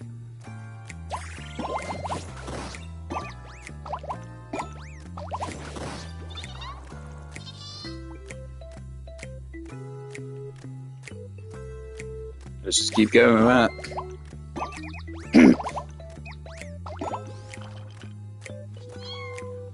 Right, we want to get a kiwi. Right.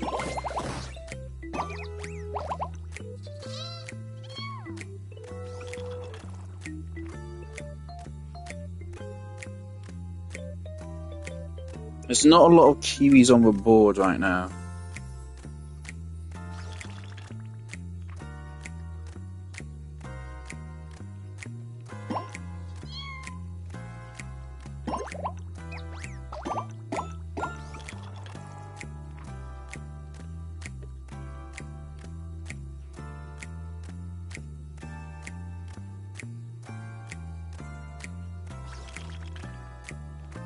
Fuck it.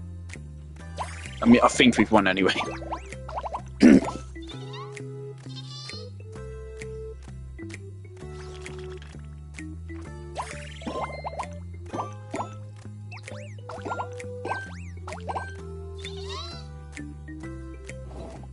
Wow, that was enough to win in one turn.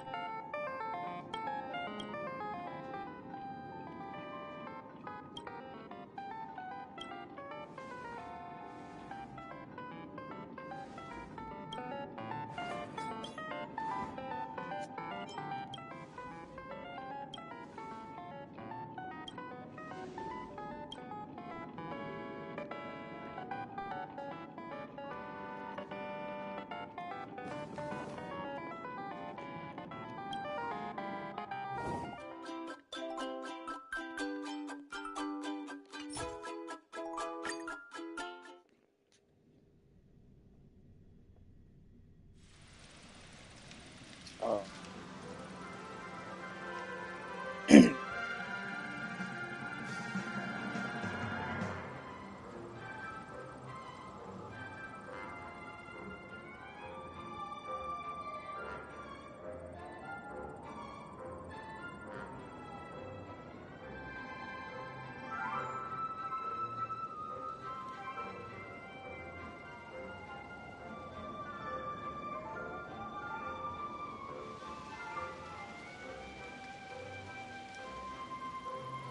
My friend's gonna want me to join one Genshin, I think.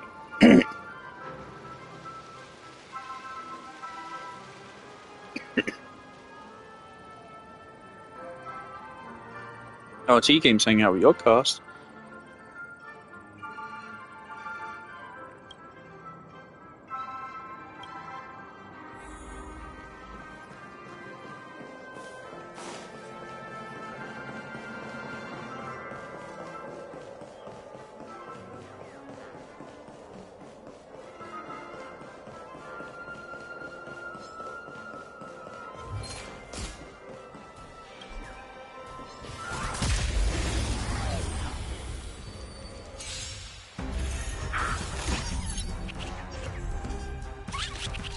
Stay in step. Dreams do come true.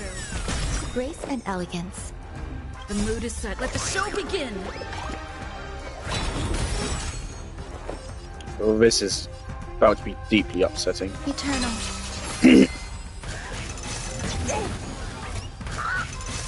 Stay away. Joining the battle. That's fucking miserable, dude. Attack! Step up, let's see ya. How's this take? Support received. Oh, that sucks.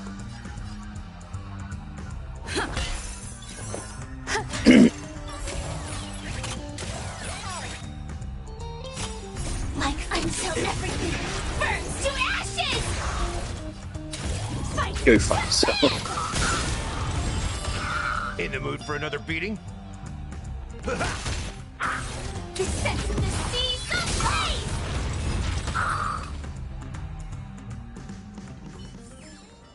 Reach the end of the story in your own way.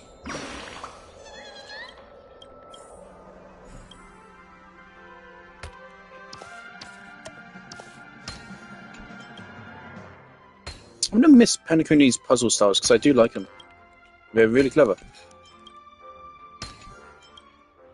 Hopefully whatever they come up with next is just as good.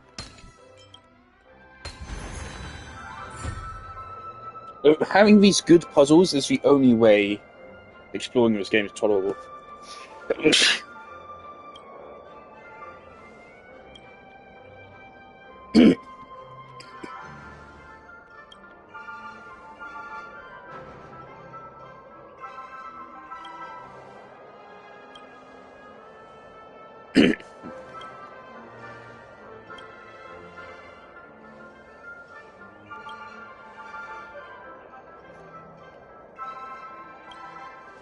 Alright, I gotta go have dinner.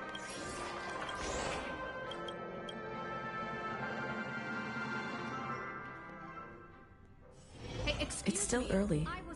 Where to now?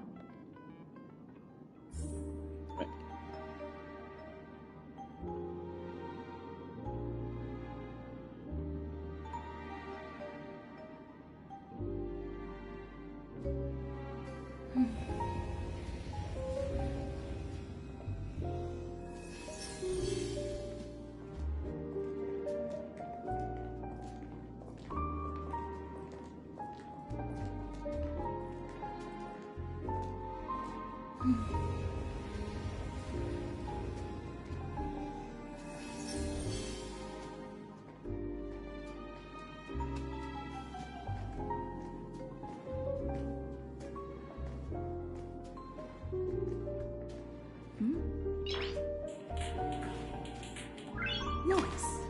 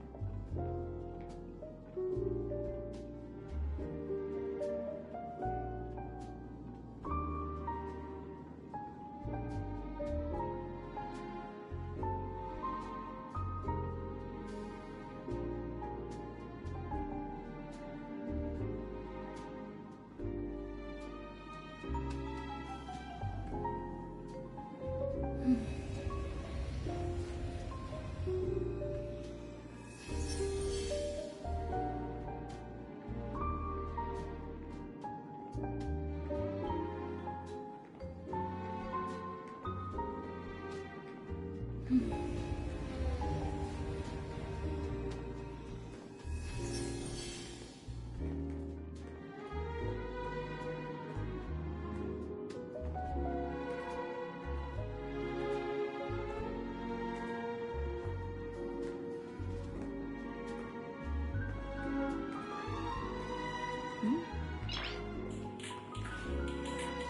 Nice.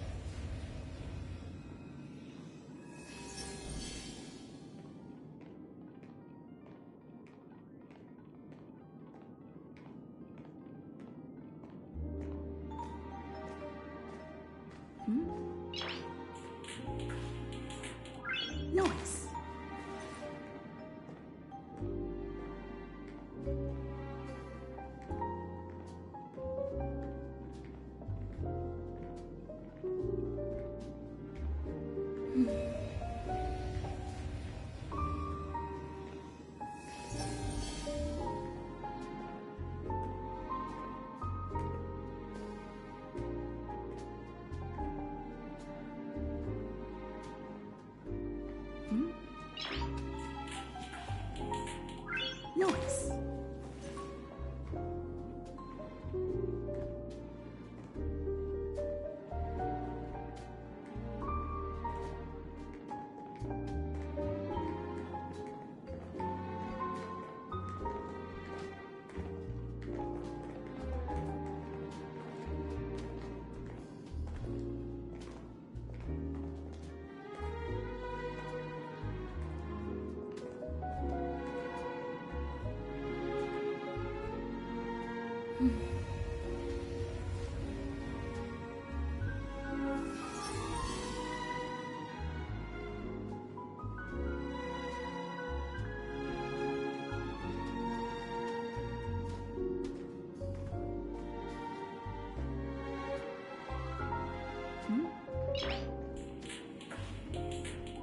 Nice.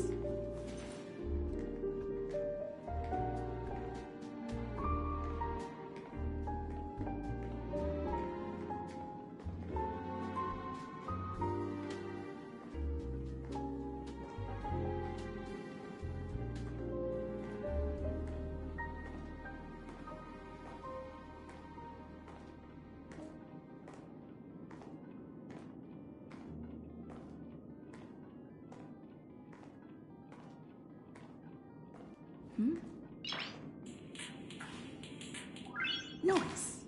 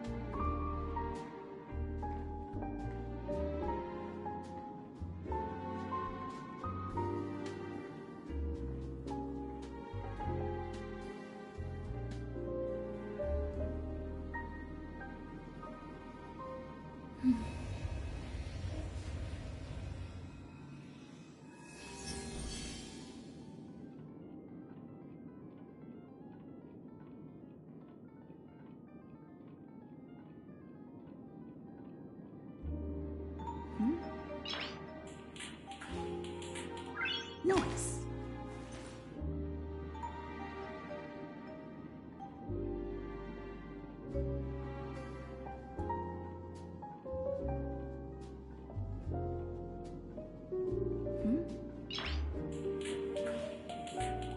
Noise.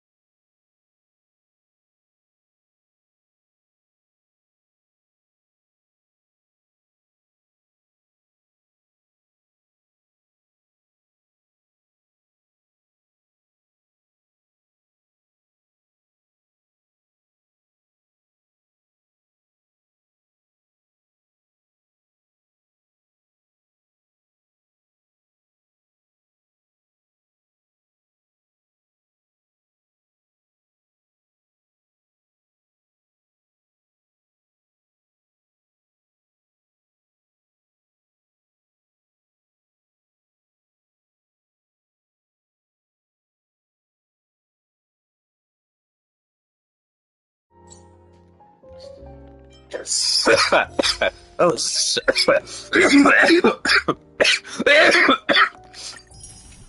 sorry about that.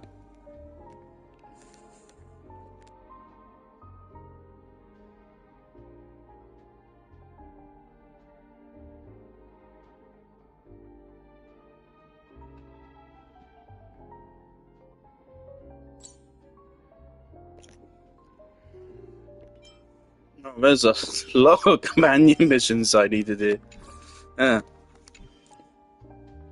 You can see I still haven't done a Hunks one.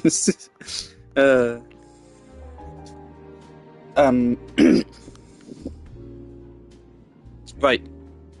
I think I'm gonna turn my mic off for the rest of the stream, because this is just busy work. I also paused to eat ice cream. But yeah, I'm watching that Brainwhat YouTuber I mentioned in my last stream. Who just kind of like watches all Marvel movies, pretends he's never heard anything about them, and has these like really fake reactions. It's really just like an excuse to rewatch the whole MCU. So for some reason, why do we need... I'm not alone in this. I've heard people say this before, but they need an excuse to rewatch something. Just watching this guy's cut down reaction to it gives an excuse, basically. Gallagher's pretty hot. So look at him. Oh, for fuck's sake. Yeah, anyway, I'm gonna shut up so I can have some fun.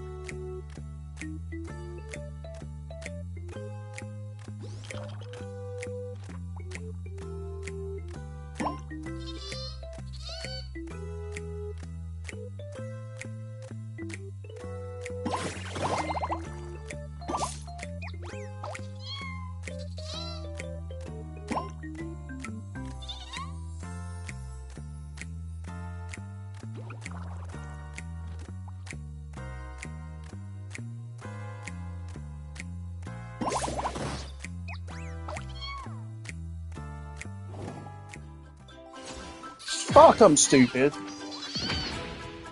Fuck's sake.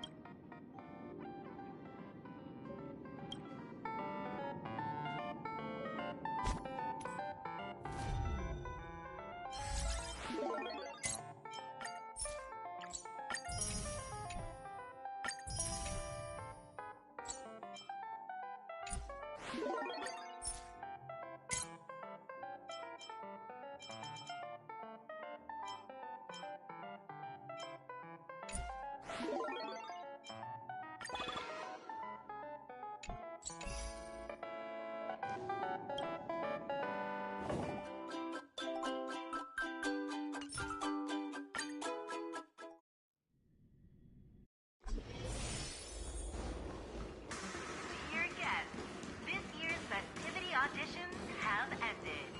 Please vacate the premises in a timely manner as we prepare to perform maintenance on the theater.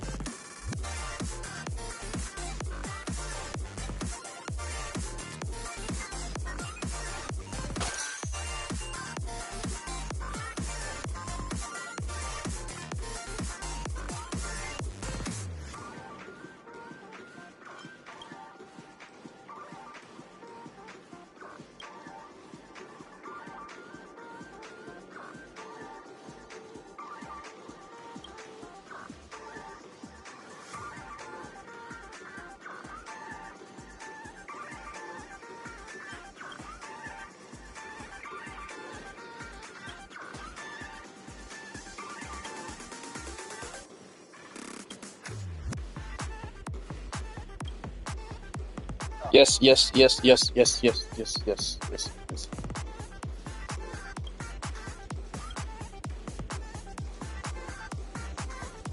No, no, no, no, no, no, no, no, no. No.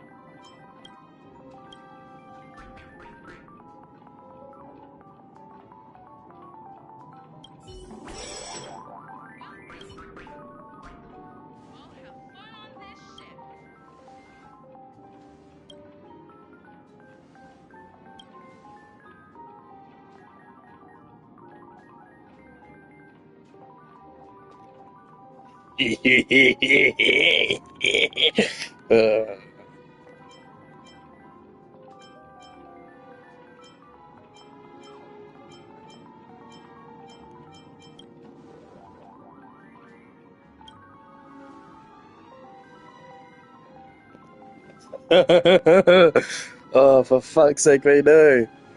Oh, they know everyone wants it. Oh, for fuck's sake. God damn it.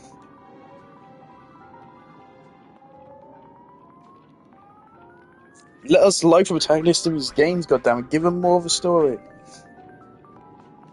No, the Genshin Impact character protagonist does not have a story. They do not.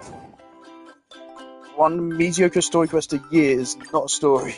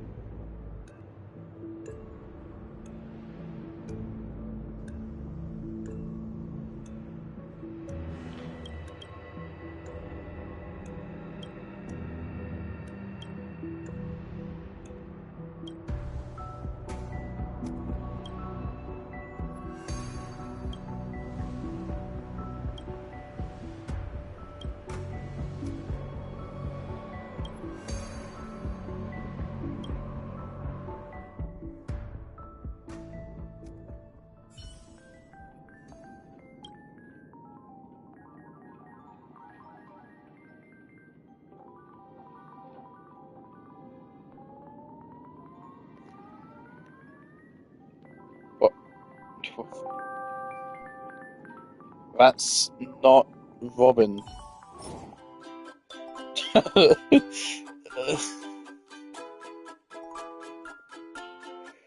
Okay.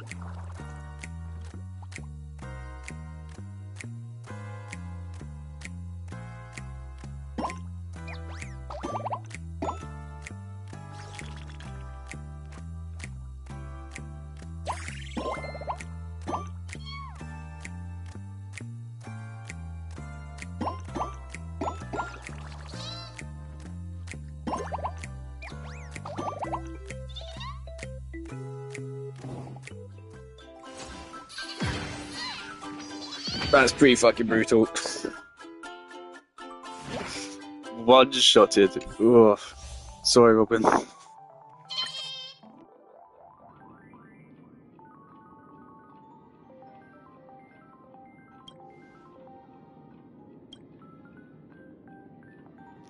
So it is Robin. And what's happening here? I don't remember this being a thing. What?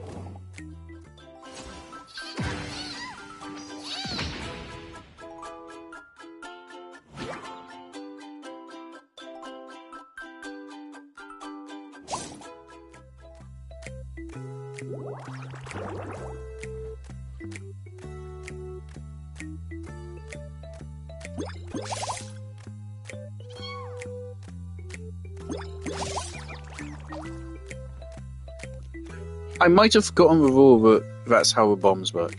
Oh well. Nope.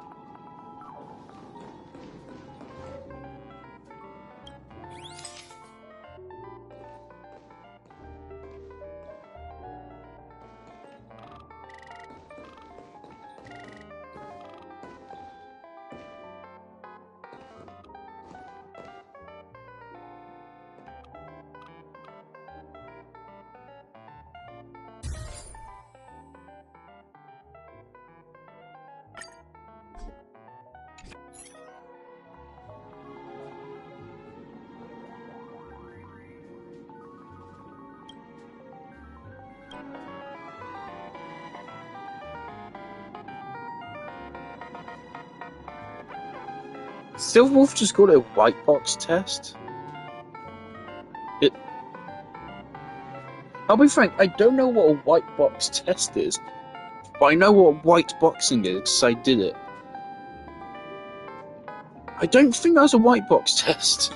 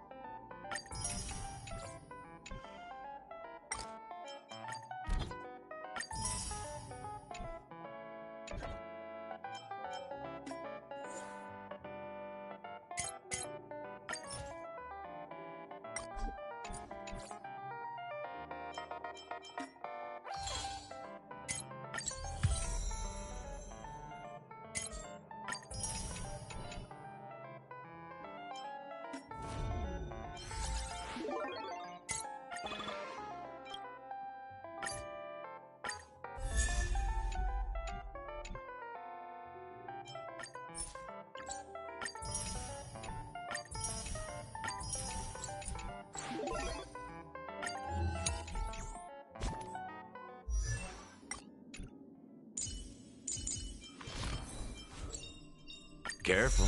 Don't get too lost in those sweet dreams.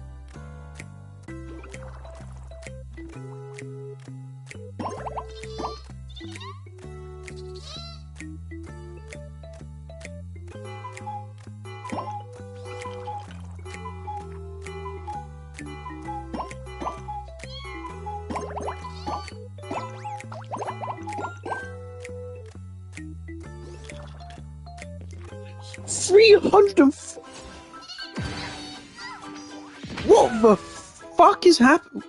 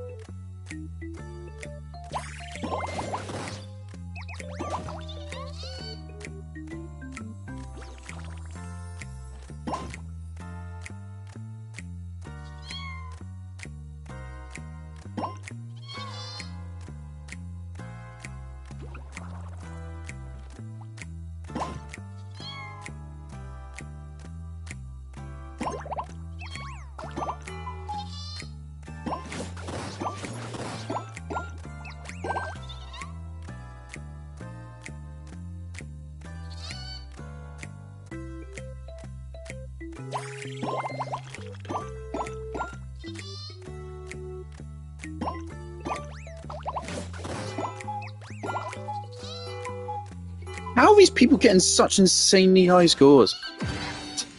Should I switch off of this bird? This bird's just crap. Maybe it is the bird. I think it might be my bird's choice. Because I'm just getting fucking demolished. Like, I'm not trying to say I'm fucking good at this. I'm trying to say that guy hit 300 on us.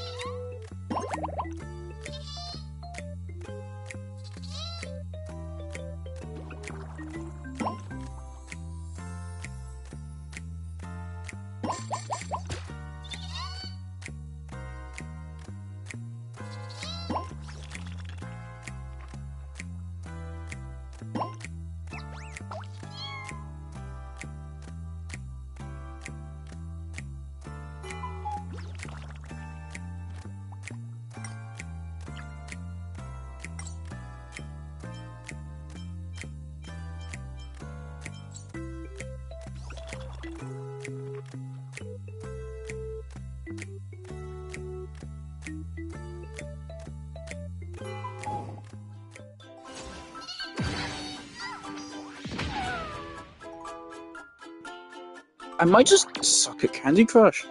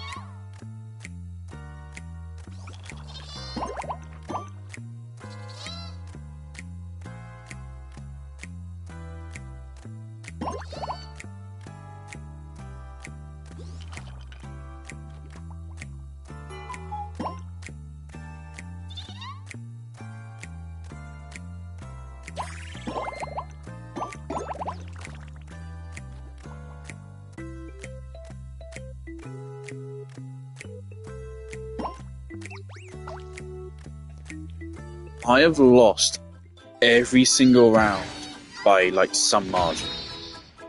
I think I just suck at Candy Crush. I think I just suck at Candy Crush.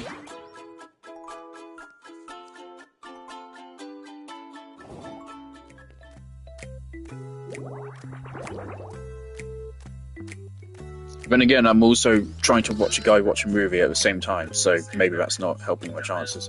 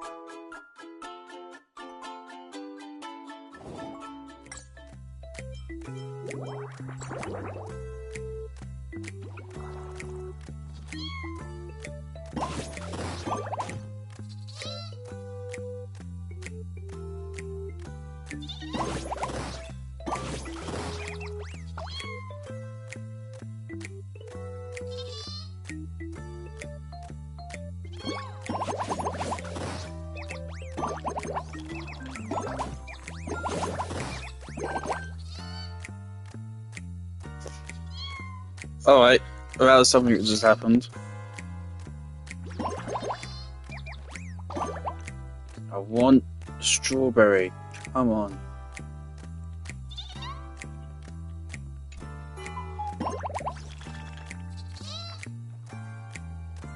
Screw it.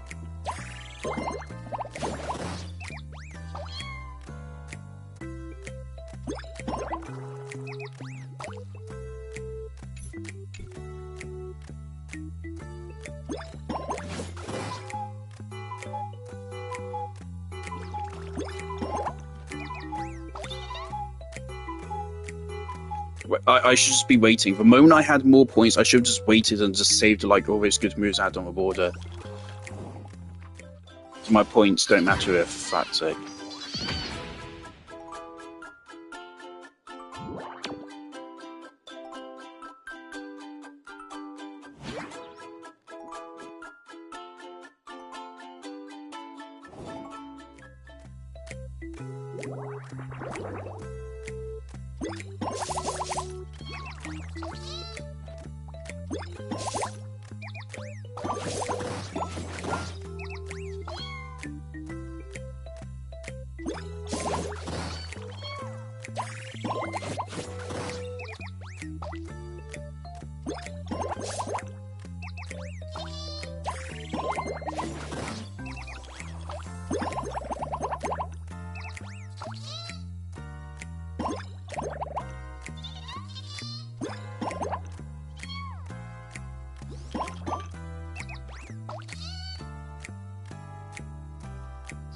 Well, that went by very quickly. I'm happy with that score.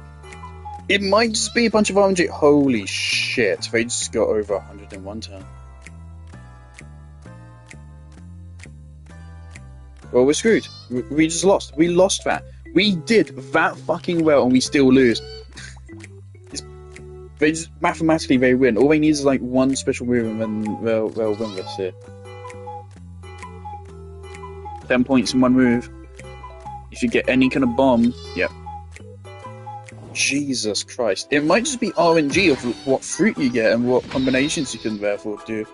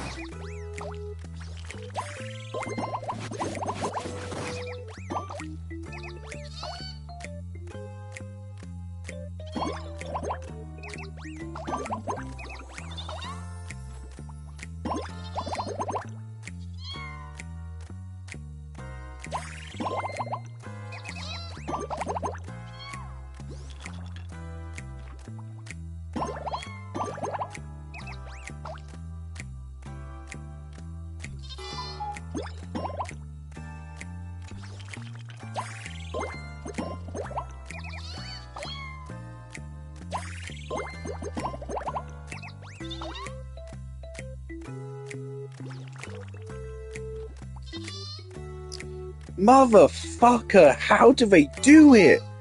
They're gonna hit 400.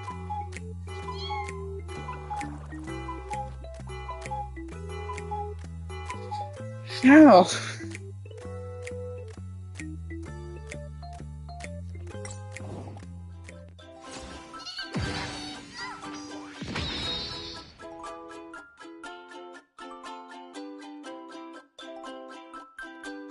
Now, how's this work? Since there's 3 people, how does this work?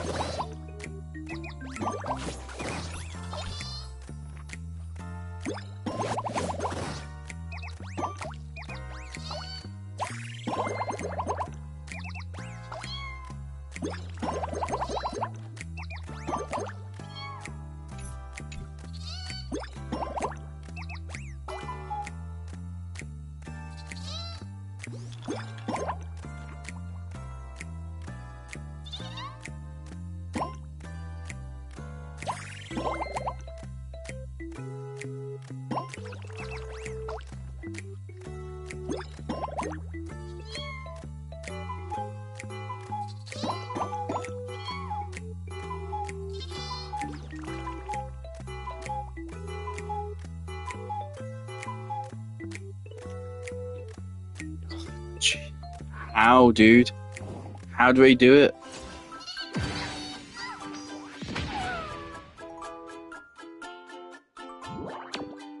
So you see how many things have to go perfectly right for me to get anywhere near that. What the hell? Got lots of points though.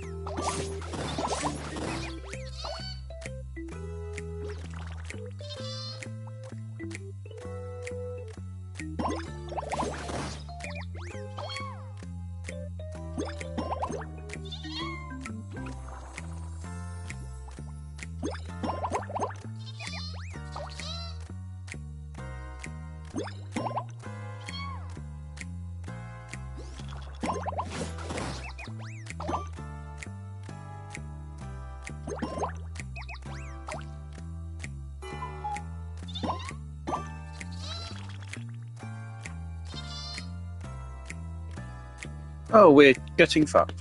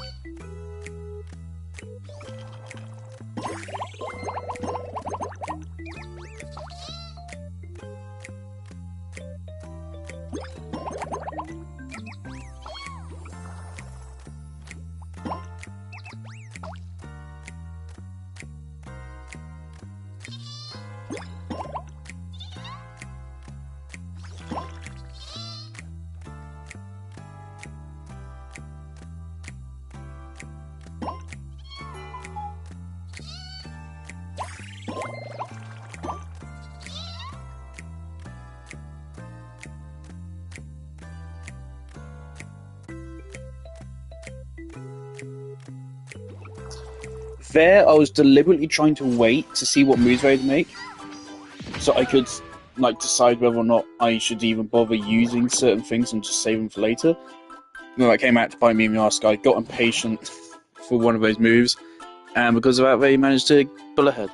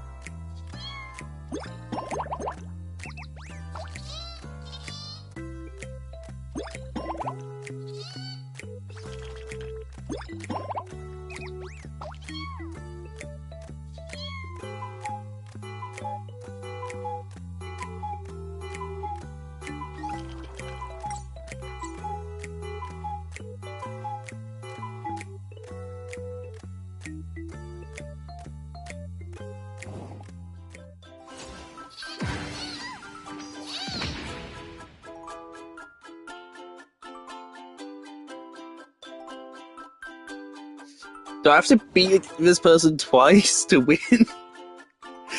Fucking for real? Oh, that's such bullshit. And you removed all my good fucking...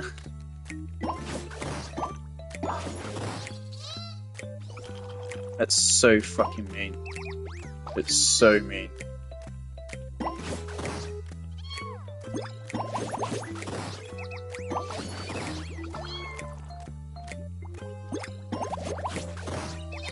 Wait, got 100. Wait, won. Wait, already won. Love of God. 3. How? You just did what I just managed to pull off like twice in one turn.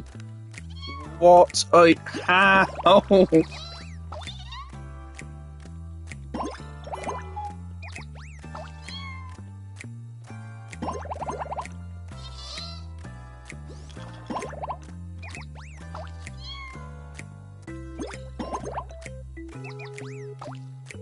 For fuck's sake.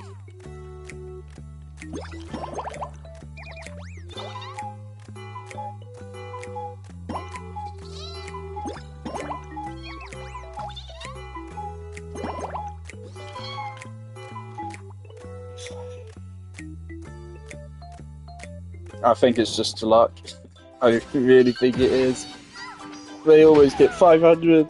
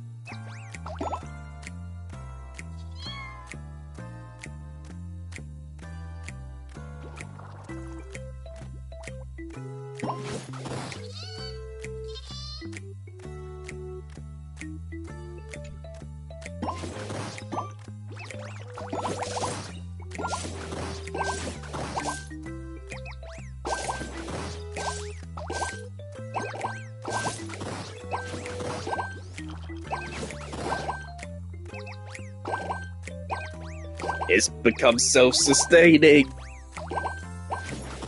Oh no. It's done.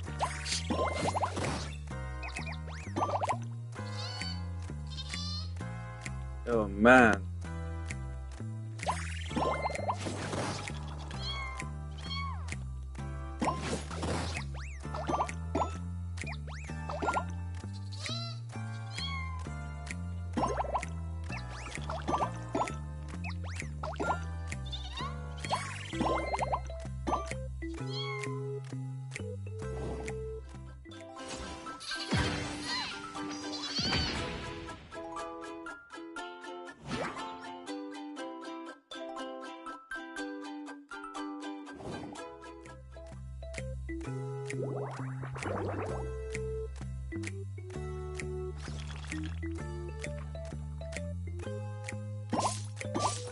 I got my eyes are hurting. I don't get. Sometimes I get dehydrated even when I'm drinking loads of water and I'm not even that hot. I don't get dehydration. It just fucking happens out of nowhere. For some reason, it feels like whenever I should be dehydrated, I'm not, and when I shouldn't be dehydrated, I am. It's just so annoying. Let me use this damn thing.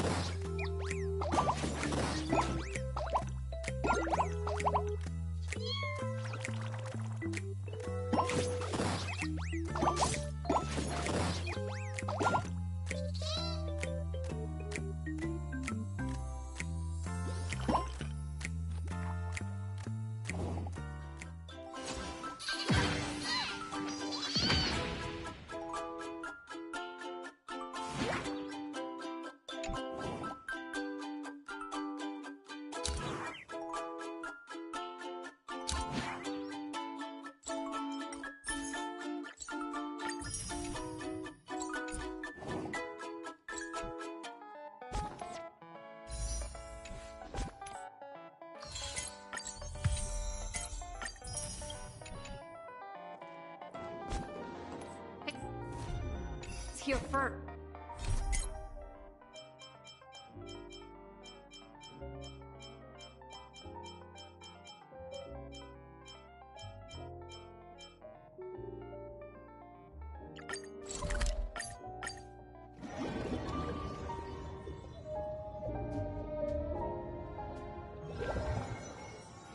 Let me stay here a little longer in this body.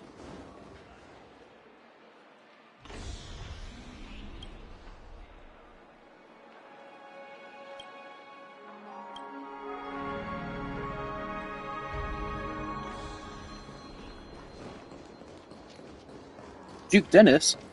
Ooh, this...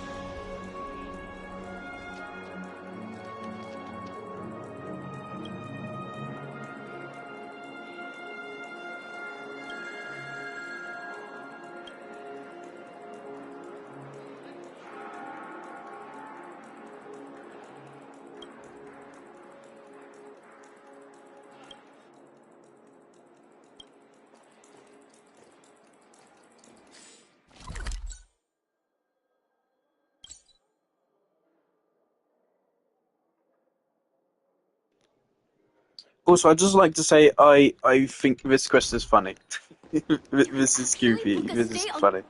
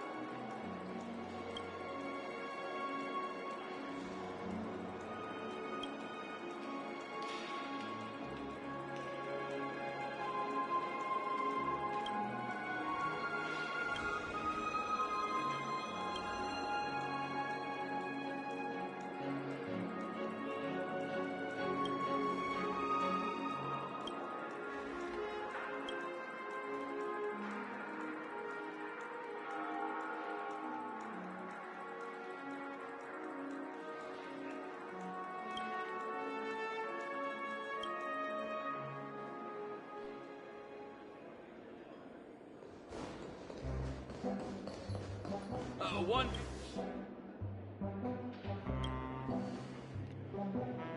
See, this goofy quest probably took one intern maybe an hour or two to put together, and it's better than the main story.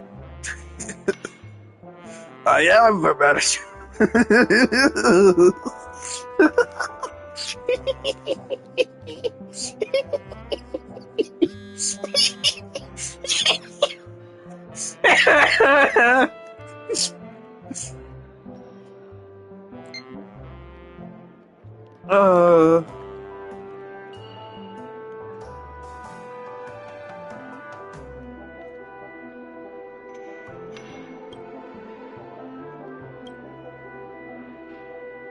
Oh god.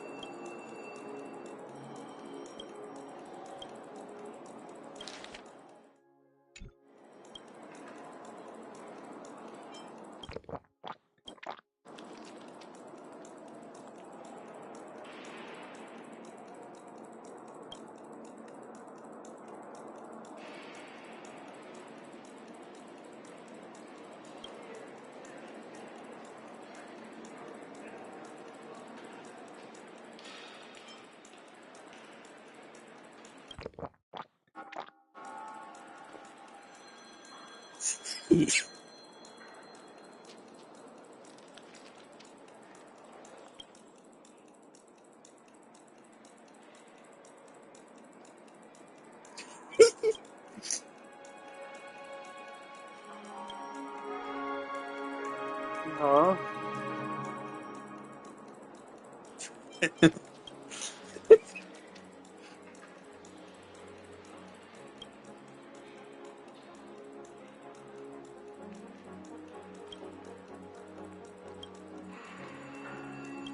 Wait, shit.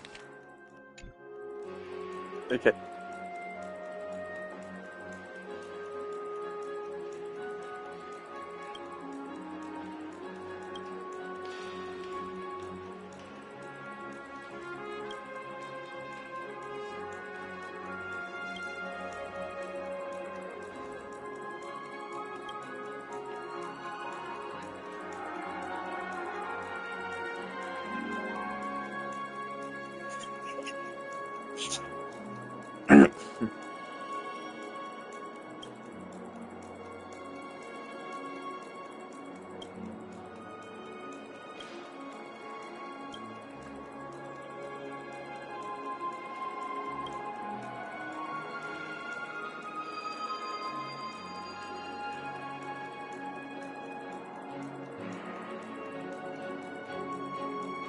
No, let's not cause chaos.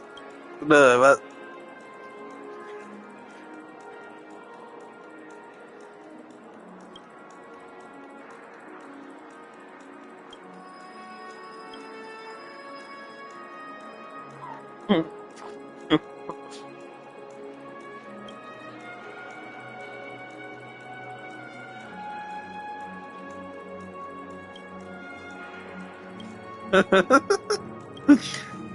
Oh.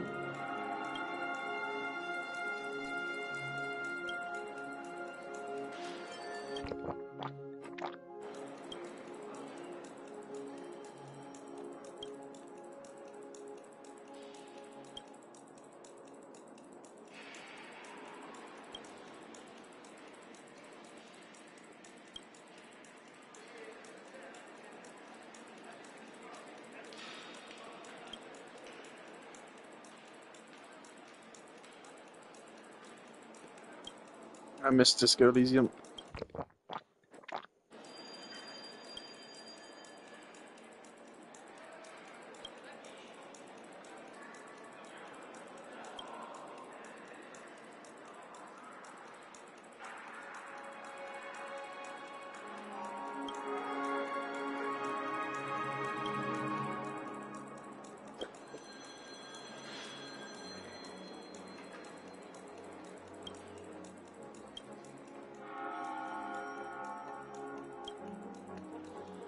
I can't wait for Argenti to not be voiced.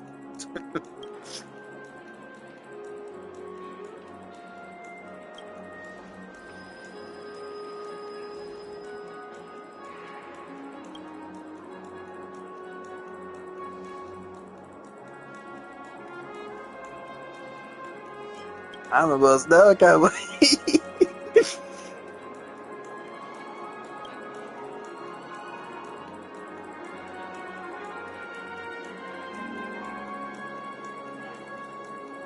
You have a high EQ.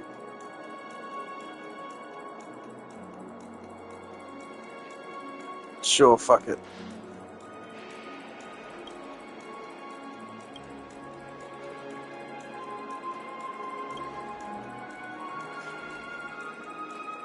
The unfortunate thing about laughing is the laughing actually makes my headache worse.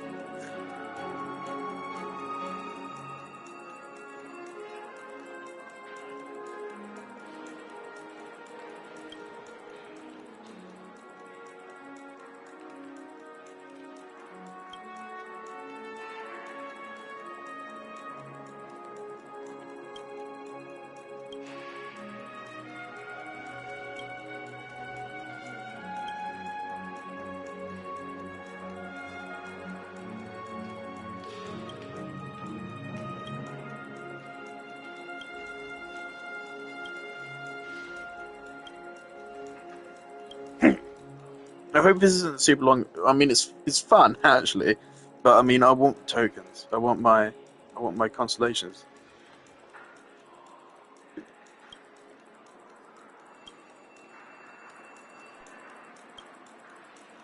Yeah.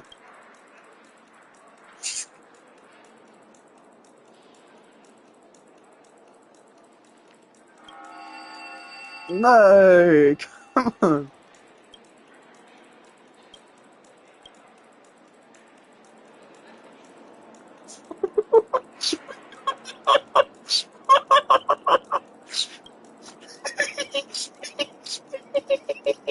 Isn't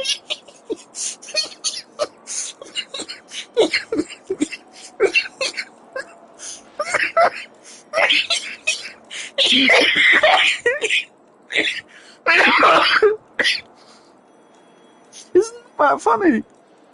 Just fucking not stop laughing, fucking idiot. Isn't that funny?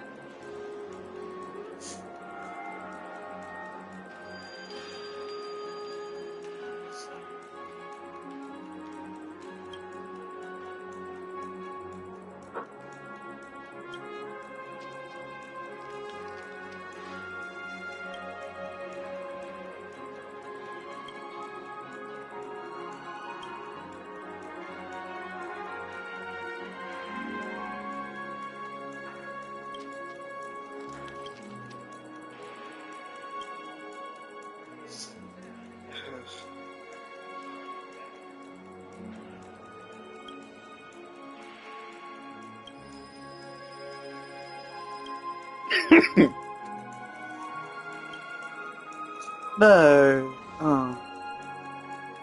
Oh, what?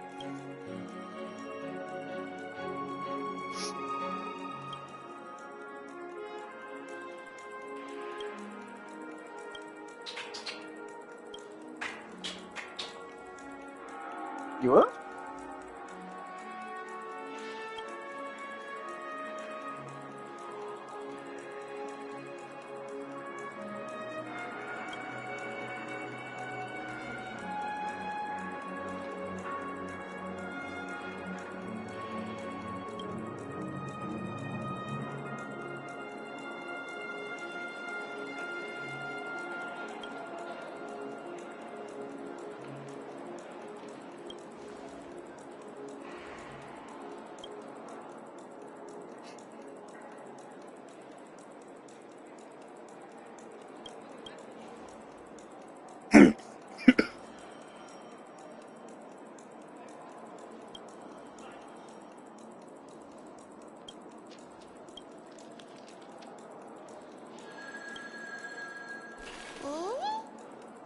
My eyes hurt.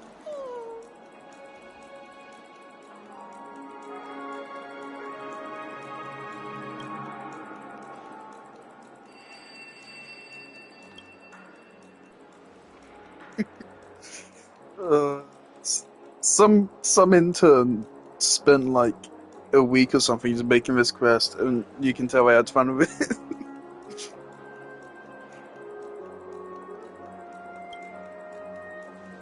Shout out to this guy. This guy did a better job than the professional writing team.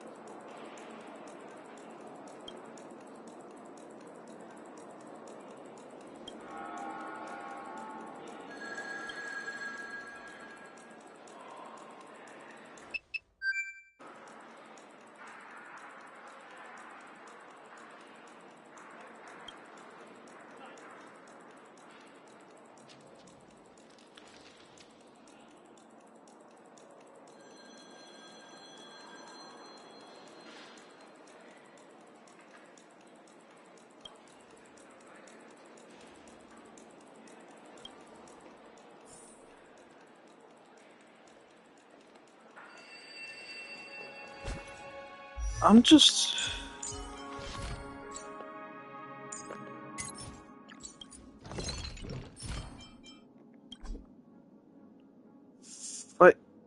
I can't see from this far away. Firestroll Garden? Firestroll Garden. It says area map is locked. Which means it's not just like one of these areas I haven't activated yet. It's... I don't have it. But it is a place which is in the game, because otherwise it wouldn't be there. So where the... what? I need to Google this. I need to figure that shit out. I'm missing an area on the map. Somehow.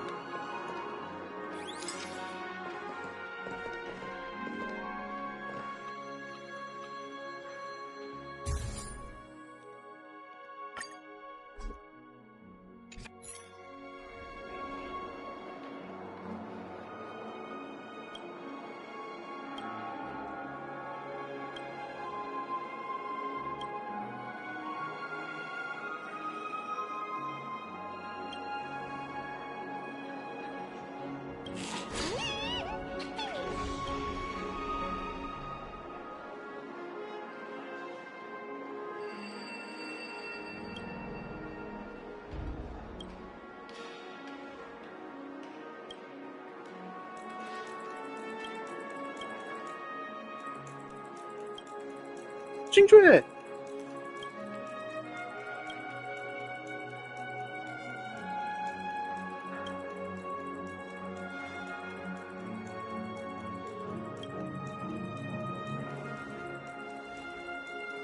Oh, good, Chingchue.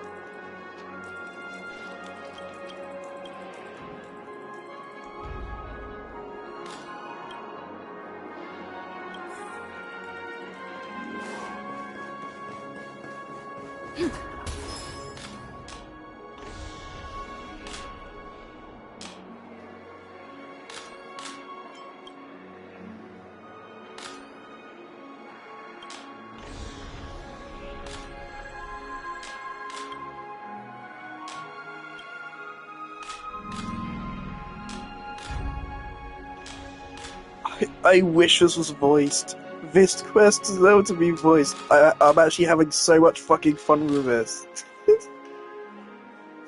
I'm having so much fucking fun with this. This is so much better than the actual fucking story quest we played today. Why isn't this voiced? Why isn't this the actual story quest? Honkai Star, please give us.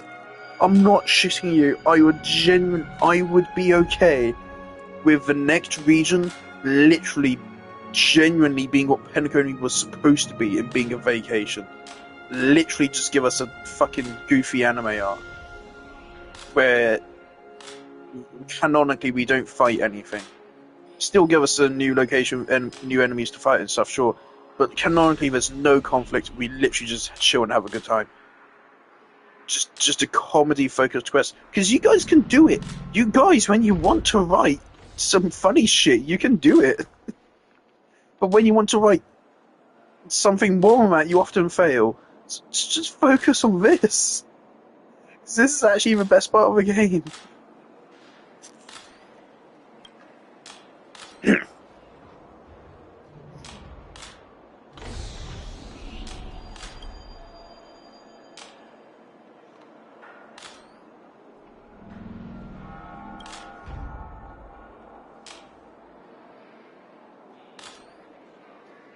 Yeah. I feel bad for not pulling Robin. I really like her. But I mean, if I got her, I wouldn't have been able to get Ruan Mei. And I mean, Ruan Mei is better, so.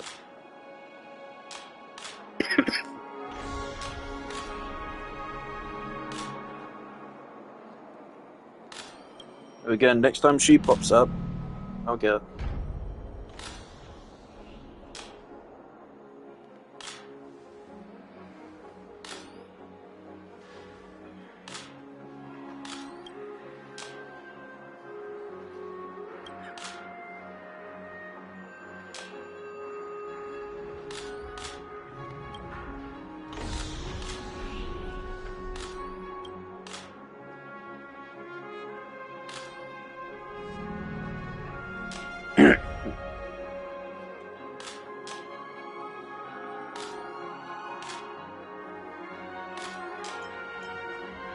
Quite frankly, Reload 6.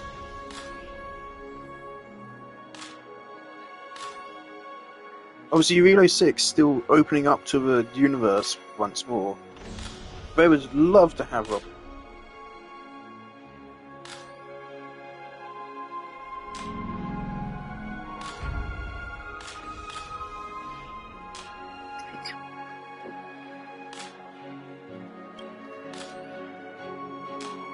Oh.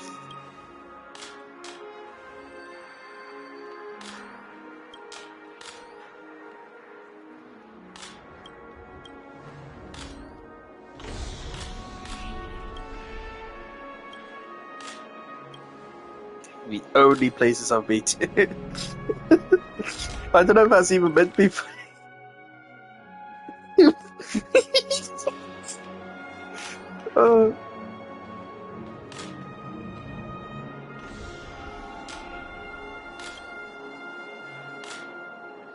Proposing you won't. What do you haven't been invited? You fucking lazy bitch. You fake fuck. I don't like you. Fuck off, Robin.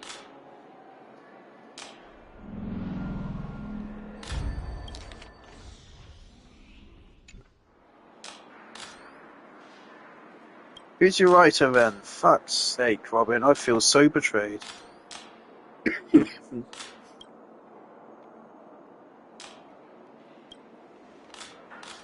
Yes! I'm getting so many pictures today.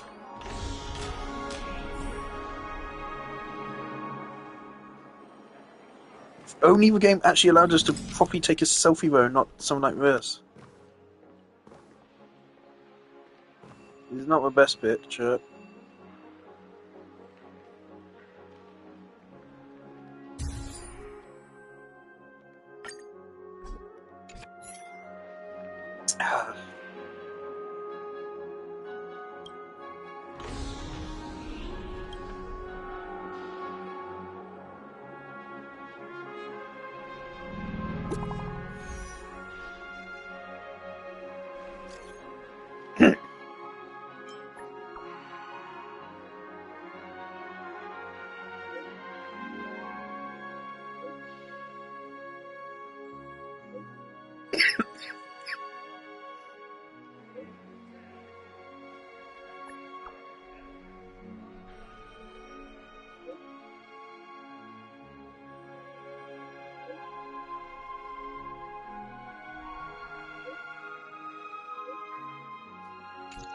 Alright, Chigtray's gonna die.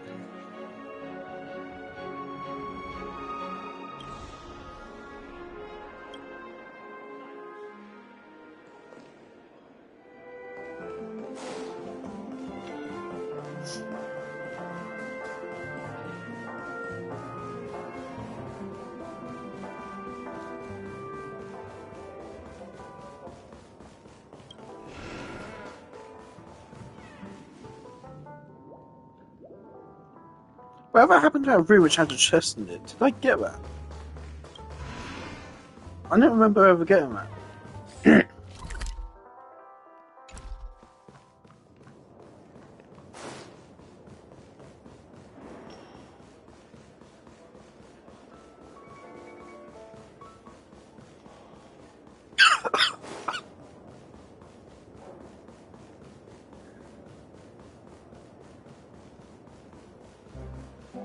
For some reason I read occupied as scripted and I was confused.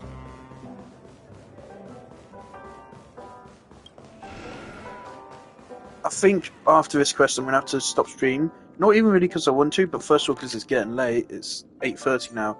Also, I'm just a bit out of it now, actually.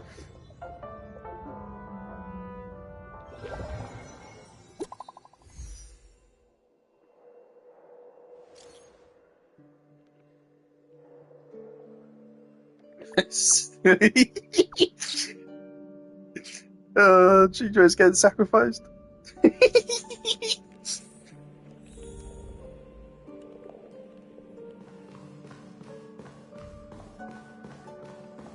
I'm clipping always. I might put us all on Instagram.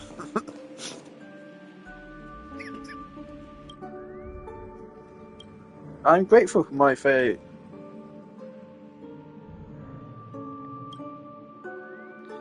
It's gathering all these people. I'm grateful for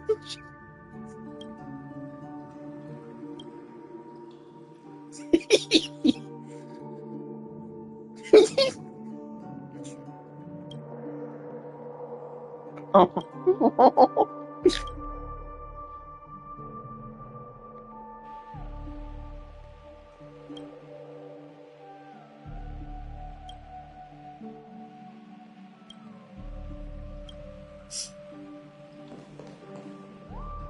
Who the fuck wrote this? There's the lobby manager, bitch.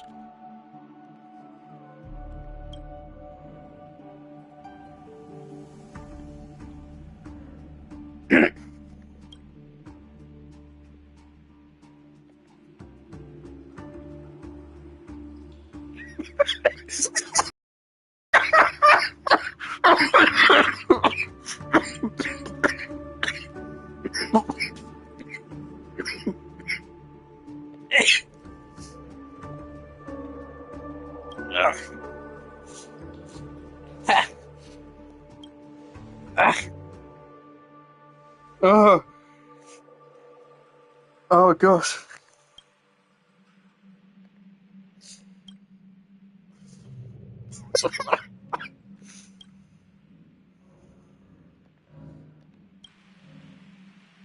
Oh no, no, I don't wanna.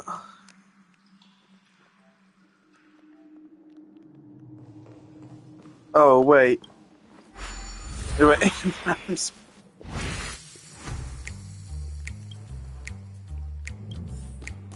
This you go.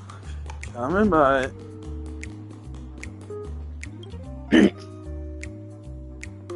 Hello.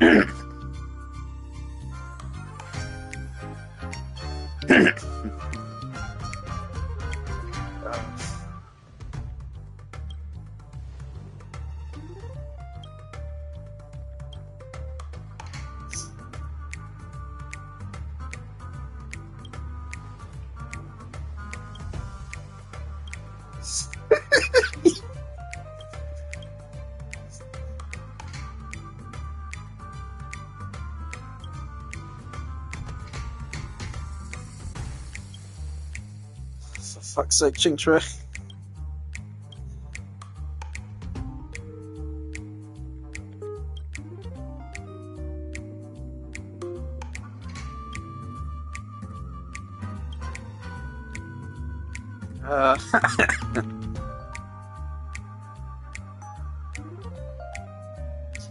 Surely because we don't even to make the animation for that part.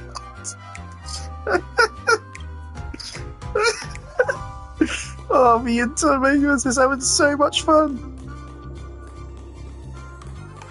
Oh, I love this guy. Whoever made this, you're the best person. uh.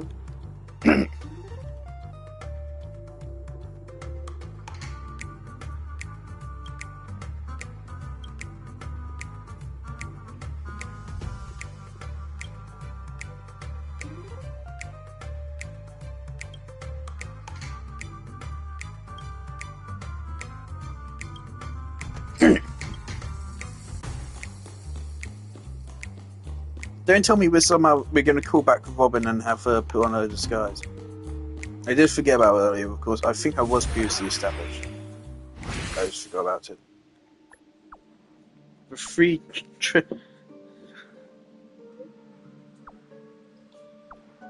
I need water.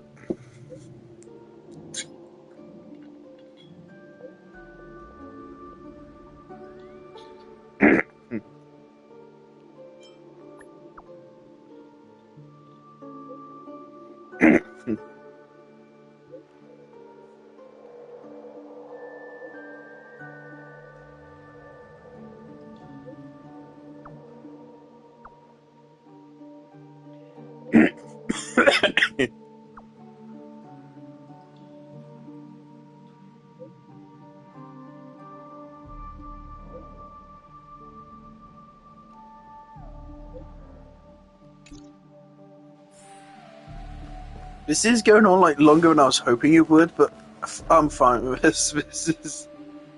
This is the peak of Honkai Star Rail's story.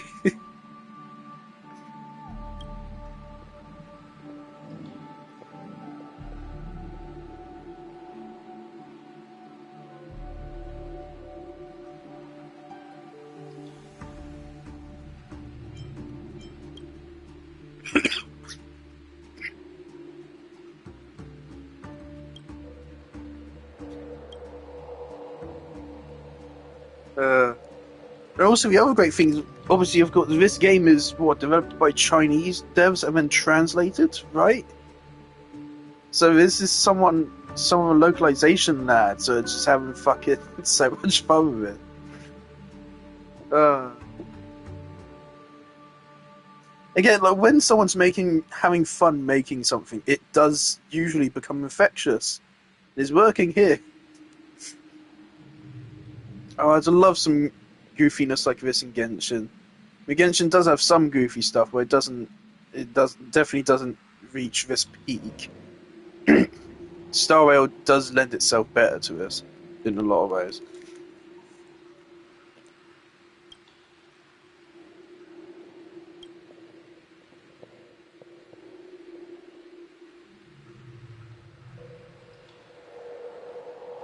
Genshin does take itself more seriously.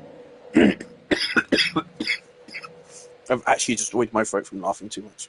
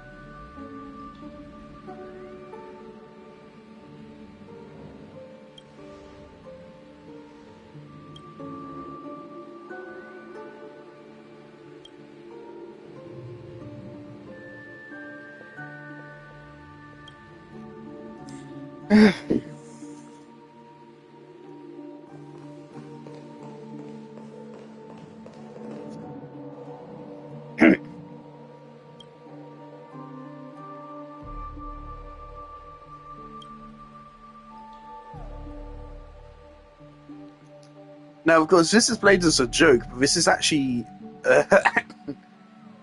of course, they're saying the 4 foot rule or whatever, but of course, they're 4 foot because of their species, from what I can tell. So this is actually a racist cult. This is basically the KKK, but height.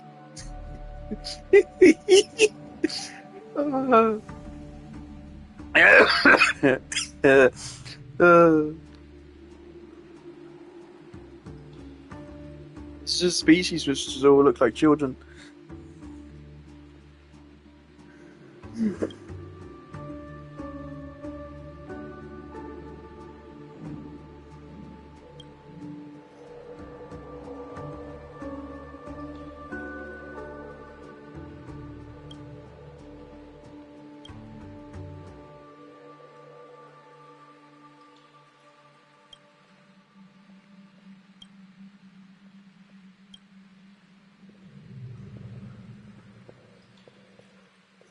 Fuck, they're aggressive. In a game. Just say fucking Pokemon, guys. Come on.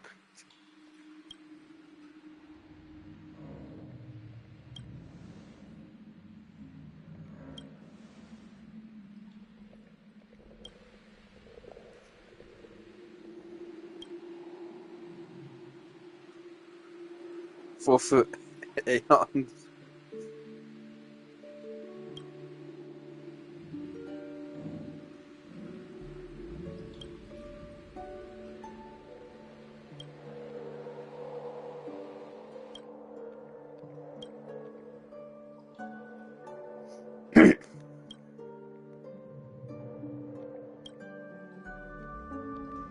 Uh-oh.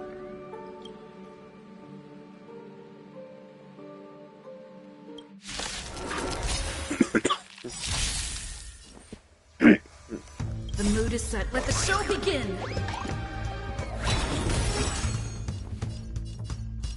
Dreams do come true. Grace and elegance. Eternal. Still the same old. Like until everything burns to ashes! Fight to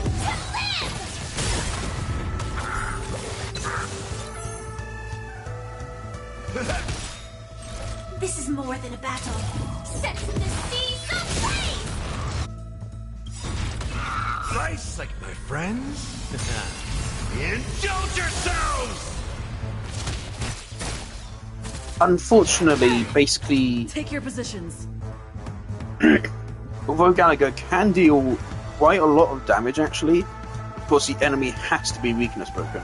If they're not weakness broken, then you get absolutely nothing.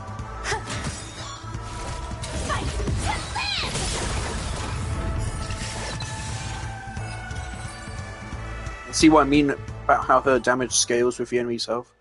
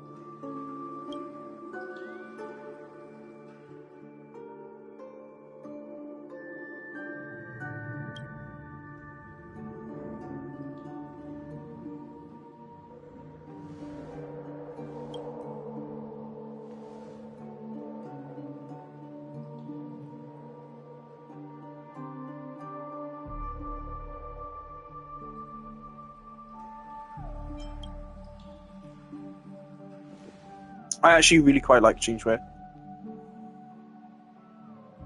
Again, she's one of my main DPSs, kind of. Of course, I don't play her yet because I want to get Silver Wolf to make her more viable, and also like an actual build for her.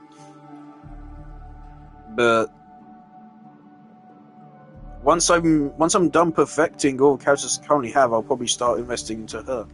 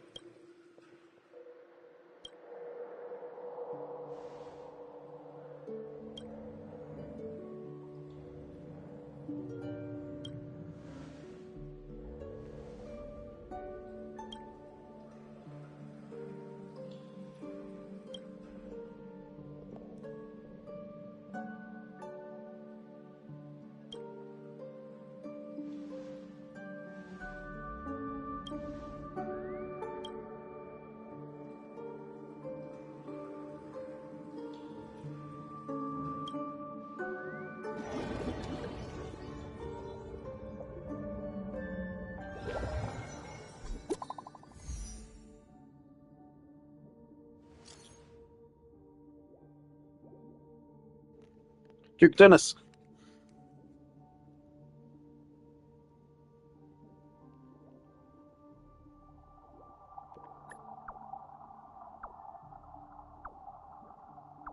I thought that said shit.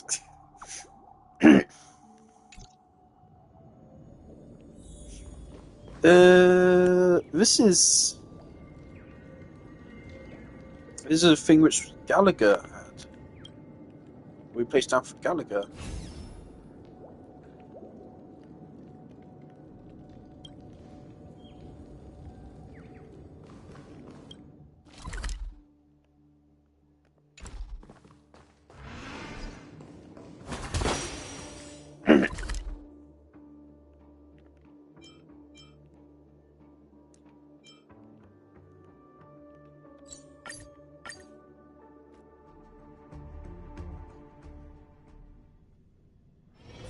Obviously, it would have been more time efficient to just go around opening chests. After this, I'm going to Google what this location is where I can get my Gallagher materials. And if it is indeed a whole area which I've somehow not discovered yet, then we'll go there.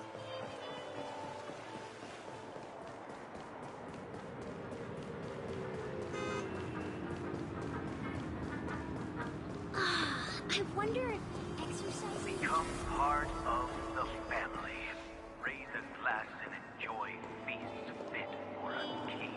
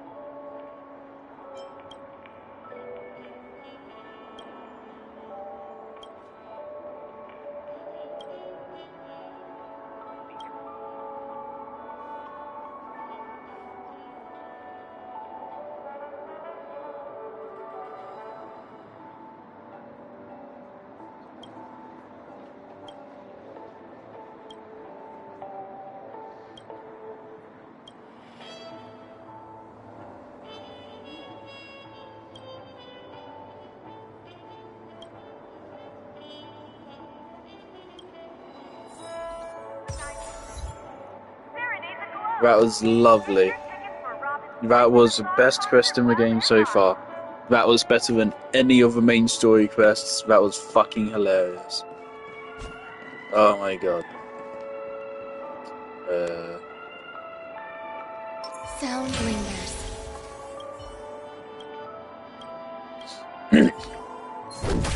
Is there a way to attack him for that? I don't think so. I was mashing the attack button there. Existence is unity.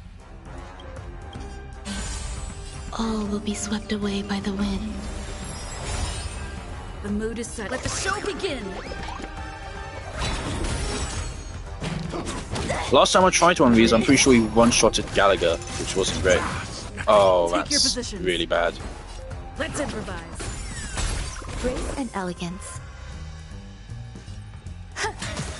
Sam in position. Detonate. Uh-oh. Joining the battle.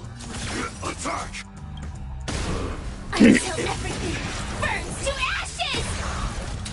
Sets the seas aflame! Stay in step. Alright, don't we just have to break a weakness? Okay, thank god.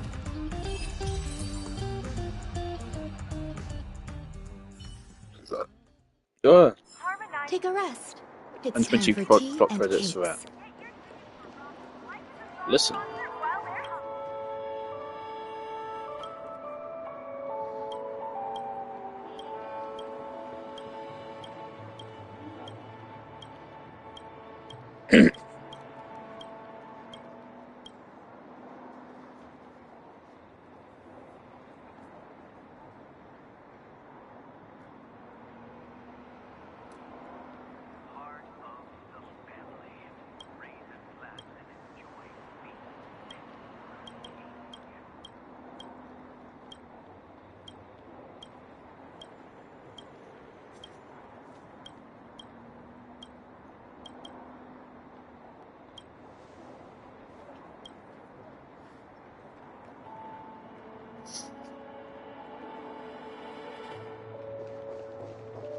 The thing about making scalping illegal is that, of course, scalping, from what I understand it, is just what any other business does. It's just that, you know, when the common person does it, it's bad. But when it's a big company doing it, then it's good. I mean, that's literally the foundation of economics. It's buying other stuff and then selling it for a profit. Scalping is just buying it from other places. You're sourcing a product and then you're redistributing it. Of course, I'm not defending scalpers. I think they're absolutely horrible, but I do think it's funny.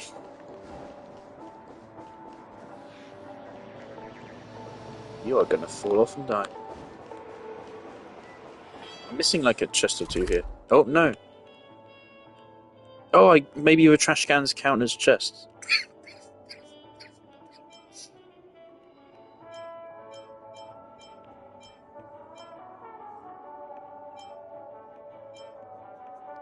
This place where I'm missing the most chests is the Grand Theatre and here.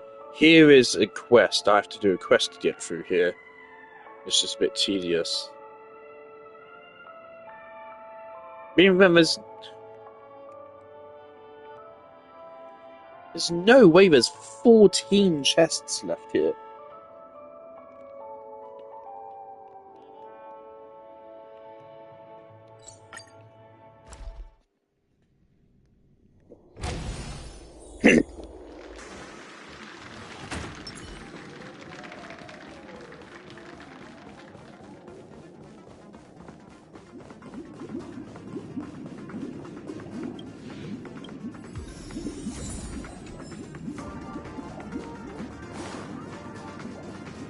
Right.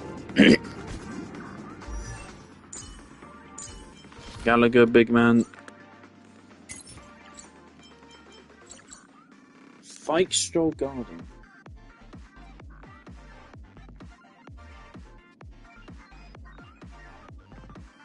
No, I don't want to go on fucking Etsy.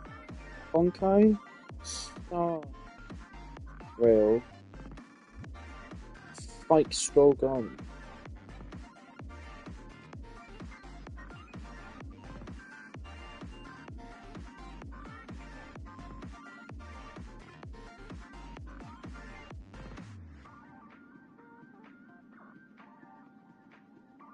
Fikestroll Garden is an area aboard the Zinzhou Luofu unlocks during Trailblaze continuance of Foxian Tale of the Haunted.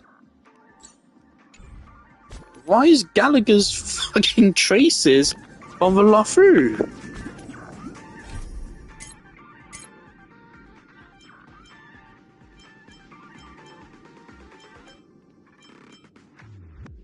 And why do I not even have this fucking Trailblaze continue? What?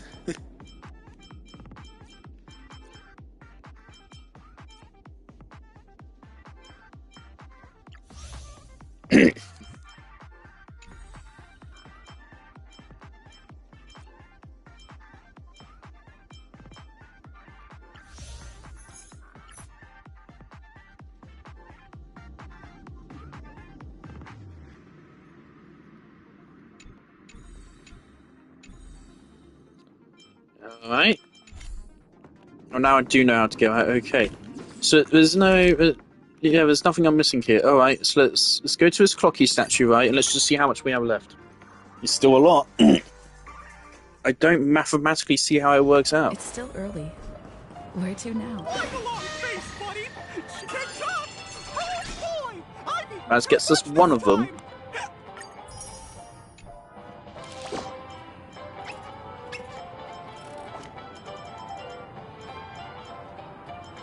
We still need another 6,000.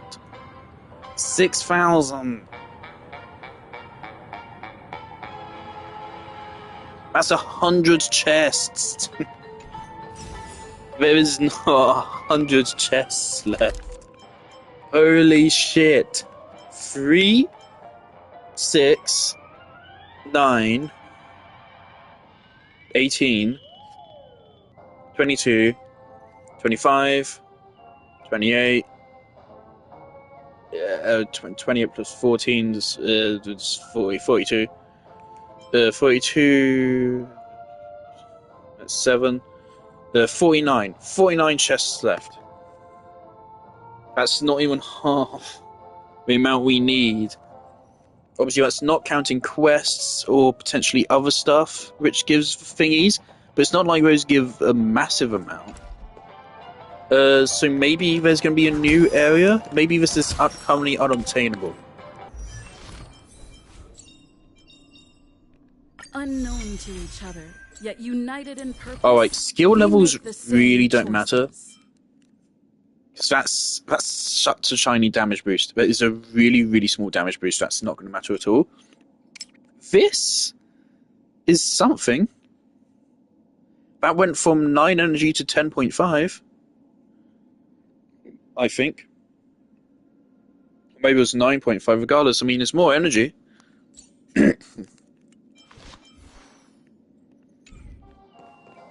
To me, Trailblazer already has very few problems getting their burst up. I'm pretty sure you can keep their ultimate up at all times, so long as you use their skill once each cycle. I think one use of skill plus 2 basic attacks is enough to get the ultimate back, without counting receiving any damage. And get energy from that. Alright. I'm actually suddenly feeling better as well. So...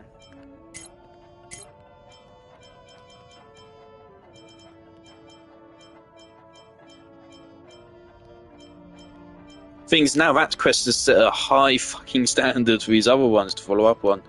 The credit rewards of this are lower. And of course, I picked that quest, I was thinking, oh yeah, will this be really nice and quick? I'm pretty sure it took like the best part of an hour at least.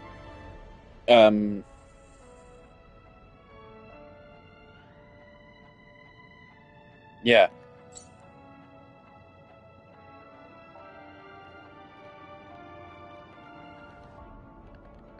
mean, I can actually check because of all the clips I took.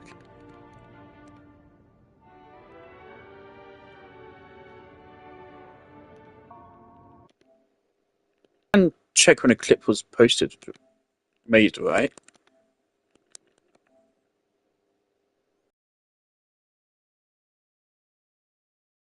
A little over an hour. It was just over an hour ago that we turned off those screens, the automated screens. So yeah, the quest was a little over an hour long. This one gives lower rewards. Let's put this one on. I'll go do this. But that was lovely. Genuinely, that quest, that probably was made by like a couple of guys just fucking about, and it genuinely was better than the main story.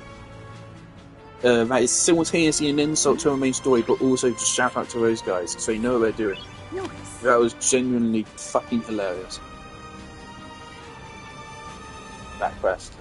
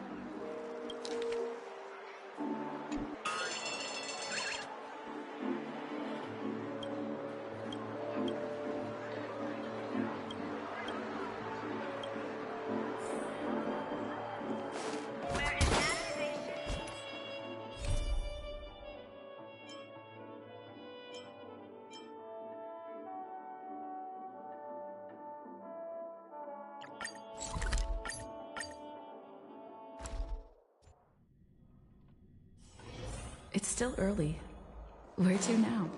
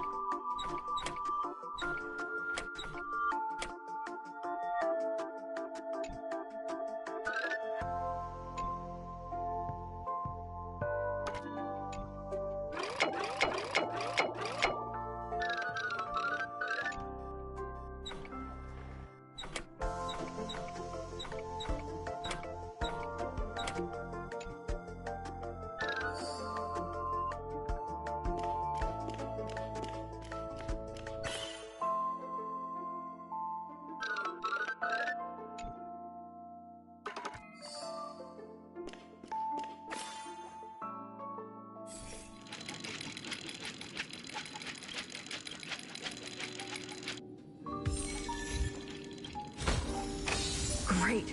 The more the better.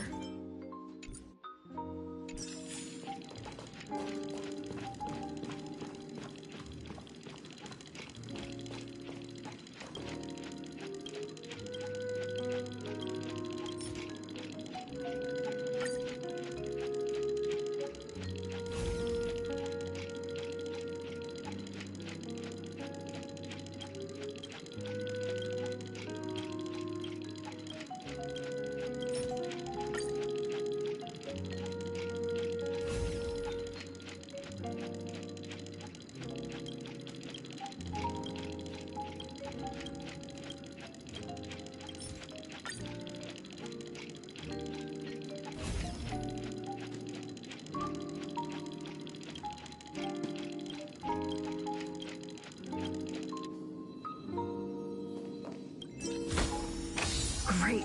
The more the better.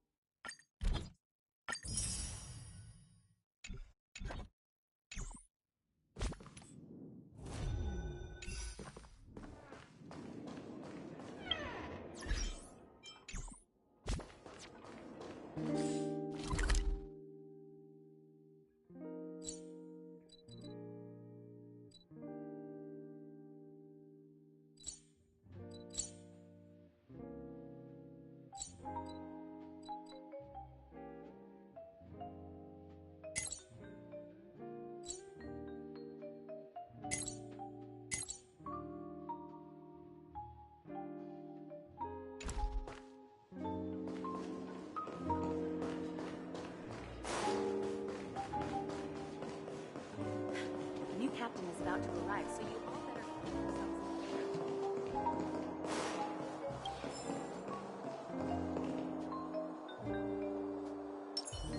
Sound lingers.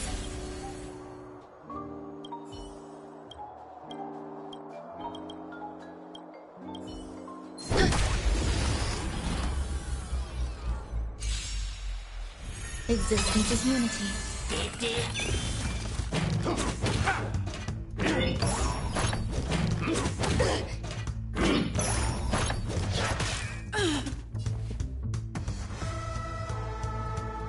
The mood is set. Let the show begin! Let's improvise. Some value, I suppose.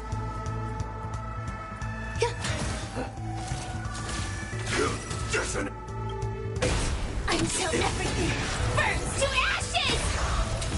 Set to the seas of flame!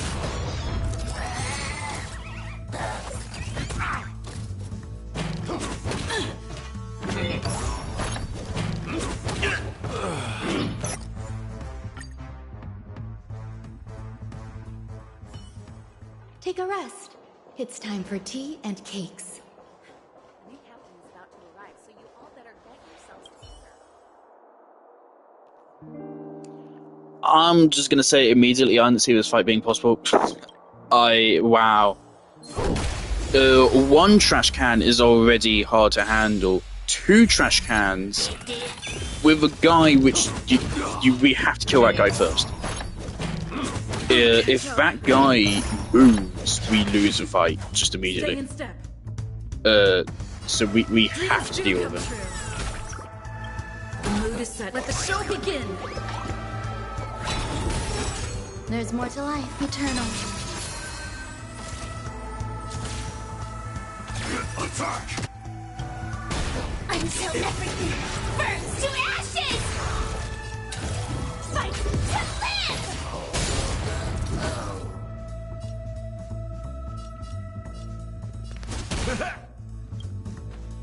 My friends? Alright. Indulge yourself! The only reason why we're still alive is because of very fucking specific things about this team. This is more set to the seas of flame! But there you go, we made it. Okay. I like the confidence. Take your positions. Imagine if we lost the fight to this Some guy. value, I suppose. Step up, let's. Fireflies fight to live!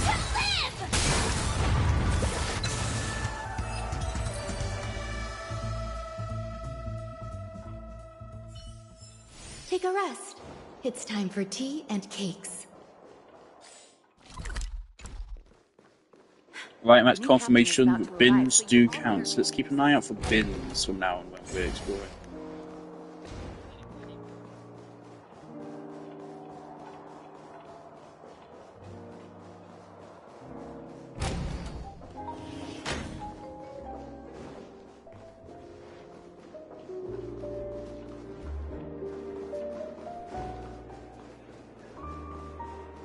The Memory Zone seafood memes aren't too bad.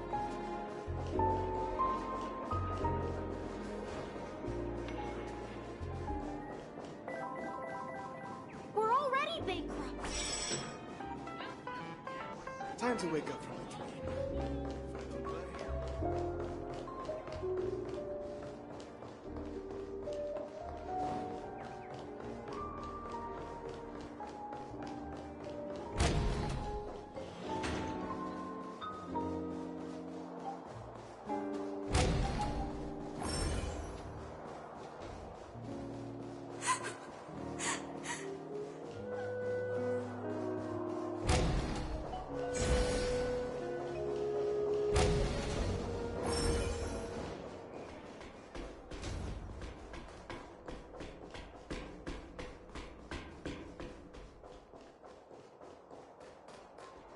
Ah, just like the golden years.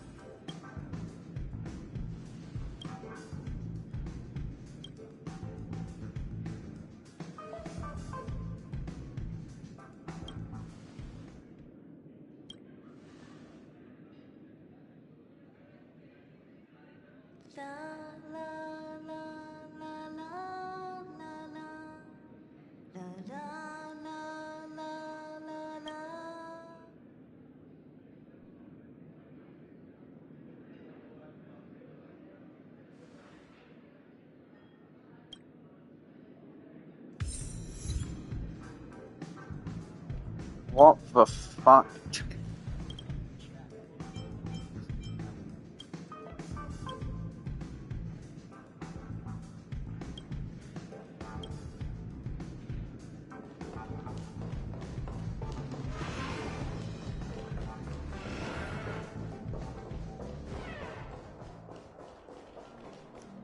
So how there's 6 left?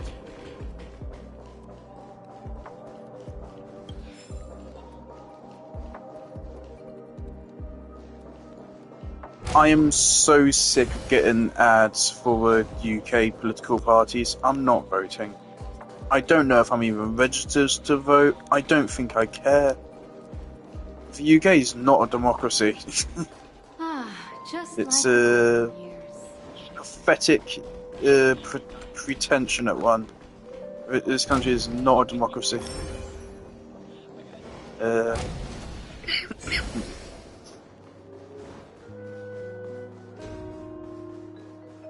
There's a myriad. There's often our politicians get asked on debates like, why do you think the younger generation hates you? And they always come up with some random hocus pocus and say, "Oh yeah, we'll make everything better, don't worry." And it's like, the reason why we hate you is because we know you're lying. Or at least I would like to think, we would have a lot more respect for someone who's actually realistic and admits, yeah, things will be hard, but here's what I want to improve and here's how I intend to do it. Rather than someone who just says, "Oh yeah, everything will be better, just vote for me." That's all we get. I don't know if that's picking up on my mic, but I'm watching Best Music Coach listen to Outer Wilds.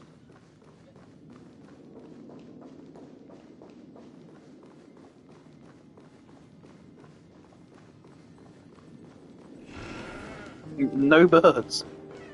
No birds at all.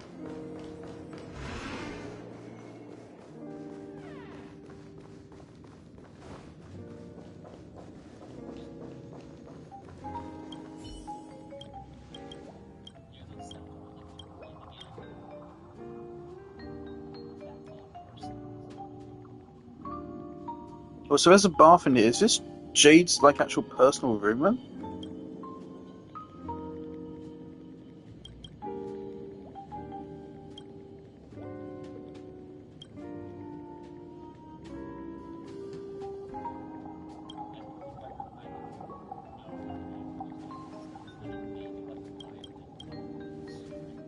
The soundtrack of Echo City Eye is goddamn incredible. I'm still so mad. Of course, a while ago now, I did a stream of Outer Wilds. It was the most fun I've ever had streaming.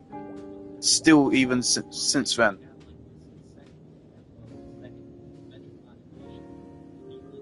Maybe.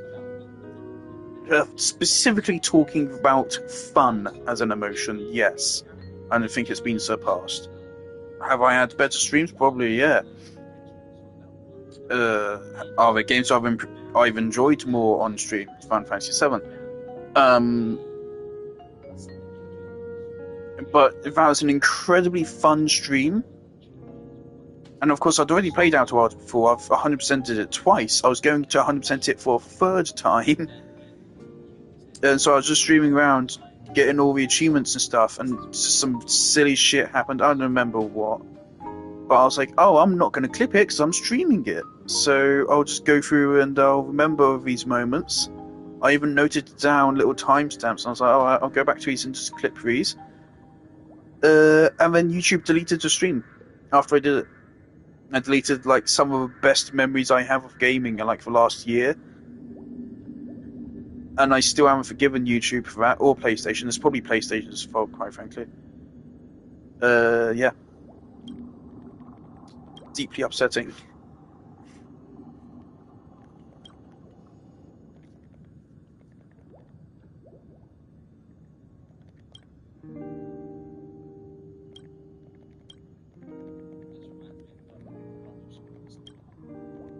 think we were mainly playing base game mode.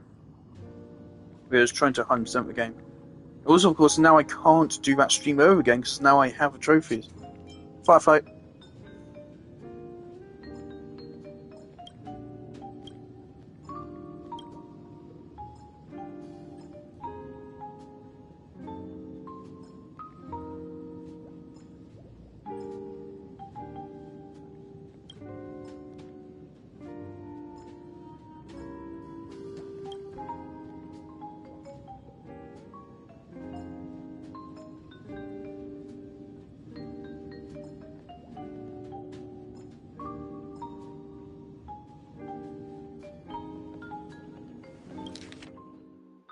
Oh, I didn't. I missed one of those.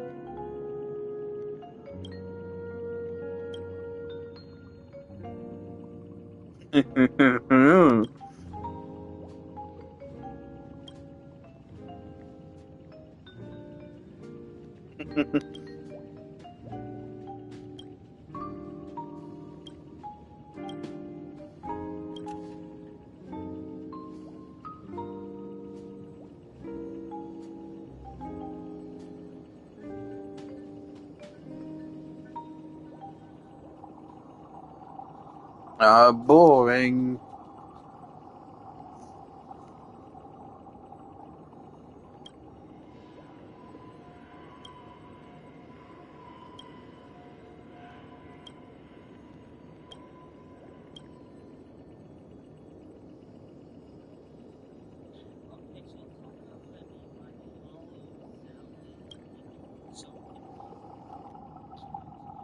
Is it normal to have memories from third person?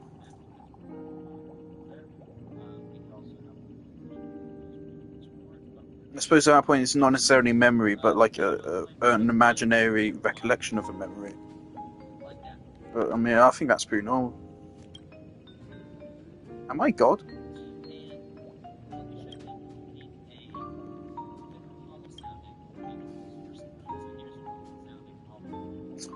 Well, so compared to chat, you empty your mind.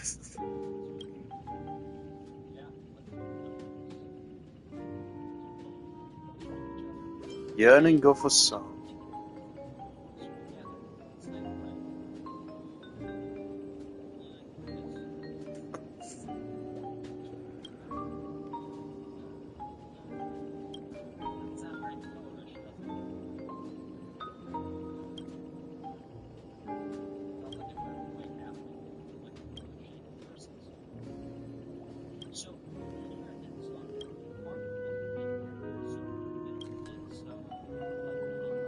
Ah.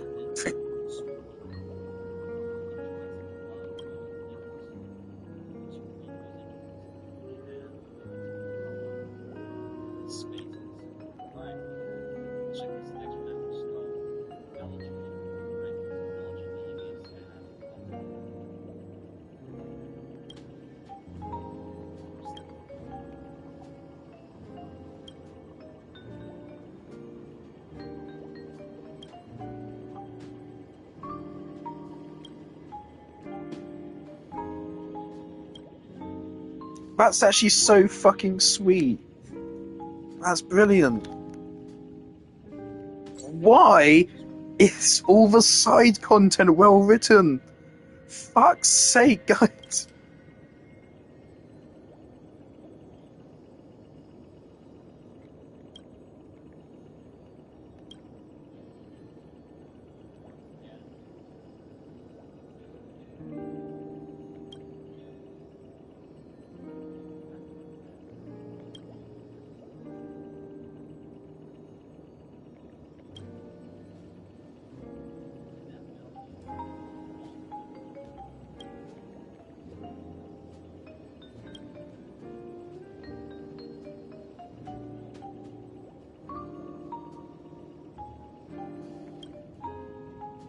I wonder if Himiko is going to die, because of course I know that she does die in every other continuity.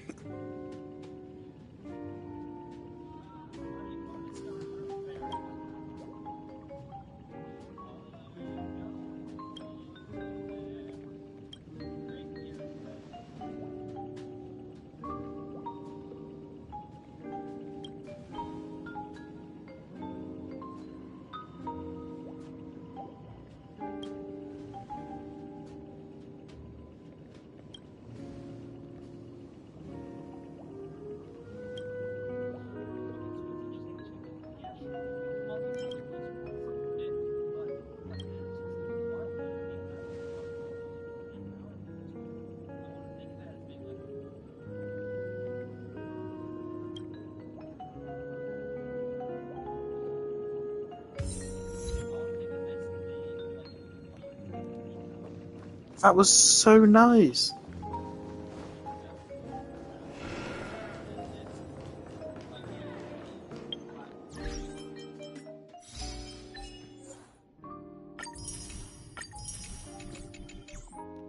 Also, I have gotten a lot of Stellar Jade.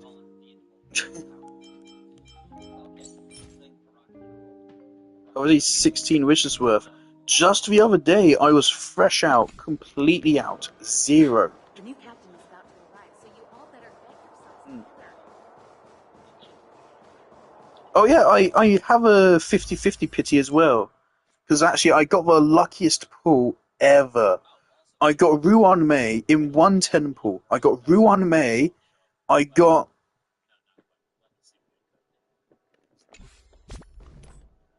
I totally forgot to mention this in housekeeping.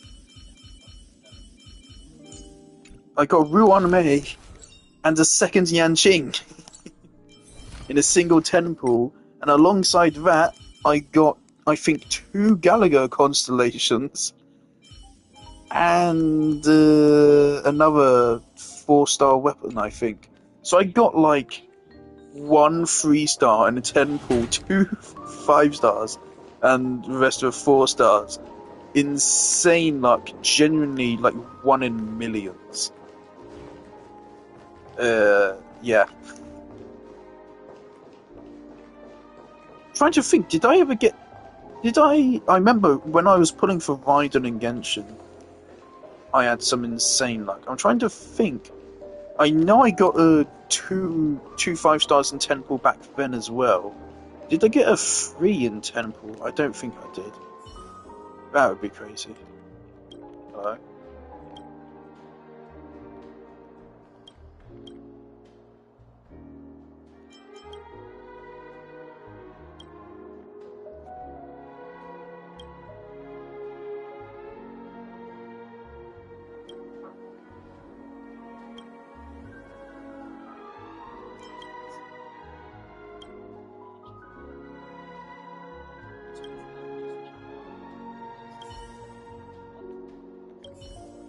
The night sky just before the...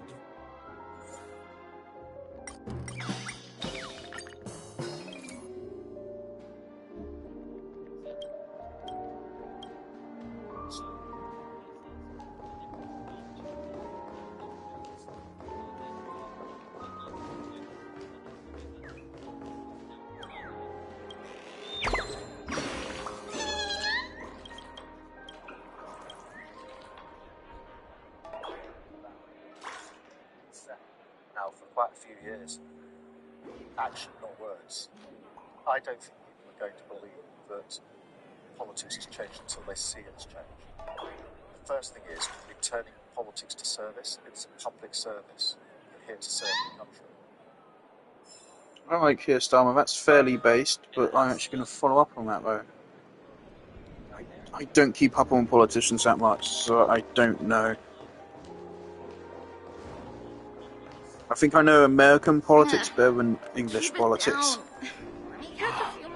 So this is the legend. Fucking the Trump versus Biden debate eventually just evolving to them insulting each other's golf skills. What the hell, man?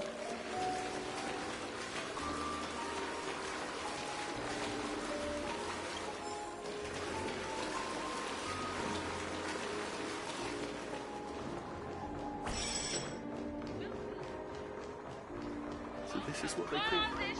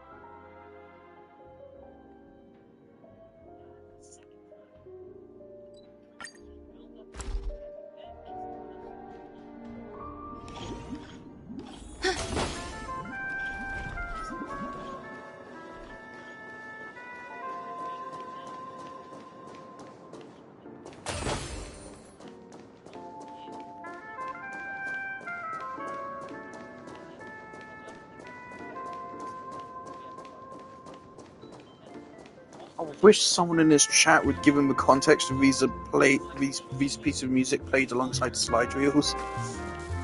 That'd help him out a lot. God damn, bro, the slide reel theme is vague enough. How I'm talking about it. Those slide reel themes in Outer Wilds, incredible pieces, so damn incredible, incredible musical storytelling. You can figure out the entire story just from listening to it.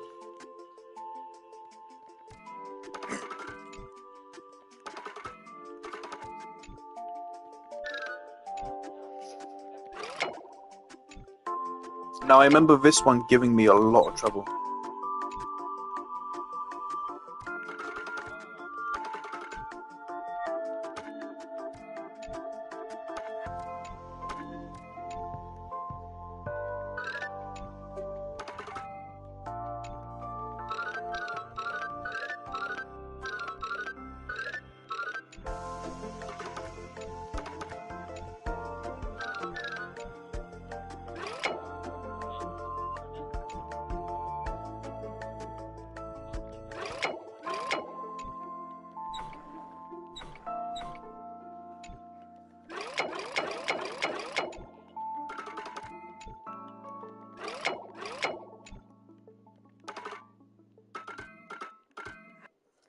How the fuck do you do this?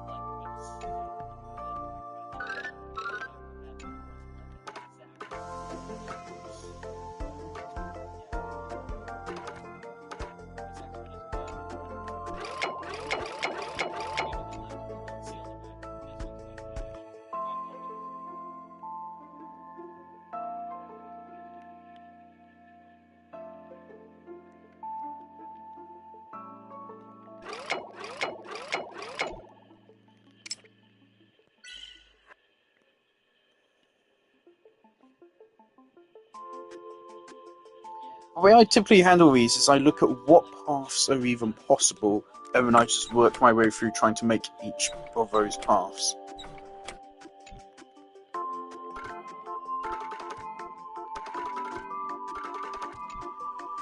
Alright, the mirror has to be here. So we either connect through here or we connect through here. So let's try connecting through here.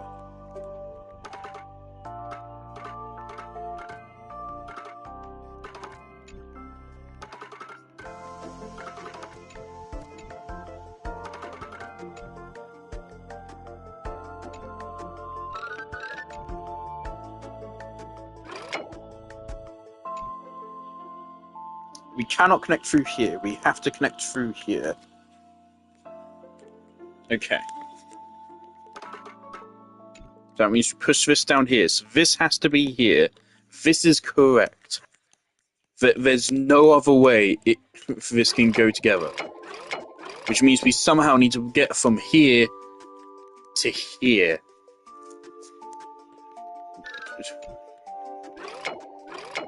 I don't see how this is possible.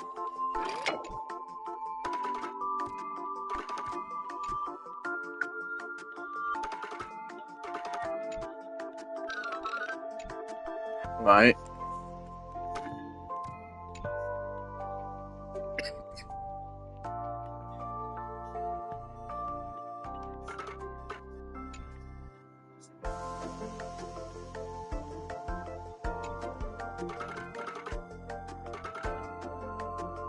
What?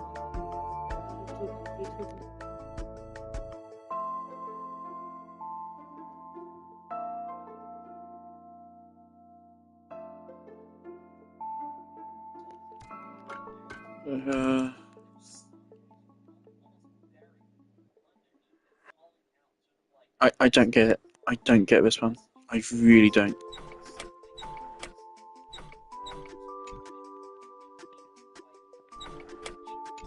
It cannot be here because we have nothing which connects this way. But we cannot do that.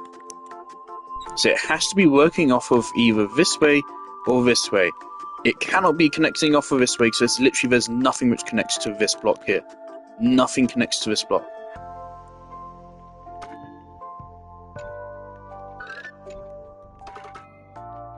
Nothing connects to that block. This block is useless. Yeah, this block is useless. This can only be used in the reflection. Which means it has to connect through here. Right? So if it has to connect through here, that means the mirror is in the correct spot here. The mirror is in the correct spot here. This is the correct mirror spot. Right? So we need to make a path here, right? So this has to be here. There's no other path. There's no other option.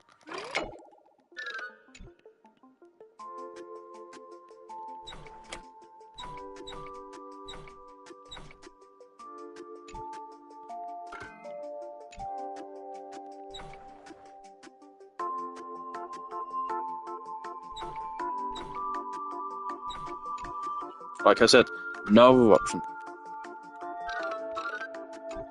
Right? The only thing which connects here is this. So this has to be correct. How the fuck do we do this? It's not possible. There's nothing which bridges these two.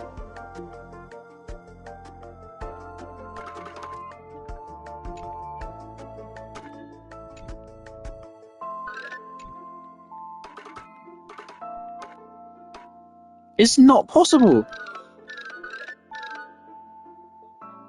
Nothing bridges this gap. This is not possible. But it has to be fucking possible because it's in the fucking game. So what the fuck is it? Why can't I do this?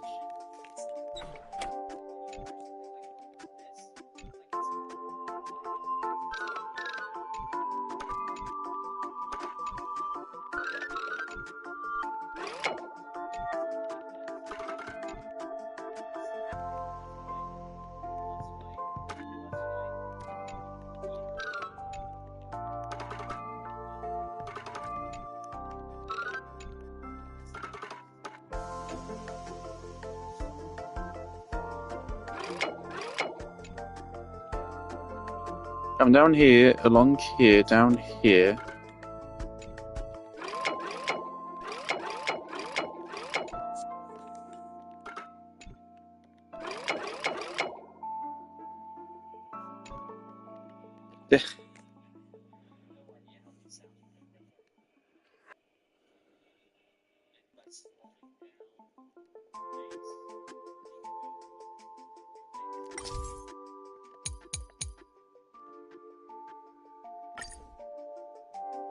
I don't get it. I just don't get it.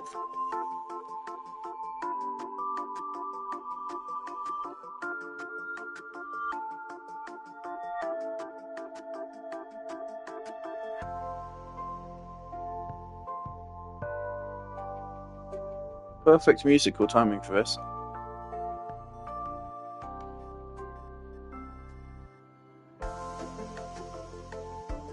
Oh, I love that. Dark Passage.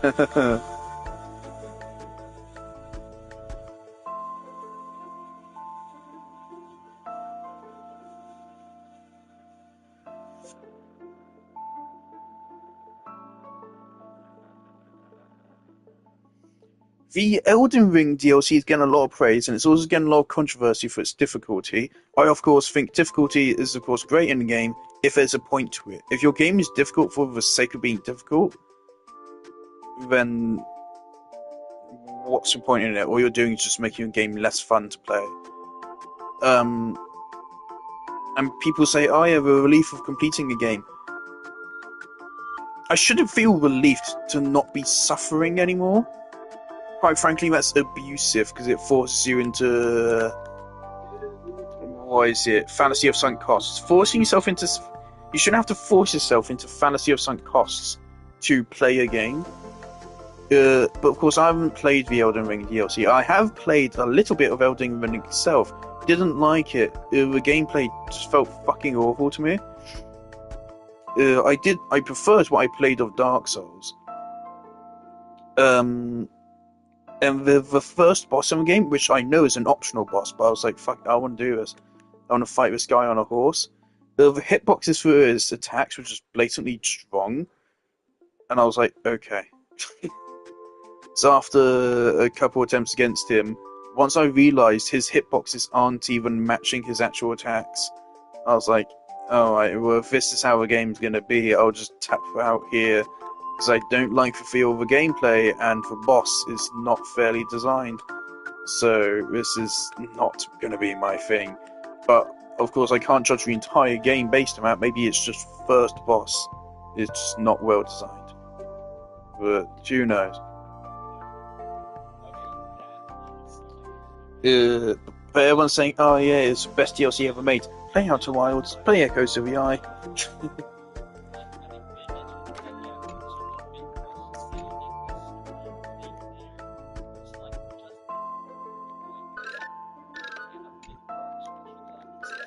Not to mention, this block has to be here because this is the only connective tissue, right? So yeah, let's just go through what is possible, right? There's no other connection, so this has to go here. There's no other way this goes. This has to be like this, and this block has to be like this. That's two things I can say for certain. And so somehow, with this, this, and this, we need to bridge this gap.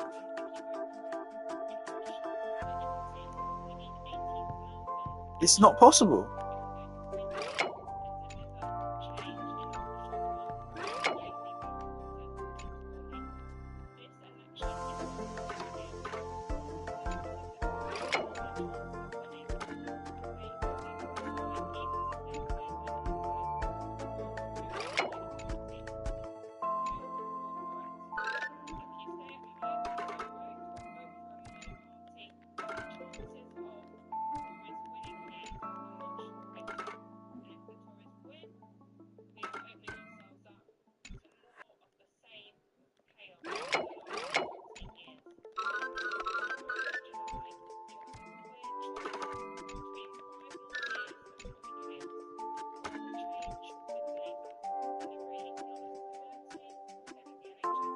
I love this. Out of the last, fucking 6 hours I've gotten watching this video, I think 5 of them have been telling me to vote for this person. Doesn't matter what I think. The votes are probably rigged anyways.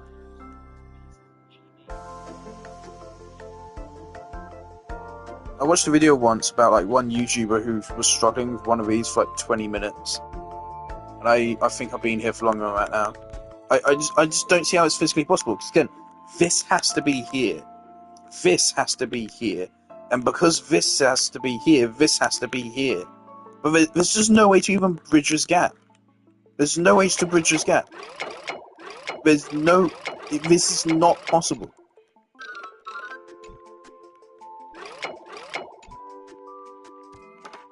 Nothing else connects to this tile. Nothing else connects to this tile here, so this has to be here. This has to be here, which means we can't, like, use this to bridge across.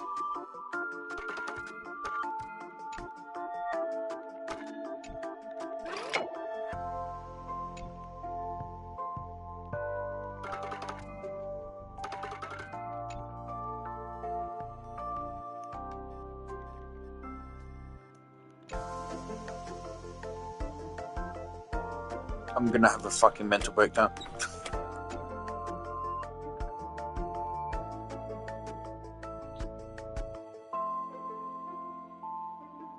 I'm gonna fucking lose it. It almost makes you feel dizzy. Because the way some sound waves coming out from one side, then you have other sounds going back and forth from all sides. This next one is called the sound.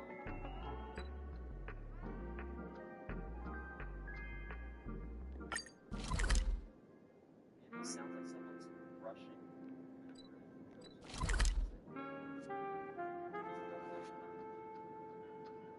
Oh, it's the sound of water.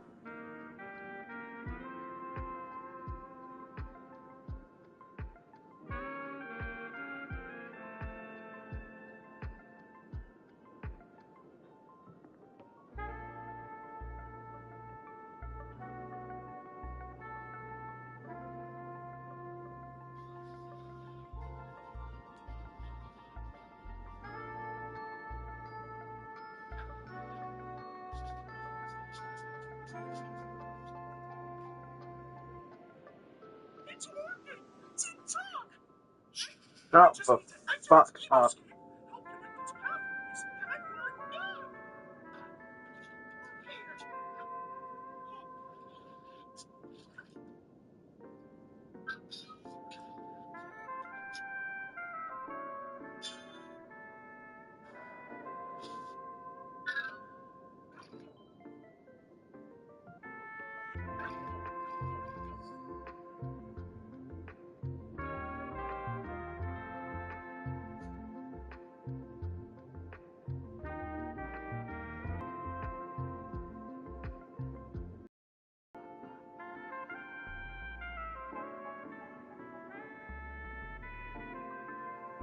I fucking hate myself.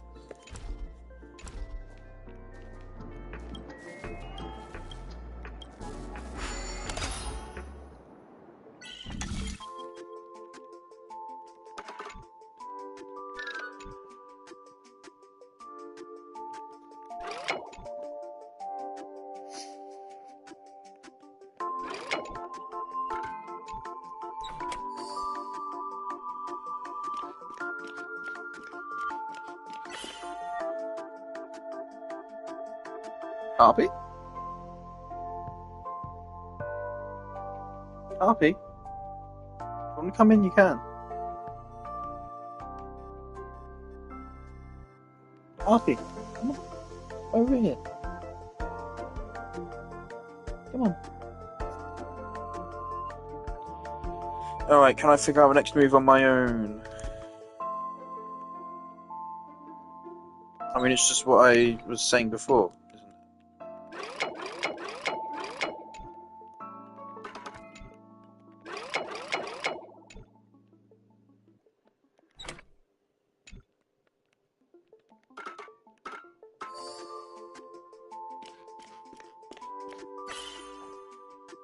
It's the last one.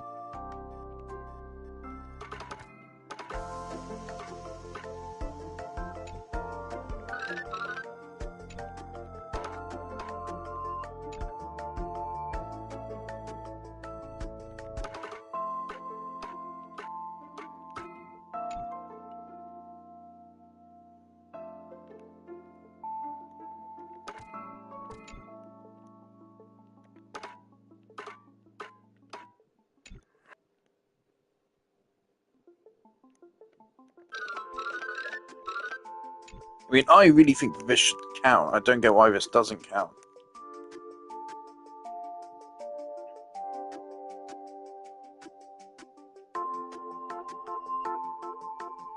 I really wonder how the hell they code these things, actually.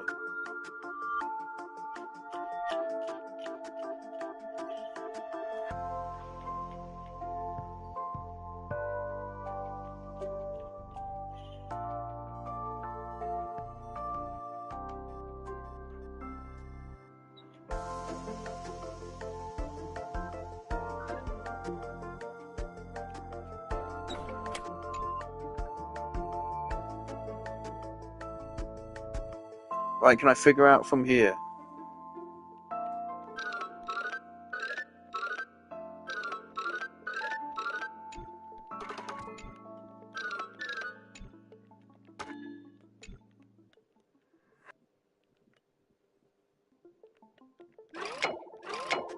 No, I cannot. Okay, just give me a solution.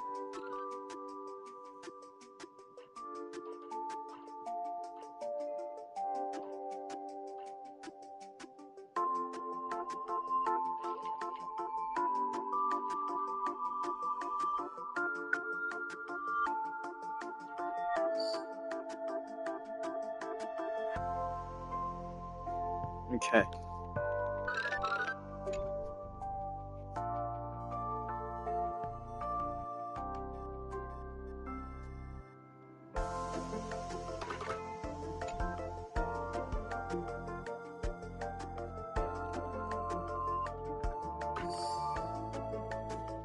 Fuck you.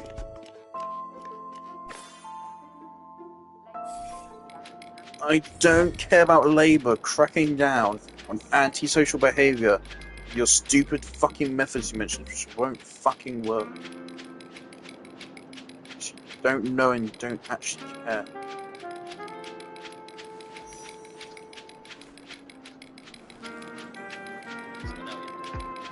Sound of water, yay.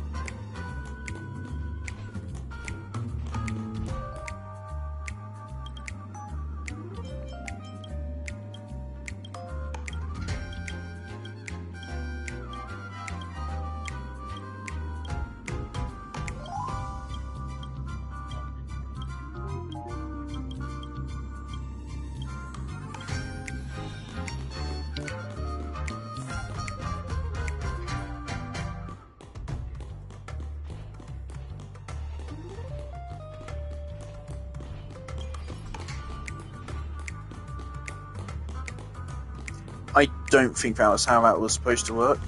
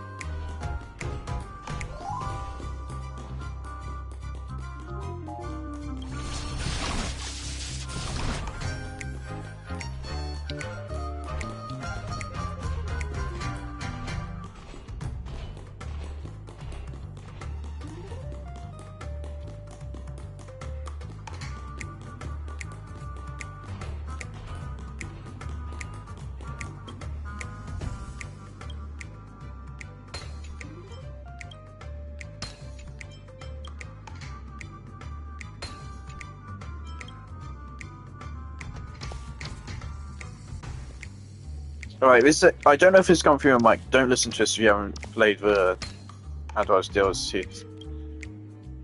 I could also mute my mic as well. I mean, I will do that in a moment.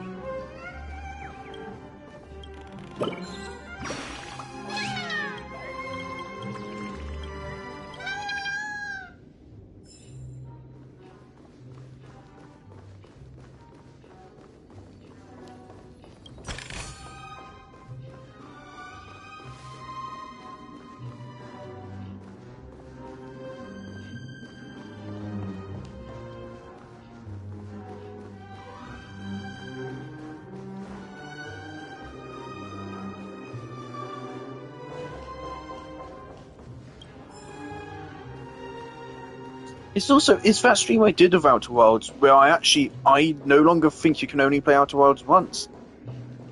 I've 100%ed that game 3 times over, and each of the 3 times was worth it. I haven't quite 100%ed it on PlayStation yet.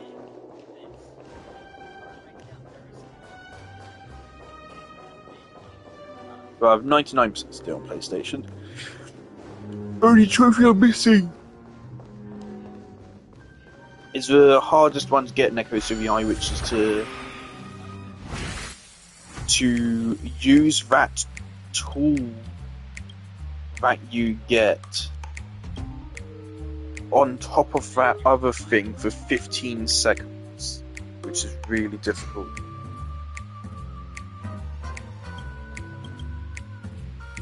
Fuck. Yeah, that is really hard to do that one. So I haven't done that. Otherwise, I've 99% of the game. Doing that is really fun. Doing is really fun. Other than the one which is like really buggy to get for some reason.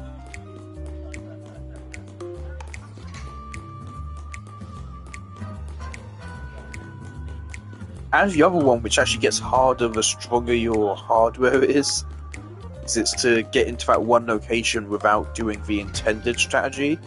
But of course, because of how the game is coded, that's harder to do the higher your frame rate is.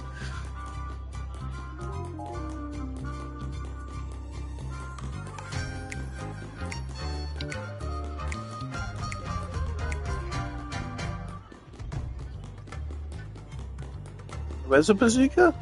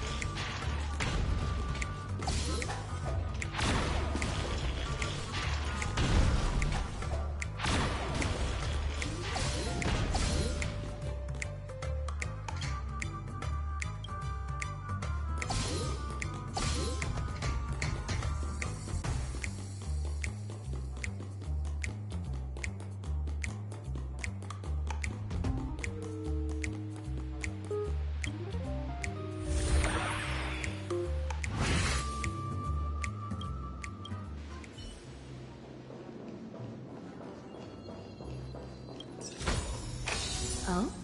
Better than expected.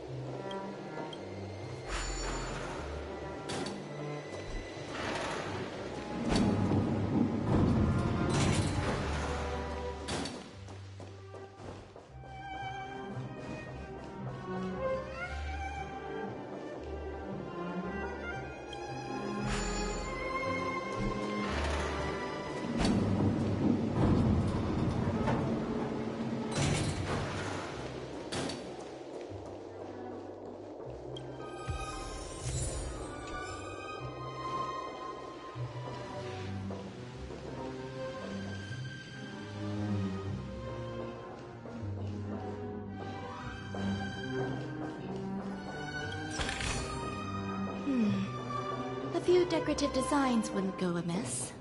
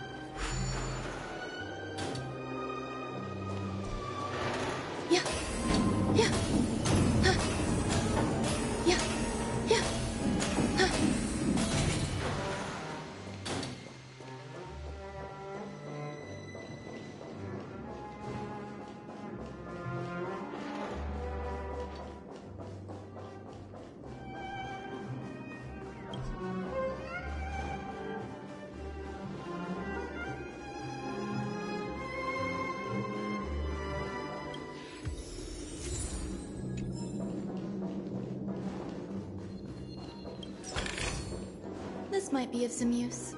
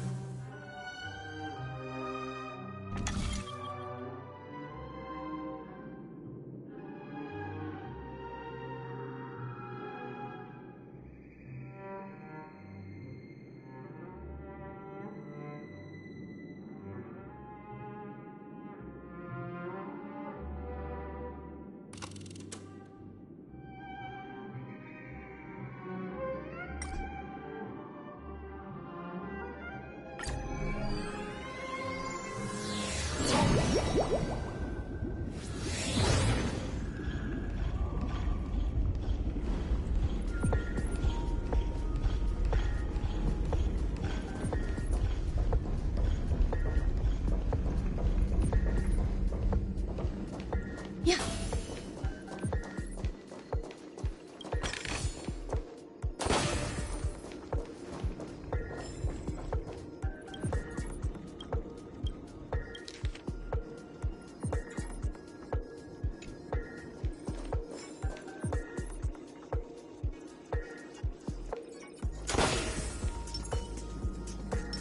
Please stay tuned. Sound lingers.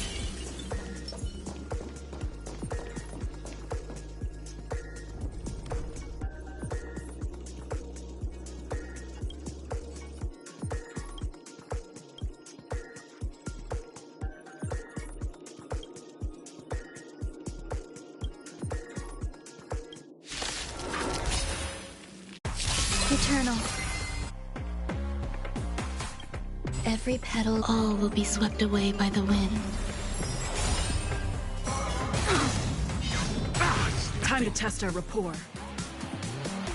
Let's improvise. The mood is... Let the show begin! There's more. Until everything burns to ashes! Fight to live! Nice, like my friends. Indulge yourselves!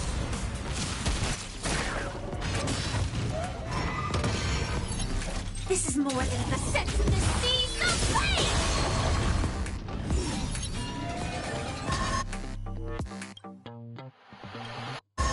The mood is set. Let the show begin!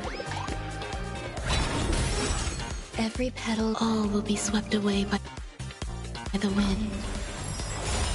Nice, like my friends. Indulge yourselves! Dreams do come true. Some value, I suppose. Firelight, fight to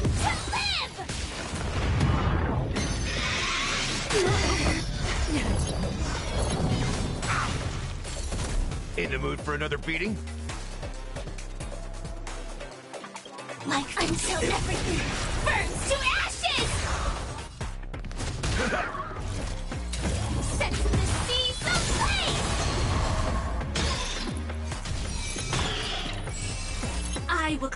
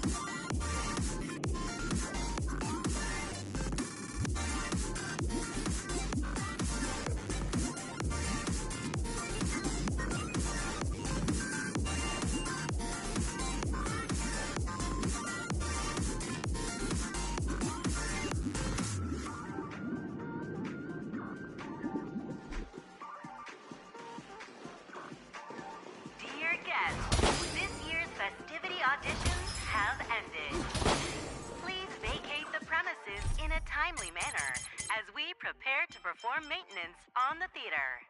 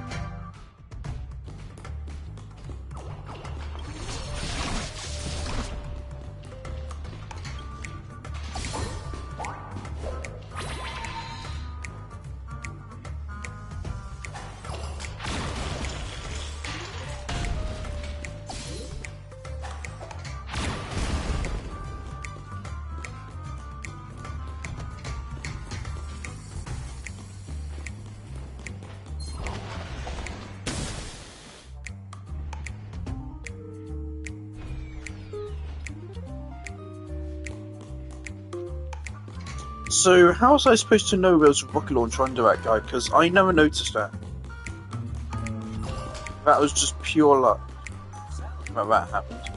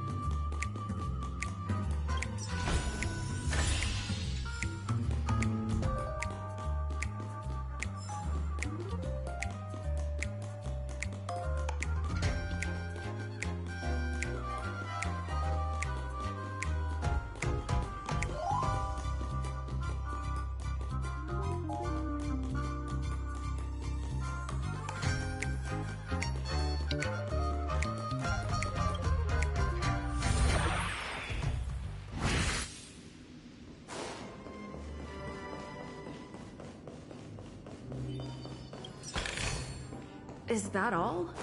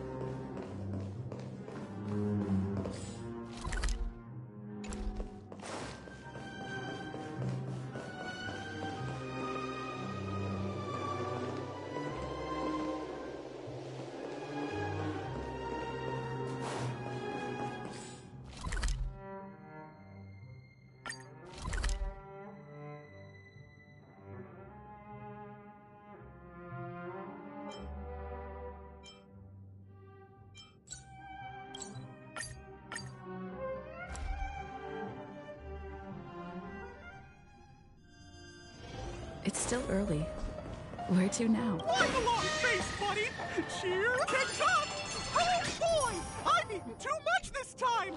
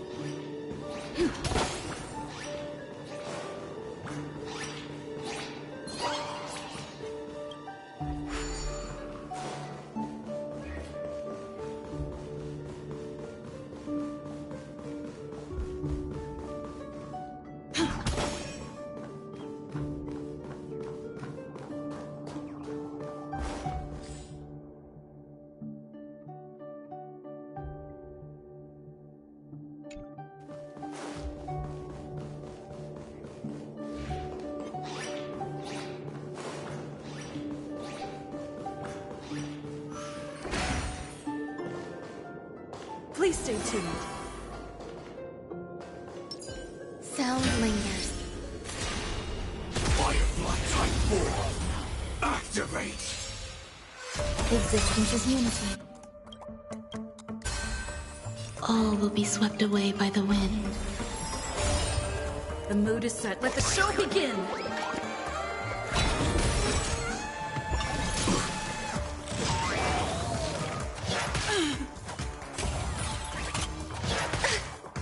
Time to test our rapport.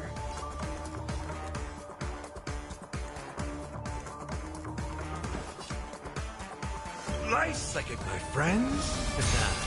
Indulge yourselves! It ain't over. Grace and elegance. Joining the battle. Attack!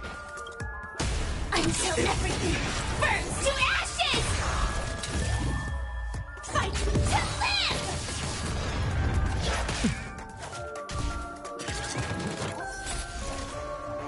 Set the seas ablaze! Let's improvise. you, I suppose.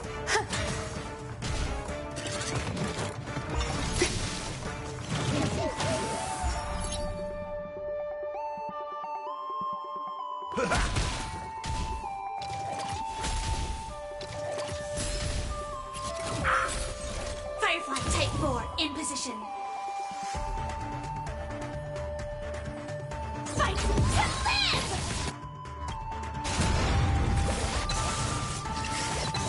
The mood is set. Let the show begin!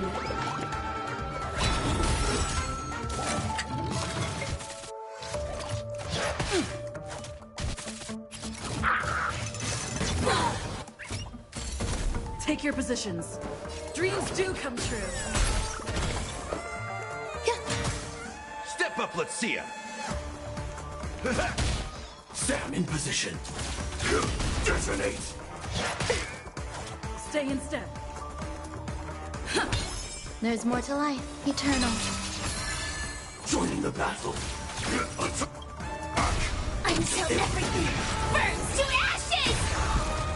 Sets the seas aflame!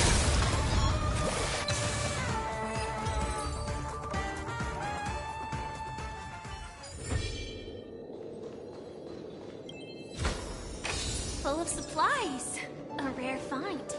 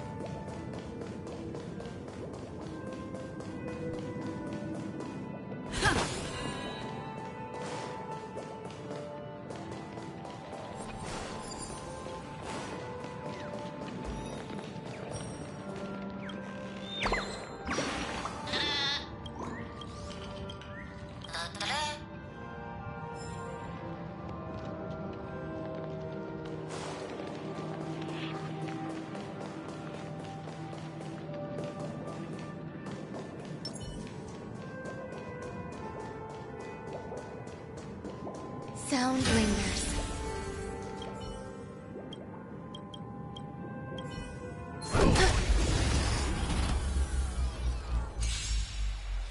Existence is unity. All will be swept away by the wind.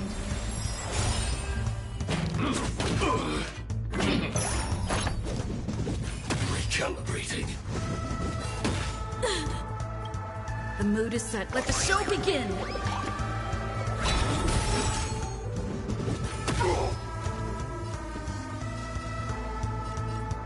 Dreams do come true.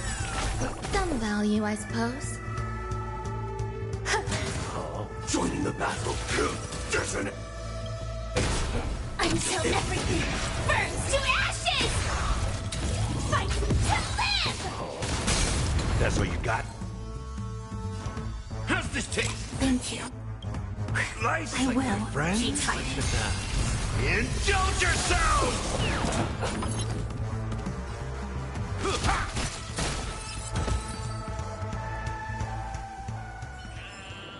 Life. A true marvel.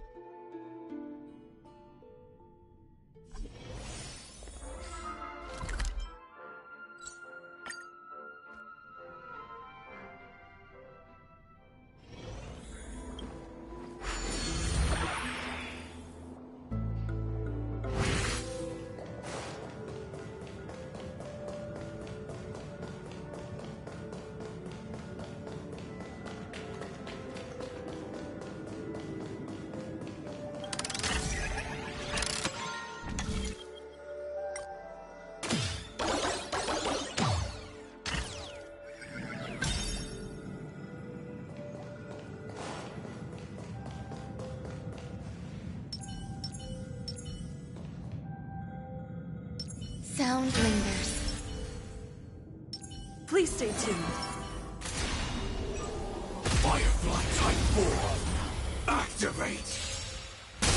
Eternal. The mood is set. Let the show begin!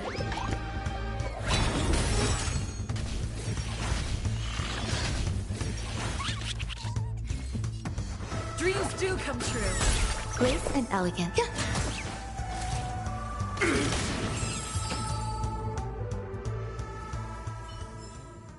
Every victory is hard won.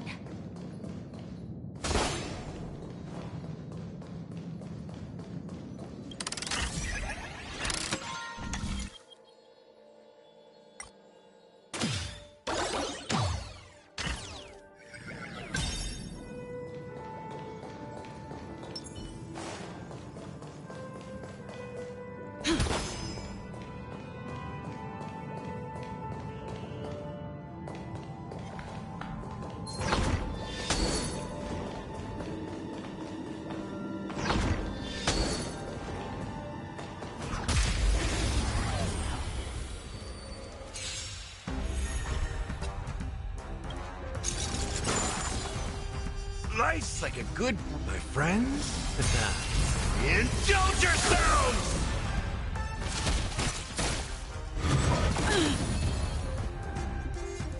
Let's Let's improvise. The mood is let the show begin. Grace existence is unity. All will be swept away by the wind.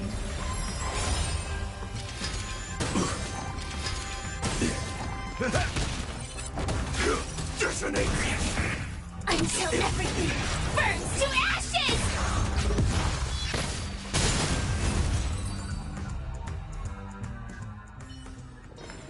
Reach the end of the story in your own.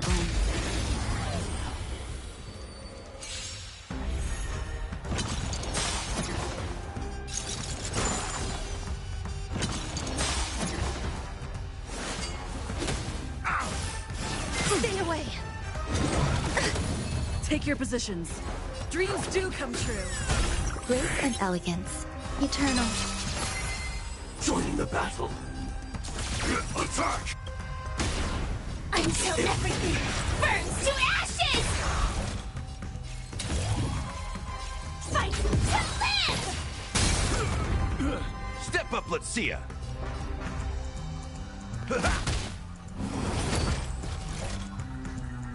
Set to the seas of fate!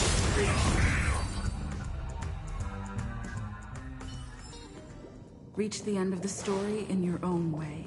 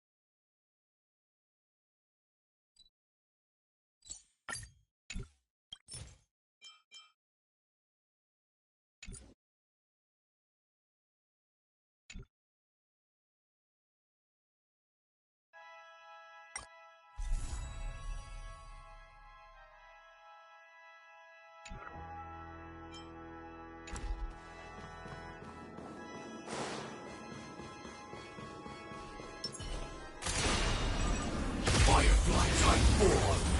Activate.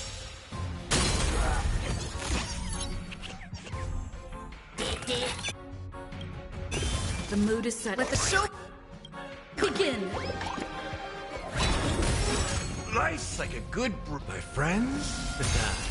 Indulge yourselves!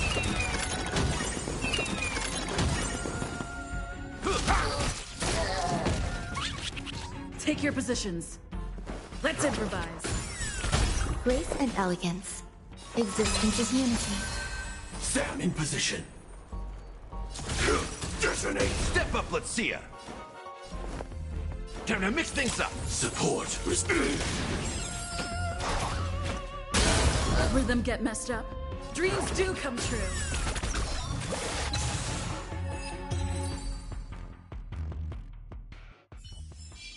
Every victory is hard won.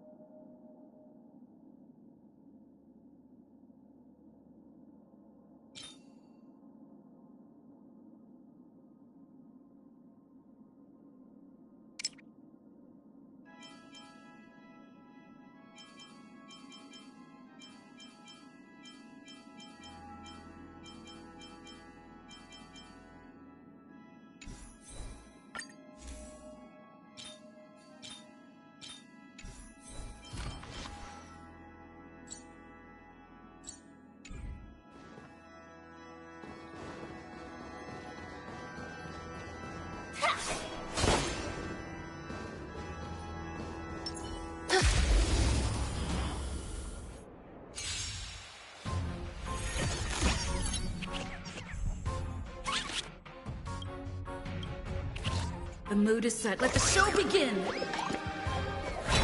I've noticed that Every petal the sound will is be bugged swept out. away by the wind. Dreams do come true. Existence is unity. Attack. Detect. Like fireflies until everything burns to ashes! Fight! To live! Slice like a good, my friends. Indulge yourselves!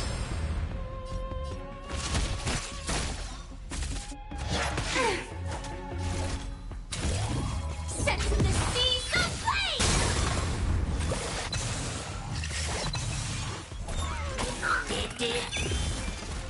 Firefly type will fight to live!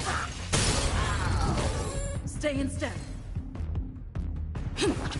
Grace and elegance. That's all you got?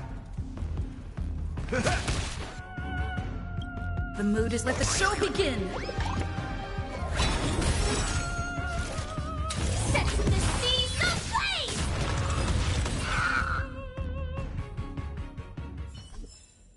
Life. A true marvel.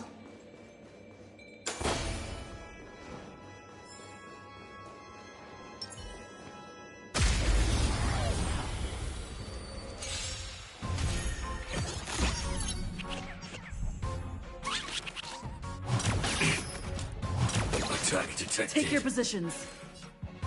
Let's improvise. Grace and elegance. Eternal. Every petal. All will be swept away by the wind. Stand in position. Attack! Step up, let's see ya. Like until everything burns to ashes!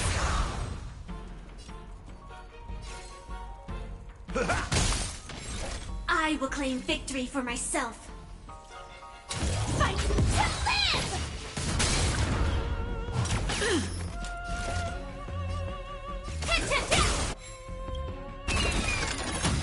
The mood is set. Let the show begin! Slice like my friends. Indulge yourselves! I love it when my healer, Every victory is hard won. when my fucking healer does as much damage with his ultimate as Jinglu does. But, that is pretty funny.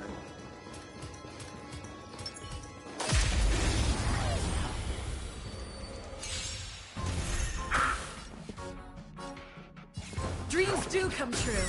Grace and elegance. Existence is unity.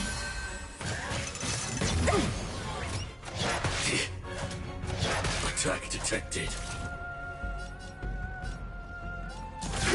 Detonate. In the mood for another beating? How's this taste? Support received. Stay in step.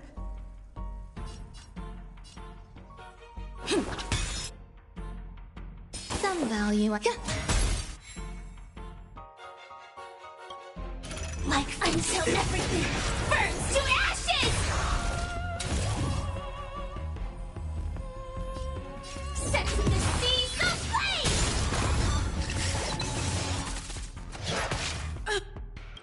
The mood is set. Let the show begin!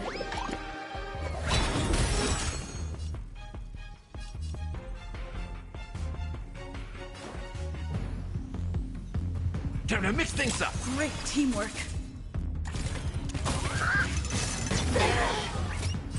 This is more than a battle. Fight to live! Take your positions. Grace and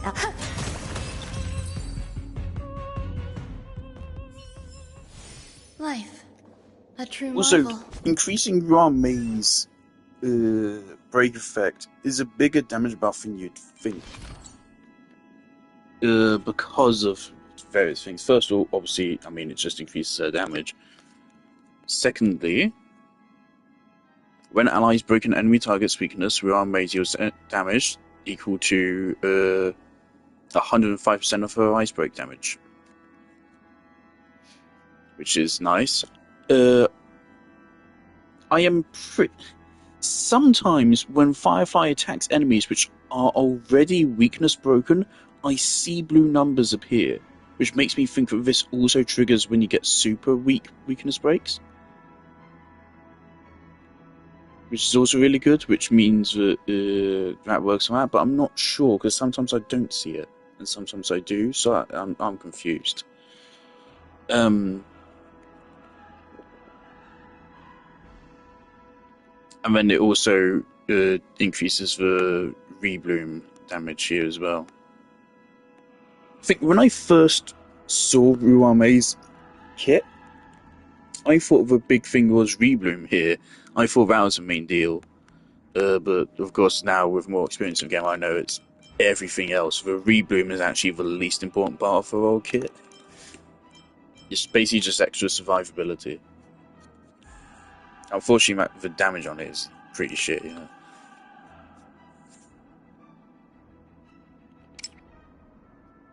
I only got 4 of those.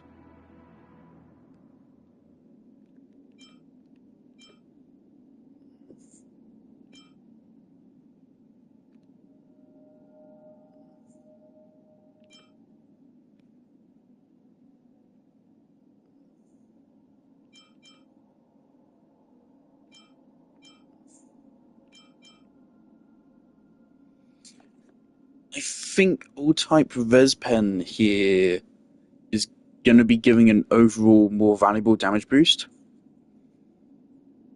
But of course, that's only during the ultimate.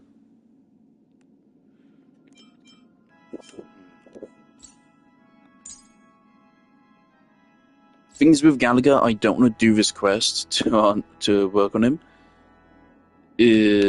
So I'm thinking I'm just going to convert materials from him. I can't be bothered. Also, the other thing you notice about Gallagher is that he actually heals more than Luoka does. He actually does. He heals more than Luoka. He has a harder time going about it, which Gallagher might technically be the best healer in the game, as in he heals the most amount. Also, I don't even have this trait yet, which will make his healing even better, which is great. And of course, he gets a healing bonus based on his break effect, which is lovely. Which is why, again, this Eidolon, I really want it. Because that would be a chunky damage boost for a whole team.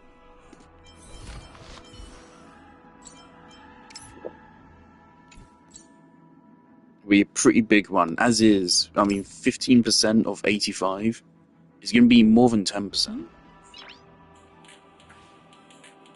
More than 10% break effect boost. So that's going to give Ruan Mei another bump up. It's going to improve Gallagher's damage, but it's also going to improve his healing. Because, of course, Gallagher's healing scales with his break effect, as I literally just said.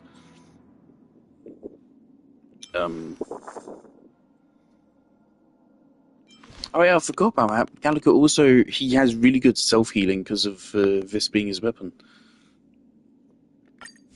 Speaking of which, I can buy extra copies of this if I wanted to. I have the currency for it. But I don't know yet. Things for a lot of healers, to me, it's less the amount of healing they give and more so how often they give it.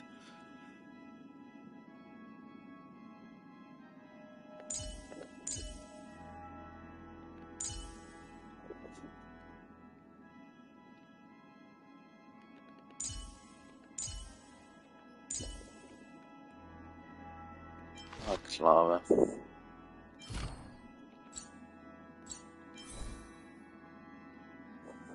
Damn, this is crazy to look at. Clara, I stopped using her so long ago now that she doesn't even have a 5-star set. Oh, damn. Fuck. Sorry, Clara.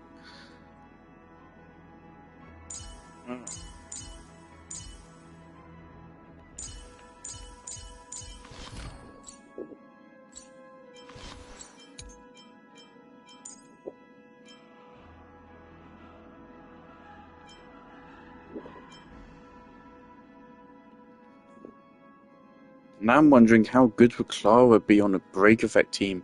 Unfortunately, it doesn't seem like all that much because she only has each of her attacks has a toughness reduction of 10. So probably not all that great actually. Clara is still a very fun character to get though. She's a great character for early game.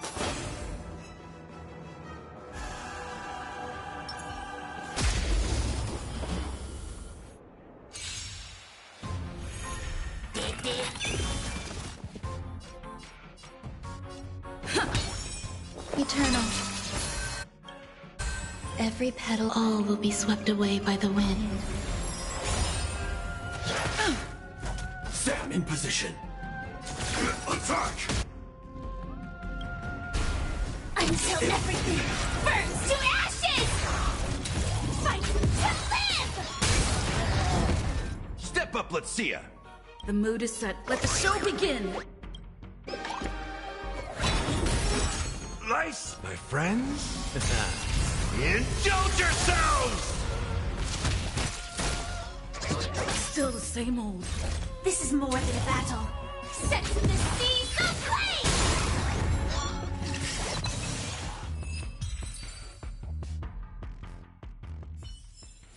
Every victory is hard won.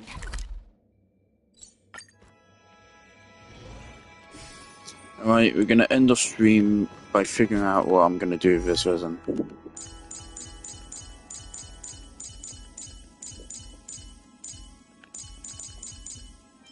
What is Welt's toughness reduction? Like 20? Your act hits twice, so that's a total of 40.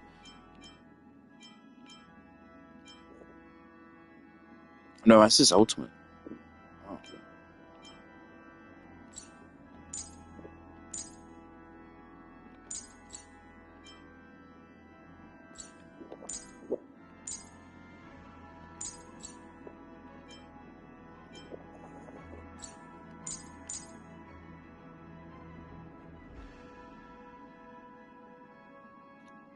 Was poor Greener fan. She was one of my favourite characters to run as I was playing through the earlier story quests. I think I was using her in most of my streams, but yeah, no, I haven't used her in ages now.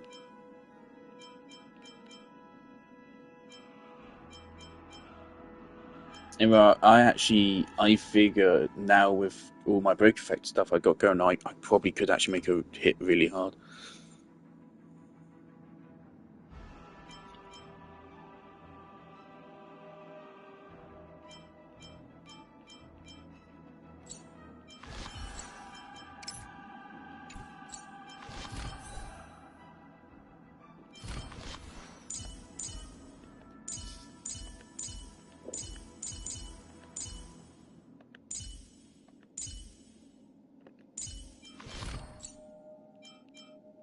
Ruan May is used on more teams.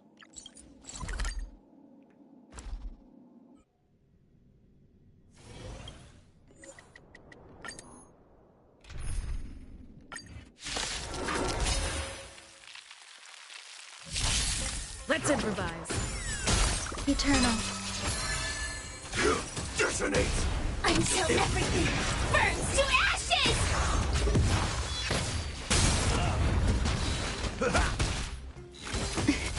Set to the seas of flame! Let the show begin!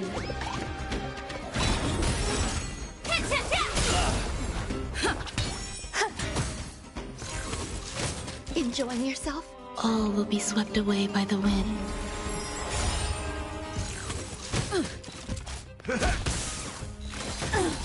Fight to live! Dreams do come true. Let the show begin!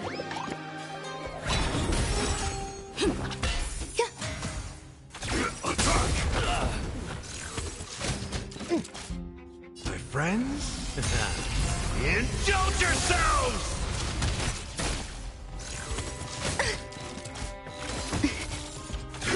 Detonate! Until everything burns to ashes!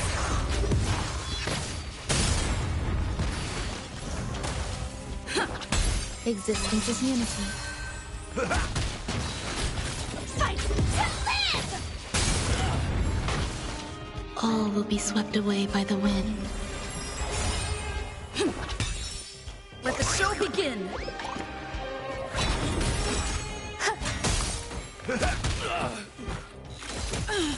Set the seas ablaze! Fight to live! Let's improvise. My friends? Indulge yourselves! Let the show begin! Set the seas ablaze! Fight to live! Dreams do come true. Eternal. All will be swept away by the wind. Set the seas ablaze!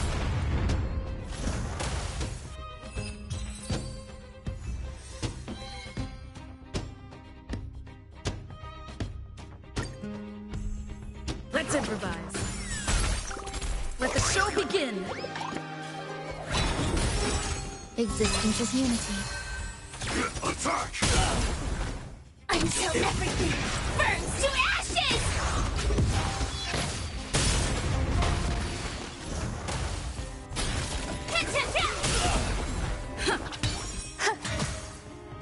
All will be swept away by the wind.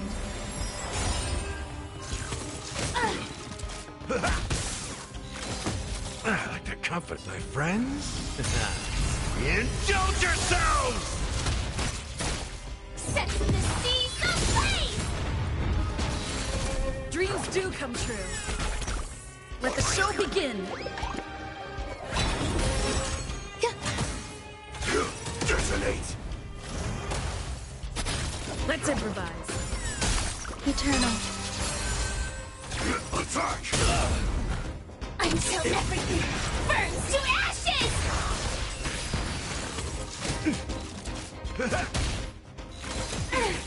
Fight to live!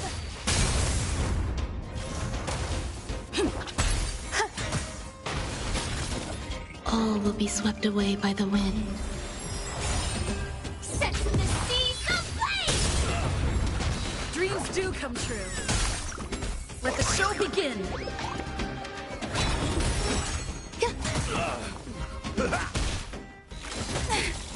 Fight to live! Set the seas ablaze! Existence is unity. Still the same old. My friends? Indulge yourselves! Fight to live! Set the seas ablaze! Let the show begin! All will be swept away by the wind.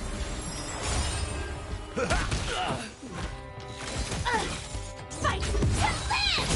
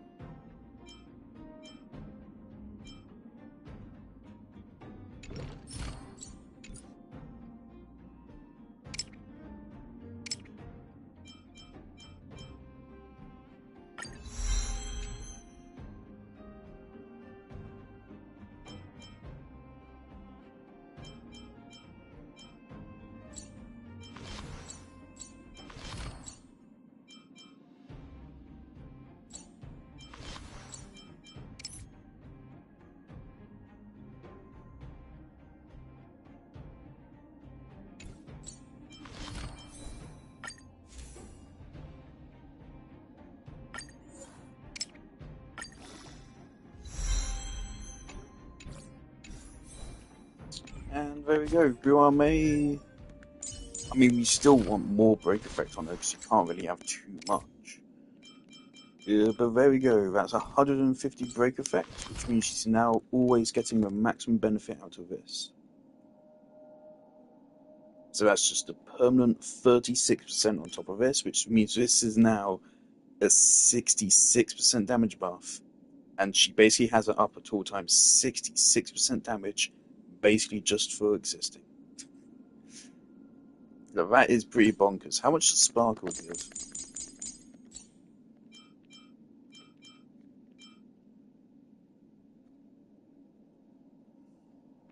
Is that 5.6? It's 5.6 times by 3 is 16.8.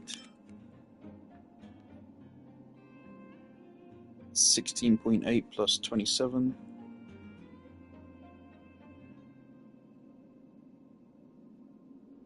It's like, what, 43? 44?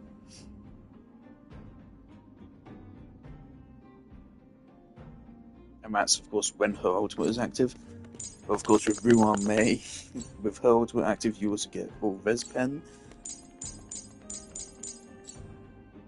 Ruan Mei doesn't give crit damage bonus, but she does give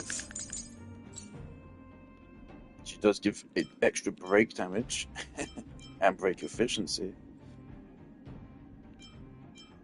and she gives a speed buff.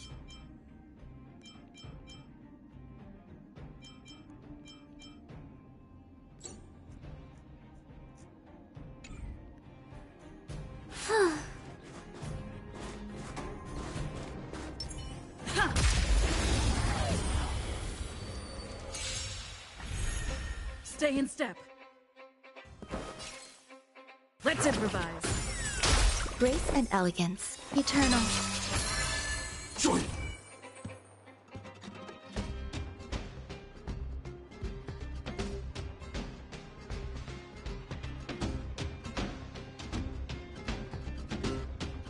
%60. Should it be 66? Until everything burns to ashes!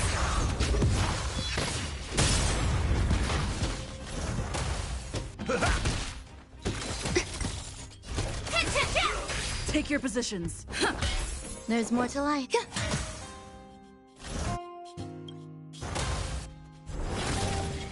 The mood is set. Let the show begin. Fight to live! Stay in step.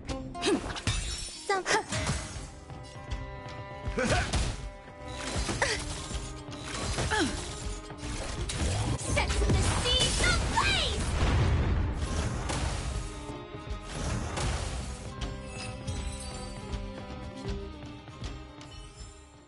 Reach the end of the story in your own way.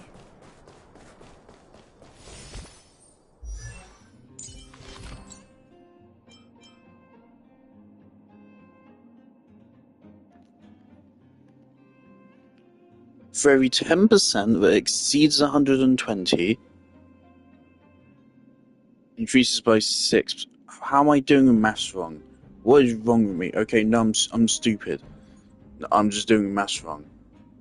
It's 180, not 150, idiot. Okay, so we can still squeeze out another 25% break effect. Fuck it, let's just try for it. I mean, HP is HP. Here we have either speed or break effect would be good. That's right, speed is fine. And more break effect, good.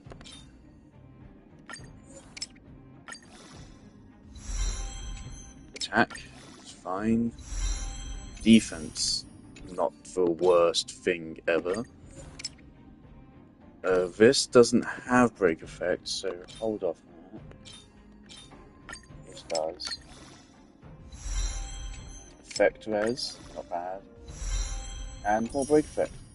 There we go, so that's, I think that was another 10% we got out of it. 165, there you go, so that's another 10%.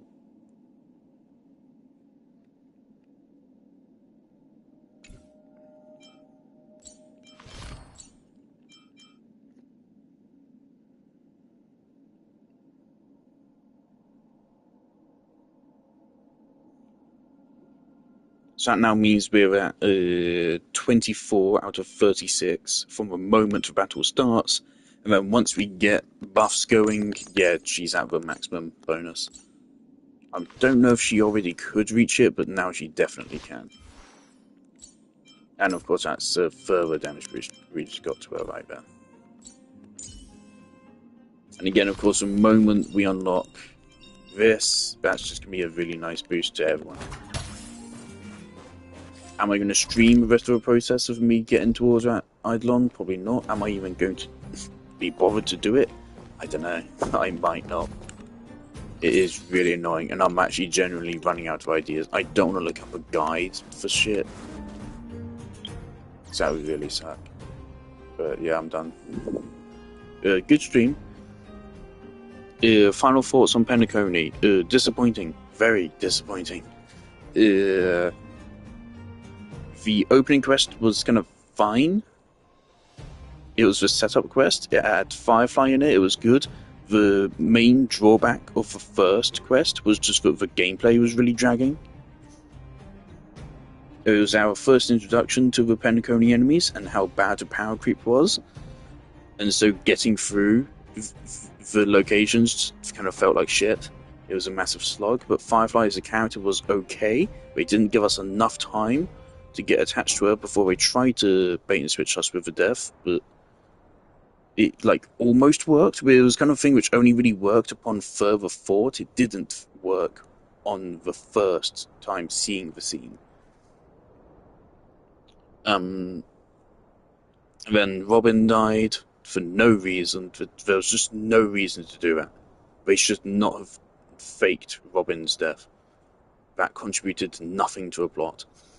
The second Penacony story quest, all that did was like add a little bit of context to Aventurine and Acheron.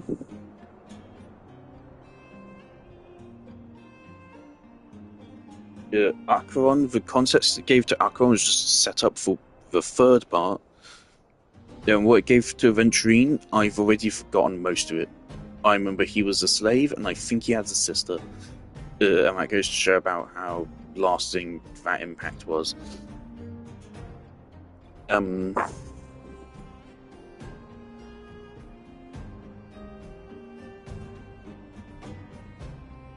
yeah, then Aventurine just disappeared for the rest of the story. So again, kind of was even the point of that. But then part 3 had cool stuff with Acheron.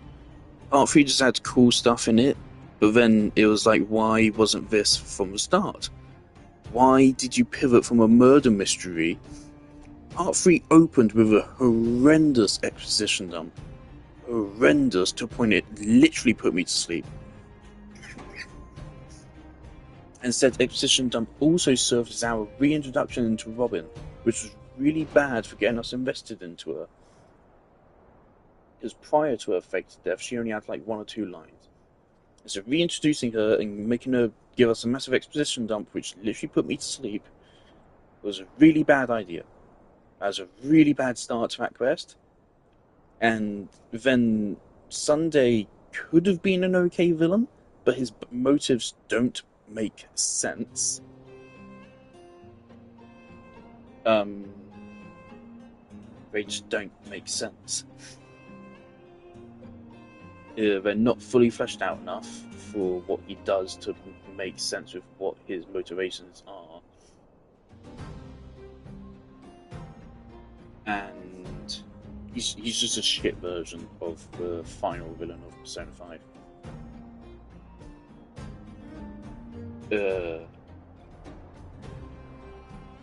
That should have been just what they built up to for the whole story, rather than setting up the murder mystery, which literally goes nowhere. The murder mystery literally goes nowhere. Because it's revealed that there wasn't even a murder mystery. It just didn't happen. Because for some reason we were operating under the assumption, which doesn't make sense for that to be the assumption.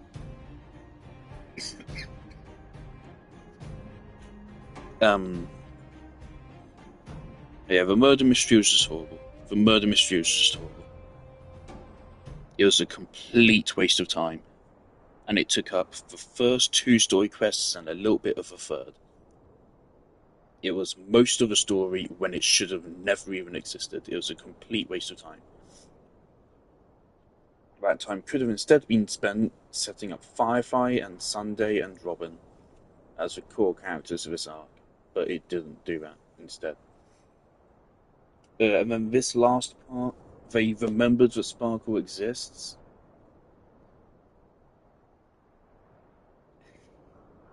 So he just threw Sparkle in here for this last one.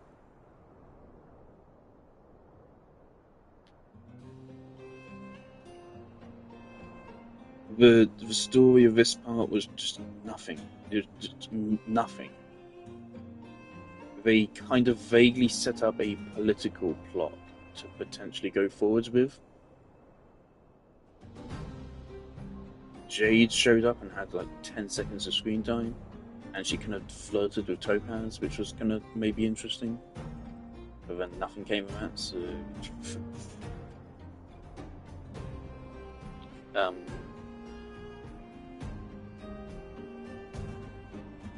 And then the story ended.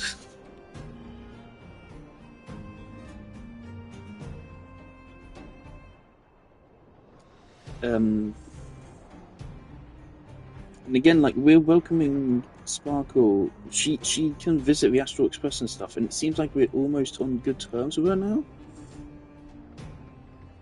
Which doesn't make sense, because they still... Like, something I appreciate about Tartaglia in Genshin Impact is that we still regard him, or at least you have the option to regard him with hostility in your dialogue choices. Because he is a prick. He's a lovable prick, but he is a prick. He's a horrible person. And the game allows you to acknowledge that. But Sparkle said things which, in the English localization, weren't super extreme, but in other localizations were straight up slurs. She straight up just called Aventurine basically the N-word. In alternate localizations of the game. And then she was like teasing him, if I remember correctly, about him about to die when Sunday cursed him and other stuff. So she was a complete villain throughout the whole story, and then at the end she's like, oh yeah, well actually I'm here to save Firefly, so... What? There's no point in her character existing. Her entire insanity setup, the setup of her just being batshit insane, the promo video of her shooting herself over and over, completely meaningless, adds no relevancy to the story whatsoever. She was completely useless to a plot. I have no clue why they did this way. It comes off like they didn't have a plan. It feels like they wrote each of these story sections as different stories. They didn't write it in one line and say, alright, so here's what we're going to release first, second, third, and fourth. It feels like they just wrote one story and were like, okay, guys, just like kind of... No, that's... What am I saying? It feels like they wrote and were like, alright, this is going to be patch 1. Let's write this story.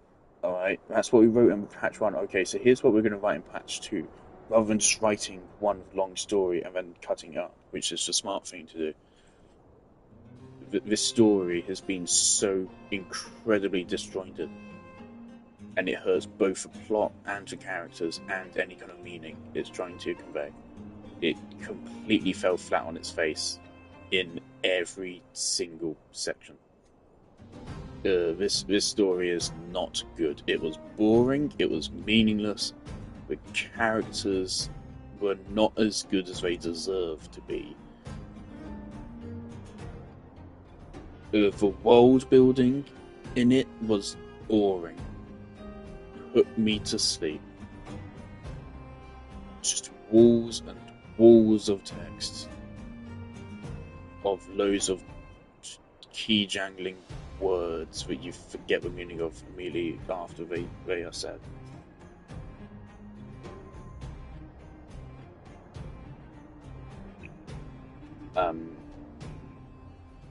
And again, like well, they need to give you a reason to care about these things.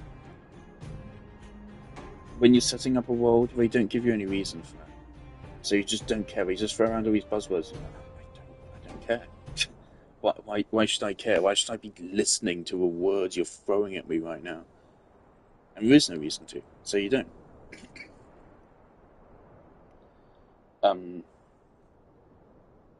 But like, despite that, at least the characters are still likable. I just wish there was some more tangible depth to them.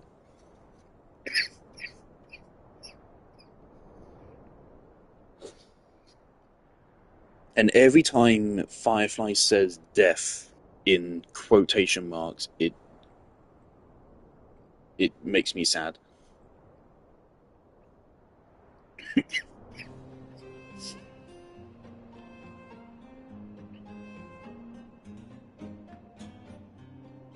So another thing I'm trying to think of is, like, why did we even start calling the Memory Zone meme death? Who talked about that?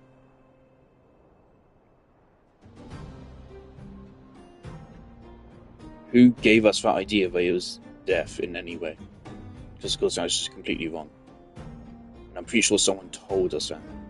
So whoever that was just trying to bullshit us for no reason. Sparkle's motives don't make sense. So it was Sparkle that first sent us into the dangerous areas of the Golden Hour. But if she was really on our side this entire time, then why did she do that? Which again is why the murder mystery doesn't make sense. The characters could have literally just told us what the mystery was. There's no reason for them not to.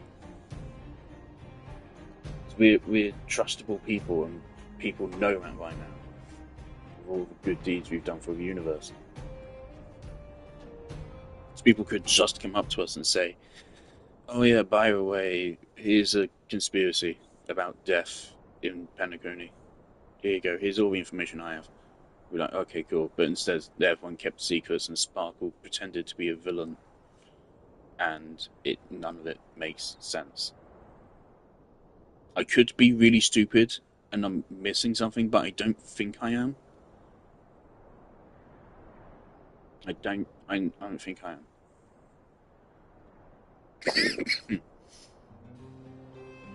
Yeah.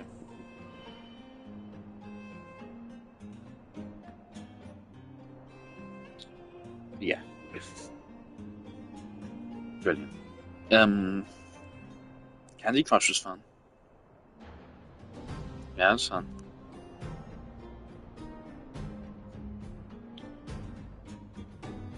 Yeah.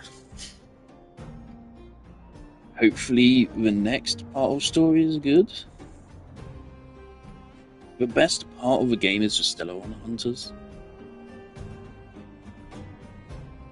Quite frankly, I really think Firefly should have joined our party.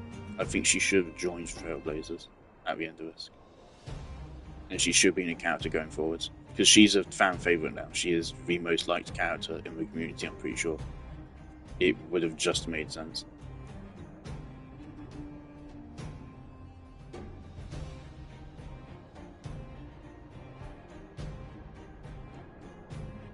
There's so much you could have done with that. Because again, for some reason, you've chosen the characters that follow us on the journey to be the least interesting ones.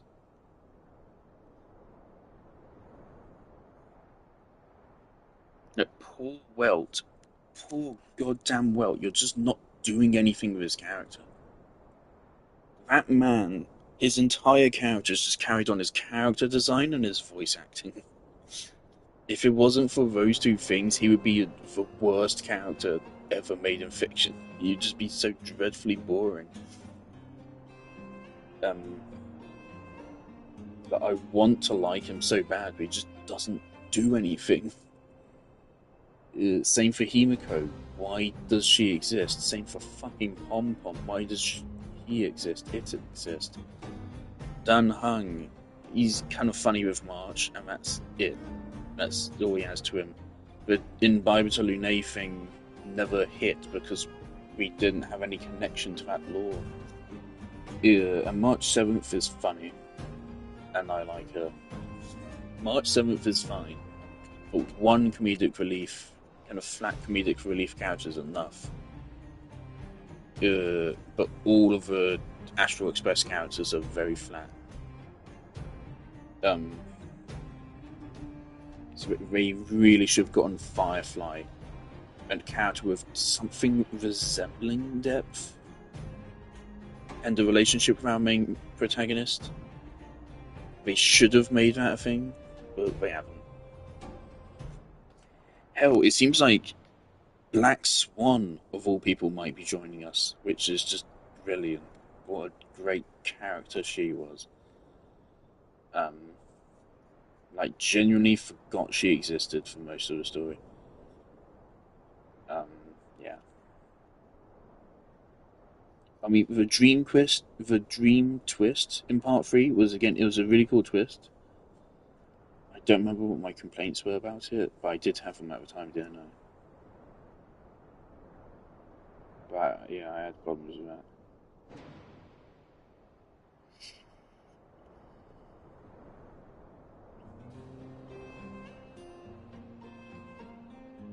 Yeah, it's been a thing. Will this be my last Honkai Star Rail stream for a long time? It could be. It totally could be. I don't know how their release schedule works. I don't know if they're going to release more story quests or if there's no more story quests until they release the next region. Because if there's nothing until they release the next region, this might be my last stream until they release the next region. It could be.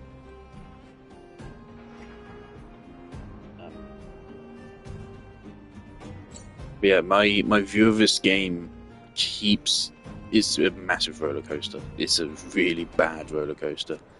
This has been an 11-hour stream. Obviously, I did have fun with that side quest. That side quest was really good. Genuinely better than the main story. In every single way, that side quest was.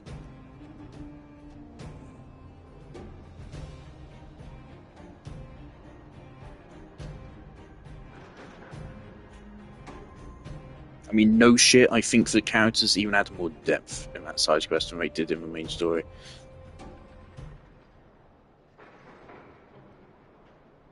It seems like maybe Sunday will come back as a villain in like 6 years when I'm not going to be playing this game anymore. There's no way this game's going to hold me for that much longer. I'm already kind of teetering on the edge of quitting.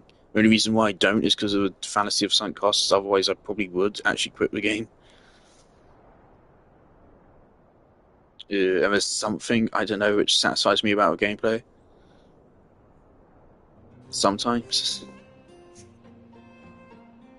But I'm not far off from quitting this game and just giving up on it. It really does irk me at times. Of course, I made it very clear, I think this game is very predatory on gambling wise. It's extremely predatory. Like, sure, it gives you 10 wishes for free every patch, but that's because if it didn't, the game would be unplayable. And even with it is still semi-unplayable. Just because of how absurdly difficult they make certain bosses. They make them progression roadblocks.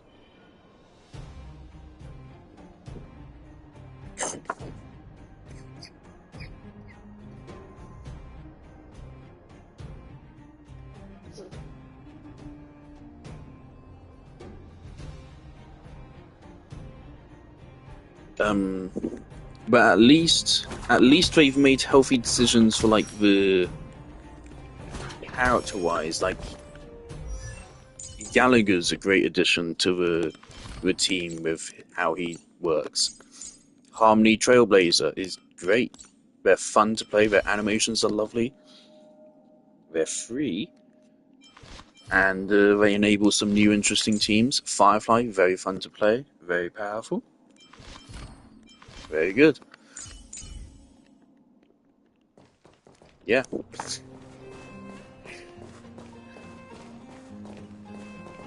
That's Honkai Star out.